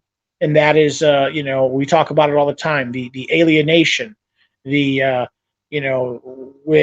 was just talking about it a minute ago, the Duluth model of domestic violence now informing all of our legal systems. Men all over the world are going to start experiencing the very same symptoms that Mgtow men have experienced. And so, Mgtow as a title, is it growing in representation or diminishing? I'm not sure. I imagine that it's actually growing.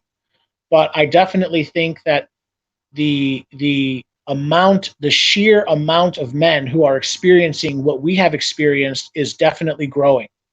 Men are feeling alienated. Men are feeling dispossessed. They're feeling mistreated. They're no longer feeling appreciated. And increasingly, they see that there is a growing schism between men and women. They see that the dating market sucks. They see that a lot of men, they may still be in private industry, while at the same time the women, they're gravitating towards government jobs. And so you got the woman with a nice cushy careerism salary working for the government. You got a guy who's he's a contractor, he's a trucker, he works in some sort of, he's delivering flowers, he's working in the private sector. And it's like the government versus private industry. The government's always trying to regulate and control and tax, and but the private industry guy, he just wants to be free to he wants laissez-faire. He just wants to be able to operate without being screwed, without being taxed to death. So it's just like this growing schism. There's many ways to look at it, but the way I see it is, at this point, this is the paradigm, and it's worldwide, and it's not just a growing problem. The rate the rate of growth, it's accelerating. Men around the world, here's the paradigm. It's basically women and the government and corporations all stacked against the man. And the women are in cahoots with the government. And the government increasingly is in cahoots with the corporations. Now, I don't, the interesting part is I'm not exactly sure, like, is the government controlling the corporations, or are the corporations starting to infiltrate and start to, who's really in charge? I think in a way, basically, we're heading towards fascism, if you want to call it that, but it's like a techno-fascism. But who's controlling who? Like during World War II, for example, it seemed to me, my understanding of, let's say, imperialist Japan, Nazi Germany, fascist Italy, they were all three of them were similar economic models, where you basically had the perfect merging of state and corporate powers. But it was understood that the government had the upper hand. The government told the corporations what they must do and what they must produce. Mussolini would walk into a factory and say, "Hey, what's going on here?" And it was the head of Fiat, and he'd say, "Well, we're making cars." And Mussolini would say, "You know what? That's nice, but I don't need cars. You need to start making tanks, or I'm putting you out of business." And Fiat would say, "Oh, okay, I guess it's time to make tanks." Who's calling the shots now? Is it the government telling the corporations what to do, or increasingly, I don't know. I suspect that increasingly maybe it's the other way around. The corporations are taking over the government. I'm not sure, but I think I worry sometimes if that's actually what's happening. Okay. Anyway, so yeah, to finish that idea, is Mgtow losing guys? I don't think it is. I don't think it is. Are the search results down? Yeah, maybe, but I think that. See, I think that for every guy who calls himself a Mgtow, I think there's like 100 guys who essentially are Mgtow, but they would never call themselves Mgtow, or they are they're ignorant to they're either ignorant or they're nascent to our existence. They they just don't have what it takes to really cross that. They haven't taken the red pill yet. Or maybe just for political reasons, they don't want to openly identify as like a red pillar or a MGTOW or whatever. But basically, the paradigm is that women are going to work now, and men worldwide are going to experience this feminism movement, and they're going to experience the same stuff that we experience. They're going to be mistreated. The women are going to take them to court. The women are going to use the children as pawns. The women are going to make false accusations. And so. This is explosive. This is worldwide. So I actually think that MGTOW is going to explode. And within years, not decades, it's going to be a household name. So sorry to go long on that. All right, JP writes, beef cows. Walking Steaks, yum. Mgtow Matty was a good chat one fast. Eric Zombro, Cowboy has relaxed streams. KDR and Hamster too, great streams. JP, they all grass feed down here. Okay. Mgtow Matty, nice JP. What breeds? JP writes, easy, always humble, great guest. Mgtow Matty, true that. JP, Limusin and Angus. I'm assuming they're referring to breeds of bovine. Okay, Eric Zambro writes, appreciated JP. Mgtow Matty, JP, nice. We need Brahmin in there too. Too dry. Bear in Exile. American beer is not beer. Yeah, well, what are you going to do? Uh, Third Wave Red Pill doesn't like MGD or High Life. Of course, Cowboy is a Cubs fan. Yeah, right. I'm from the north side. That's how it is. Eric Zambro, I went to John Schneider Studios yesterday for his 9/11 concert. It was awesome. That's why I missed Hamster's stream. Okay. Bear in Exile. I don't know who John Schneider is. Okay. Bear in Exile. I don't know what it is. Not sure I want to. One Fast Act. Pilsner is a German-style beer. John the Recluse. I like ales. Hobgoblin is my favorite. JP writes, Maddie, we have those up north in the dry country. Lots of rain down here. Lots of dairies, too. Bear in Exile writes, clear. Like your urine after a workout. Yeah, absolutely. Mgtow Maddie, High Life sounds more like a MJ strain. Okay. One Fast Act. I'm Canadian, so I got great beer. Yeah, I know. I don't know of many famous Canadian beers. Labatt Blue. Is Labatt Blue? Is that Canadian? Labatt. JP, easy. Any progress on that insurance? Eric Zombro, gentlemen, have a great night. God bless. Stay safe. Eric Zombro, thanks for checking in, bro. Third Wave Red Pill. It's the champagne of beers for a reason. Oh yeah, champagne of beers. That's not NGD. That's High Life, right? High Life. That's their slogan. The champagne of beers. Now, dude, it tastes like ass. It tastes like ass and donkey ass. It's terrible. I do not like. I don't like that beer. It just does not taste good to me. Mgtow Matty, JP, Dairyland is the best ever. You can do anything with it.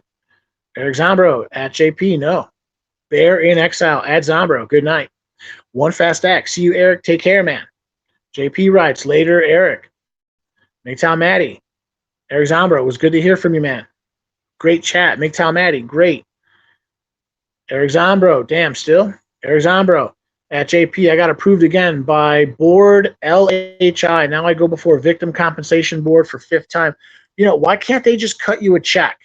I mean, is it verifiable that you were a cop in New York City? Is it verifiable that, you worked on the day of 9/11? What is it? September 11th, 2020? No, I'm sorry, not 2021. I'm sorry, I meant 2000.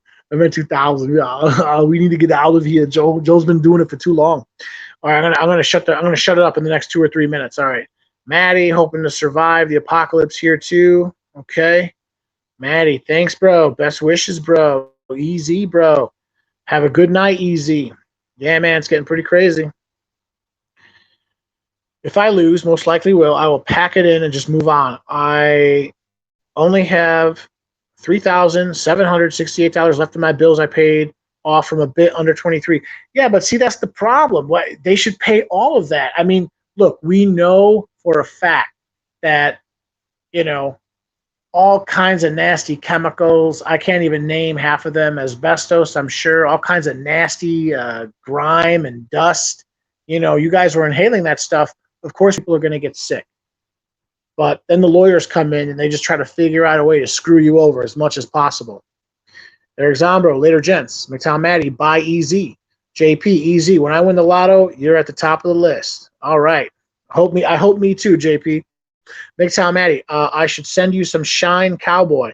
When you say Shine, I think you're insinuating alcohol. Yeah, right. In South Dakota, there were some cowboy, there were some boys who they would do that. They would make that shit, and I had some of it, and it's mule kick. Actually, they call it mule kick. Mgtow Matty, it has no grain, and it's better than beer in summer. Yeah, well, I'd probably have to cut that, but yeah, sure. If I ever make it down to Aussie land, I'm sure I'll have a pint with you. All right, sounds really good, brother Matty. There we go. Dreddy G is a mastectomy, right? Mastectomy is where they cut off the breasts, right? One fast act. Thank you, Dreddy. The Bear in Exile. Mgtow Cowboy, it's a mastectomy. A mastectomy, right. Okay, I'm sorry. I'm still learning. Titty chop. You mean, oh, yeah, Angelina Jolie. Yeah, Angelina Jolie. She had a mastectomy. She had huge jugs. Oh, she had nice big tits, man. But then I heard she didn't even have cancer. She just worried that she had cancer, and so she cut them off. That's dumb. All right, I'm going to go all the way down to the bottom and take like the last, 20, maybe the last 30, and then I gotta dip out. So here we go. Mgtow Matty. No, he's passed out. I don't know who he's referring to. Post Kebab writes, I lost you. Post Kebab, post Kebab, link. Mgtow Matty, gotta go. See you, Mob. Was a fun chat. Great guest. See you, Mob. Mgtow Matty, thanks, bro. Good for showing up, bro. One fast act. Take care, brother Matty. Post Kebab. Post link again. Shinobi Wan writes, word is a gaga eye. I don't know what that means. Shinobi Wan, word is Absurdistan is a great place for a holiday. I assume you're insinuating Afghanistan. Mgtow Matty, a six-pack? I'm not even started. A mate and his missus drank 24 every night. That can't be good. No. Okay, I admit I'm not a heavy drinker. I'm a light drinker. I never got into hard alcohol.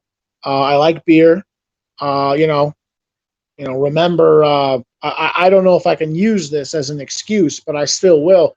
I am half Mexican. Even on my Mexican side, I guess I'm mostly white or European, but I do have some Native American Indian blood in me. You know anything about Native American Indians? They were known for not being able to hold their alcohol as well as Europeans. Other groups are similar, like the Japanese. They get drunk real easy. Maybe another example would be like, lactose intolerance. A lot of, I hear like 90% of European peoples are not lactose intolerant, but it's the exact opposite worldwide. 90% of non-European groups they do exhibit some level of lactose intolerance. And it's to varying degrees, but the point is, Europeans were much more accustomed to basically the cow. They domesticated the cow, and so they started drinking milk, and so over many generations they became genetically acclimated to milk, frankly. And so I think alcohol is like that as well. In the New World, they did not brew beer, and so when they first encountered alcohol, it was love at first bite. It was love at first sight. It was love at first taste. It was love at first swig. That's what it was. And then they gave us the European. And then the Native American Indians gave us tobacco, and then we started dying of lung cancer immediately afterwards. All right, JP, later Matty. Post Kebab. Post link again. Post link again. Are you talking to me, Post Kebab? It doesn't matter because I'm going to end the stream anyway. All right. Navigator of None. No, dude. John the Recluse. Hey, cowboy. John the Recluse made a few comments on your vids. Well, I'm glad to hear it, John. Nice to meet you. Maybe sometime call in. Mgtow Matty. Question. What do you call that useless bit of skin around a vagina? Is it the vulva or is it the labium? Or no, not the labium. The labium is what is in between. It's the cartilage in your shoulder socket. It's not labium. It's labia. Either vulva or labia. Can't remember. Mgtow. Oh, okay. Never mind. A woman. Oh, it's a joke. He was telling a joke. Oh God. Okay. God, I need a beer. Okay, John the Recluse. My ex wanted me to watch chick flicks like Breakfast at Tiffany's. Oh God. Yeah, right. Be avoiding that, bro. Okay, Dreddy G. Good night. Good night, all. Have to be up in 5 hours. Great chatting with you. It was great. It was great having you call in, Dreddy. One fast act. Take care. Take care, brother Dreddy. Freaky Jersey Tales greetings. Oh, what's up, Freaky? I'm sorry you came in late, but it's cool. Thanks for coming in, brah. JP. Oh yeah. Oh, by the way, Freaky Jersey Tales. Just real quick, I wanted to mention I watched your video. I what was that? What was the name brand of that? Was that any Banyas? What kind of did you go expensive on that, or you know what kind of in Spanish it's marca? What kind of marca? What name brand? What kind of name brand was that guitar? JP FJT Freaky Jersey Chills JP Shinobi Wan Brother Freaky JP loving the voicemails. One fast act. Thank you, brother Cowboy. You're totally welcome, bro. Freaky Jersey Tales Shinobi Wan the Taliban is taking domestic violence international. Yeah, you know what? Most domestic violence is not what it's cracked up to be. Remember, there's two sides to every story. We know that. Let's see. Fiat did a terrible job of it too. Yeah, well, remember, I used to study that. The Italians by far were the weakest of all the Axis powers. Frankly, there's two or three main problems that the Italians had during World War II. The biggest one was industrial output.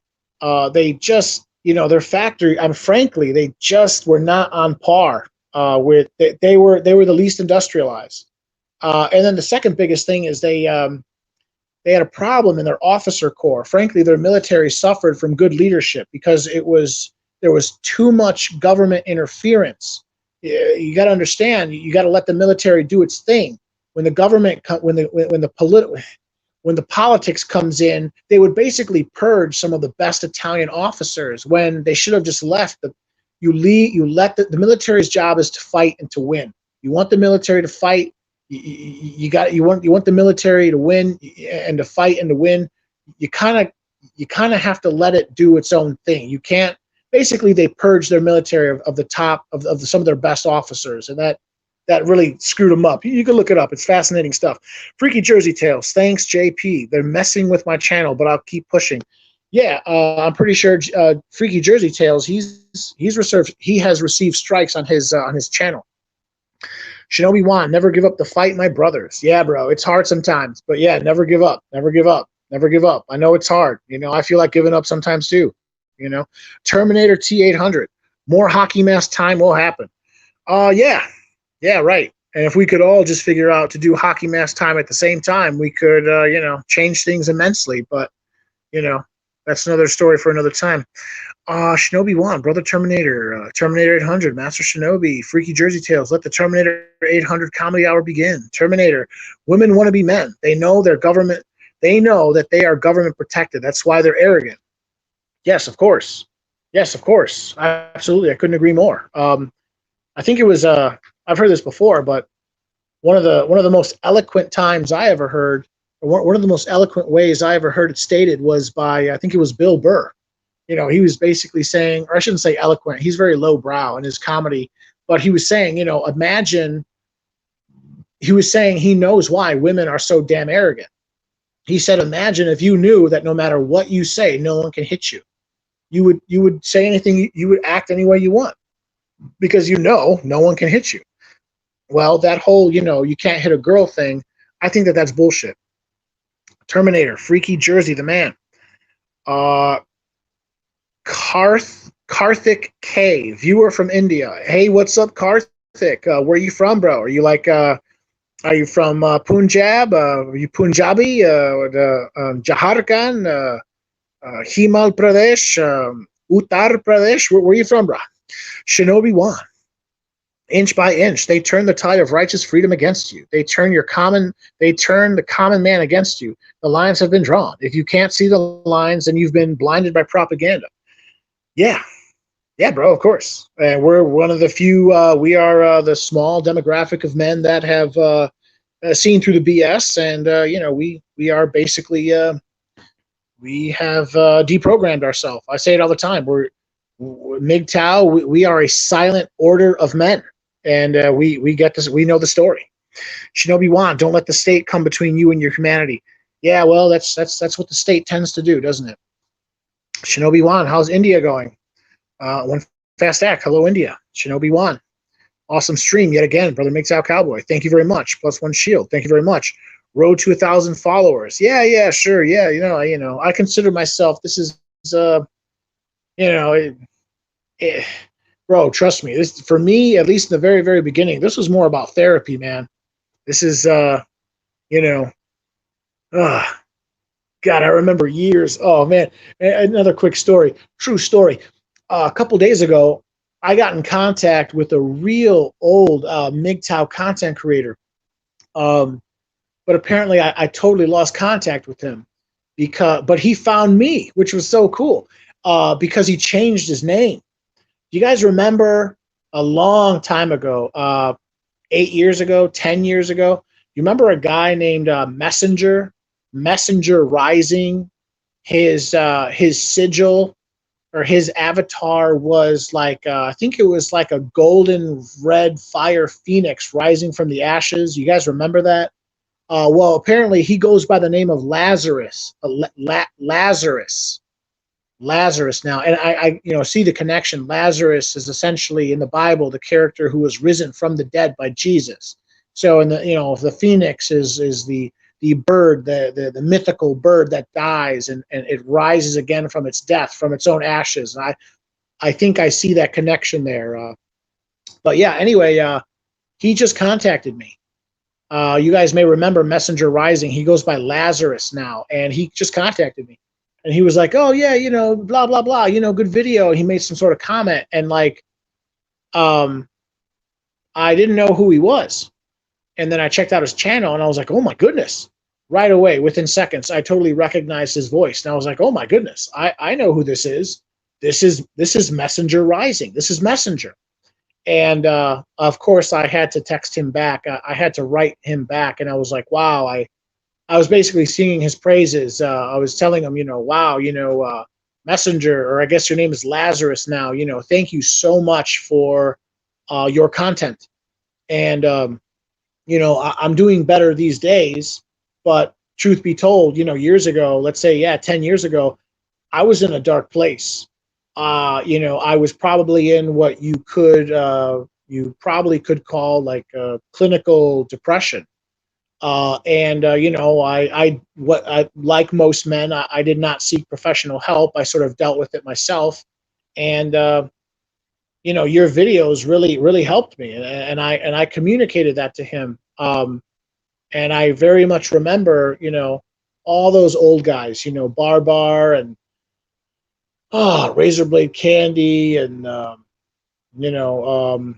Messenger Rising and Stardusk and all those old guys. I was in a real dark place, 10 years ago, let's say, and it was a progression, but it was very nice. It was a very inspiring that one of these men who I used to listen to, and I literally probably watched like almost all of his videos. I lost contact. He changed my life. Or his videos and videos like his really helped me. Frankly, I was in a deep depression, and listening to some of that was basically like therapy, and it really helped me out in some of my darkest hours. And I feel like I have become a stronger person from watching his videos and videos like his. And it was just so inspiring that I lost touch with him, and then I started my own channel, and then he contacted me, and I explained to him, I wish I was making content years ago, but emotionally, psychologically, I wasn't in the right headspace. I wasn't ready, And he was like, "Hey, man, or hey, brother, you're just, you're paying it forward. We're all on our own path. You maybe were not ready emotionally, psychologically, and your life journey to start making content, but you're making content now. And there's going to be some guy out there in the ether, or out there in the world, who's going to stumble upon your stuff, and it's going to help him." And so it's just, that's part of the reason why I do this. It's therapy for me. But I know for a fact that there are men out there who can use this message, and they're in a dark place, and they've been lied to, and they've been cheated, and they've been schemed and scammed on and plotted against, and they, all kinds of bad shit has happened to them, and they could use a counter narrative. They could use this kind of message. And I'm not getting paid for this. This is my valuable time. I mean, I only have one life to live like everyone else.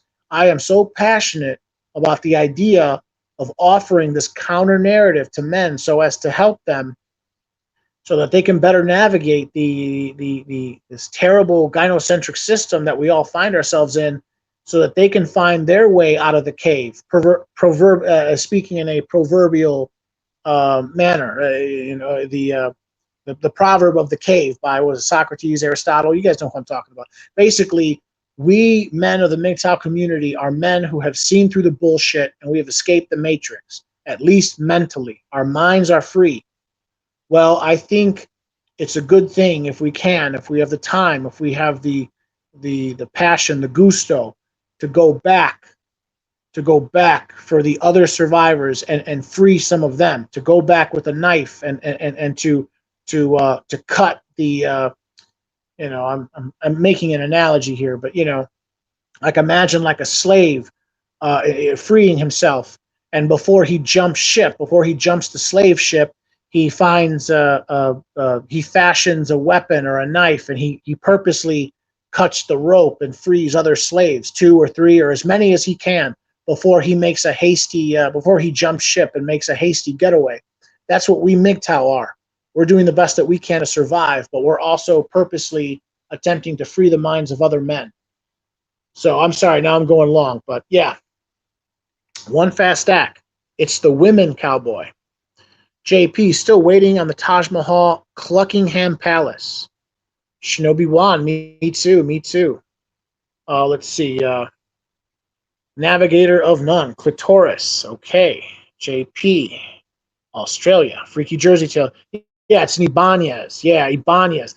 Yeah, Ibanez. I mean, I ain't got nothing. I don't have anything bad to say about Ibanez. Obviously it's not a Gibson, but that's fine. Ibanez is kind of nice.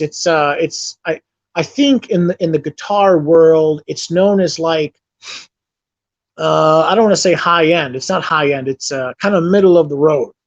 It's definitely not the cheapest you could have bought. At the same time, you don't know if you're going to be the next, you don't know how far you're going to take it. It's like if you're first getting into playing the violin, you're not going to buy $1 million. You're not going to buy a $500,000 Stradivarius. No, you just buy one of these, lesser known but still quality violins, and you start with that. But yeah, that's awesome. I hope you take that up. In fact, what you should do is, once you become really good, you should start making Mgtow songs. Think about it. All right, JP. Yes, the line is "Don't hit a lady." Not many of those around. Yeah. John the Recluse. Messenger Rising's first vid was hilarious. Yeah, Messenger Rising. Yeah, that's him. Messenger Rising. He contacted me a couple days ago, and I was like, "Wow, I can't believe it's you, dude." That guy, he changed my life, man. I'm telling you. He maybe he didn't change my life. I changed my life. I changed my life. But I'm telling you, videos like his were they were very useful. And also, just a side note, I find his I find the way he delivers his content is very good. I like his style. He also has a very soothing voice. I think he would be good as like a voice actor or something. But side note, William O'Neill.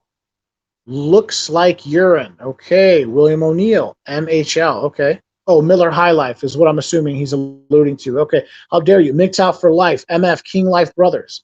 JP Truth. Eric Zombro. Still going strong, cowboy. That's awesome. That's passion. Oh yeah, right. I'm sorry. I keep saying, oh, it's only gonna be an hour. It's only gonna be an hour. Call in. You got your 10 minutes. No, bro. I started this like 4 hours ago. This is terrible. Let's see. Shinobi Wan, passion for humanity. This cannot be stifled. JP, how dare you? Your avatar still creeps me out. Okay. Eric Zombro, thanks, Cowboy. Todd Johnson. Hello, Todd Johnson. Welcome to the stream. Yeah, I have never ever, never ever have I ever seen you. And welcome, welcome, and yeah, what's up? Good to see you. JP, easy, finished your run. Oh yeah, right. I thought I saw Eric Zombro. I thought he was like jogging on like a treadmill or something when he was first talking or something like that. That's awesome. That's called multitasking. I need to learn that more. How dare you? Oh, I see. How dare you? Right. Okay. Oh yeah. Is that Greta Thunberg? You know, I don't know about her. Like, you know, that girl for me, and I can say this now because I know she's over 18.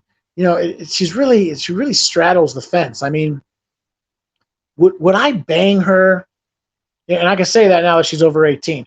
I think if I met her at a bar after, I would need one beer would not cut it. I would need at least 4 beers before the beer goggles came on, and I think I'd hit it. I think I'd hit it, and not because of her face. It's because she's so tiny. Do you guys know Greta Thunberg is not even 5 feet tall? I think she's 4'11". I mean, that's like, I don't know. I don't mean to fetishize short women, but like I'd like reach. I I don't want to be too graphic, but in the manner of the dogs, I would do it, and I can imagine putting my hand all the way over, like I could hold her by her shoulders, going canine style, if you know what I'm saying. All right, laughing my ass off. JP writes, Shinobi Wan, brother, how dare you? It gives me nightmares. Eric Zombro, JP, yes, 6.83 miles. Yes, yes, yes. I mean, look at Eric Zombro is in his 50s, and he's on this. He's got some machine. It tracks his 904 calories. I mean, there's a reason why he's skinny. There's a reason why he's in shape. JP, you the man. Eric Zombro, thanks, bro. JP, put to shame. JP, put me. Shinobi, how dare you? Shinobi Wan. She is said to be the messiah of trans vegetarian. Okay. The messiah of trans vegetarianism. Okay, right. I get that. Eric Zombro, trust me, at times I really don't want to do it. Of course you don't. But that's the whole point of discipline. Some days it's easy, sometimes you feel it, sometimes you got that pep in your step. I know, and I know. There are days where you're like, I wouldn't mind skipping. Yeah, why should I work out? In fact, I should just crack a beer. But then you just gotta, mind over matter or something. You need to. It's the power of the will. JP, is that a thing? Shinobi Wan. JP, trans veganitarianism. I don't get that. Okay, how dare you, Mgtow Cowboy? How do we Mgtow guys find meaning in life and self-actualization? Well, actually, I would say the answer was in exactly what you just said. It's self-actualization. That's the meaning of life. Well, what is the meaning of life? I guess I would I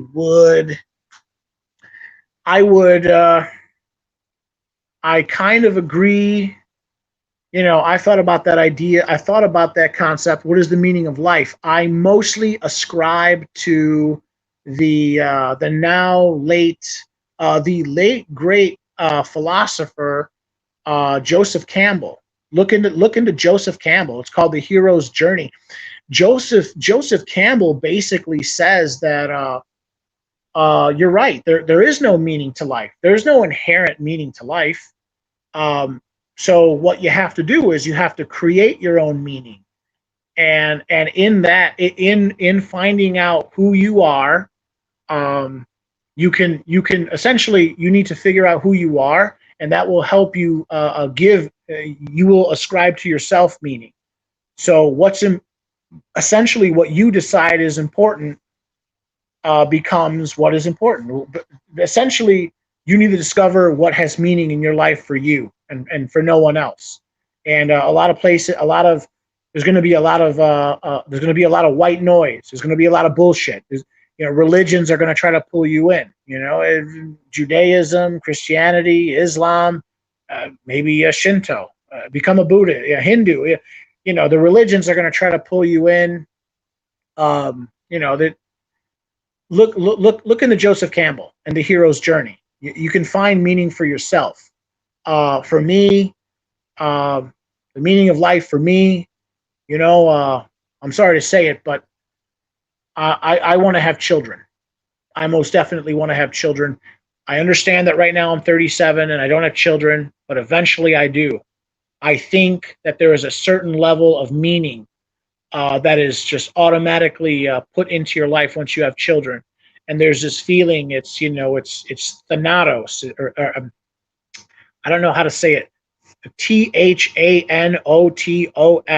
thanatos, which is in Greek. It means like it's death. The it's the drive that we get. It's how we are compelled to do certain things because we know that one day we will die and we will perish and we will pass. And that's where some of that meaning comes from. It's like what are we gonna leave behind? And I think that's part of it. So I don't know. I don't claim to have all the answers. All I know is one day you shall pass, like we all will, and you got to decide for you what you want. One of those things that I want definitely is I would say there's two things I want that I think will bring meaning to my life. I want to gain a certain level of economic freedom. You could say, I want to be rich. Yeah, I want to be rich. I want to be as economically free as I can be. Number one. Number two, I want to have a son. I want to have a son, and I want to make my son a better version of me. And I keep that in the back of my mind. That's so it's thanatos. It's being compelled by the death. Well, I'll just leave it at that. So, all right, I think I've spoken enough on that. Arizambro at Greta, I think it's a great question. Bear in Exile, good night. It's 2:52. Yeah, it's 2:52. Conking out. Bear in Exile. Thanks, Brock. Good to have you, Brock. Terminator, women are their own worst enemy. Yes, and they're also our worst enemy. Shinobi Wan, life's meaning can only be found by you, cannot be told. JP Greta, no way, not even drunk. Eric Zambro, Shinobi, true. I think you find meaning by pursuit of happiness and what you're passionate about. Yeah, exactly. But you got to find out what you're passionate about. I thought I wanted to be a police officer, and who knows, maybe I would have been a great police officer. But when I went for the physical, I failed it, and the second time I even came closer. I got down to like 260 some pounds. Maybe if I was just 10 or 15 pounds lighter, maybe I would have passed it. Maybe I would have gone on. Maybe I would have made it to the academy. My life would have been totally different. Didn't happen. I had to figure out, what am I going to do? What vocation am I going to choose that where it's very important to me that I hold on to my, the term I'll use is my masculine identity. What kind of job can I do? And I can still hold on to my hyper masculine, macho, cowboy hat wearing identity. Well, I had to search, and you can call it soul searching, call it whatever you want. And I got into trucking, and you know what? Trucking is fun. Trucking is fun. It works for me, but I didn't know that. You got to find yourself, so to speak. So yeah, JP Later Bear, Terminator. Their mouth brings drama, which causes them drama. Yeah, but and that's terrible enough, but it causes us drama. Remember that, Shinobi Wan, the elusive great happiness. I have found it, and I wish it were upon you all. Yeah, man. I mean, what Shinobi Wan is part of my plan. What Shinobi Wan is doing is basically part of my plan. I want to exit the big city. I want to move to a smaller town. Look, here's what I want to do. I'm going to get into big city. I'm going to get into big rig trucking, and I'm going to have, I'm going to be driving around the lower 48. I'm going to be seeing, I'm going to look and see what's out there. And I've already done a fair amount of traveling, but I'll have an opportunity to do more traveling. Who knows? Maybe maybe I'll move to Oklahoma like what's his name, like Eric Zambro. Or maybe I'll say to myself, you know what? Maybe that's a little too maybe that's a little too southerly. It's a little too south. Maybe the state right above it. What is it? Arkansas or is it Kansas? No, I think it's Kansas is right above. Kansas is still pretty warm, and maybe it doesn't get such scorching heat during the winter. I don't know. There's a lot to take into consideration. I know I want to move south, but the point is I want to move. Here's the plan. I want to move to a smaller locale. I want to move to a small to mid-sized city. Let's say a city of no more than 150,000. But yeah, a big town would work. A small city, you get at least 10,000 people. Let's say 20, 30, 50,000 people. That'd be fine. There's going to be a hospital, all the services you need. And then what I want to do is I want to buy a house in that small city. And then after that, pay it off.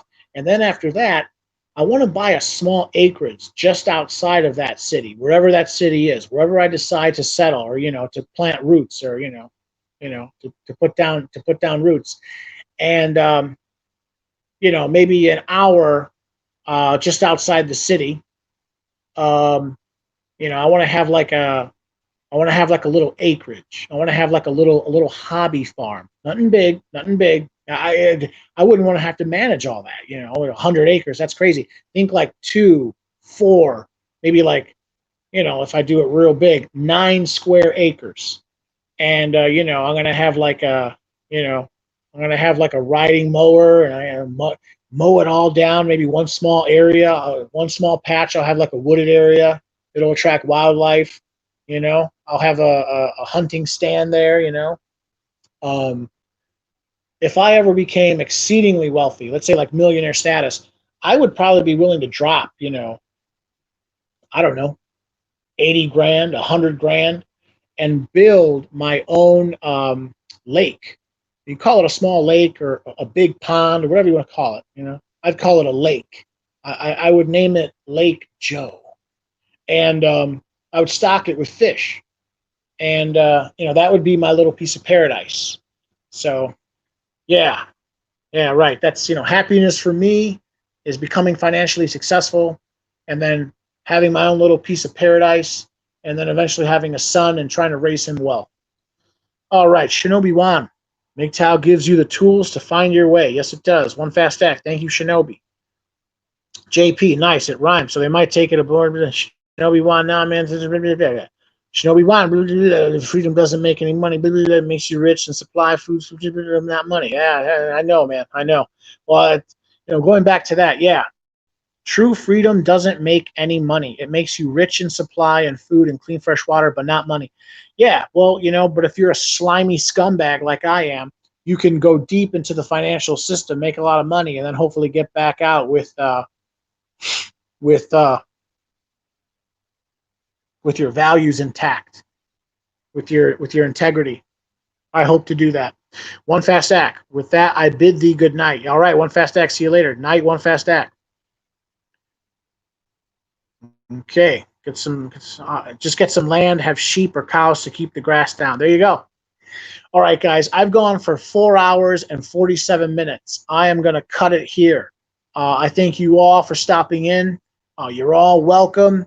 And, I think I'm going to tighten up my my production. I think I'm going to try to maybe take it into it. I'm going to make it like themed. I want it to be like a taxi cab confession, or like, Mgtow moments or something like that. And so I'm going to want people to call in and share Mgtow, how you got to Mgtow, any Mgtow stories, tales of woe, that kind of thing. But yeah, I'm going to leave it there. And it was great having all of you guys visit. You're all very welcome. And remember, I do this for fun. This is therapy for me. So anyway, I will officially leave it right there. Everyone, this is the Mgtow Cowboy. Greetings and salutations. And now, I bid you all adieu.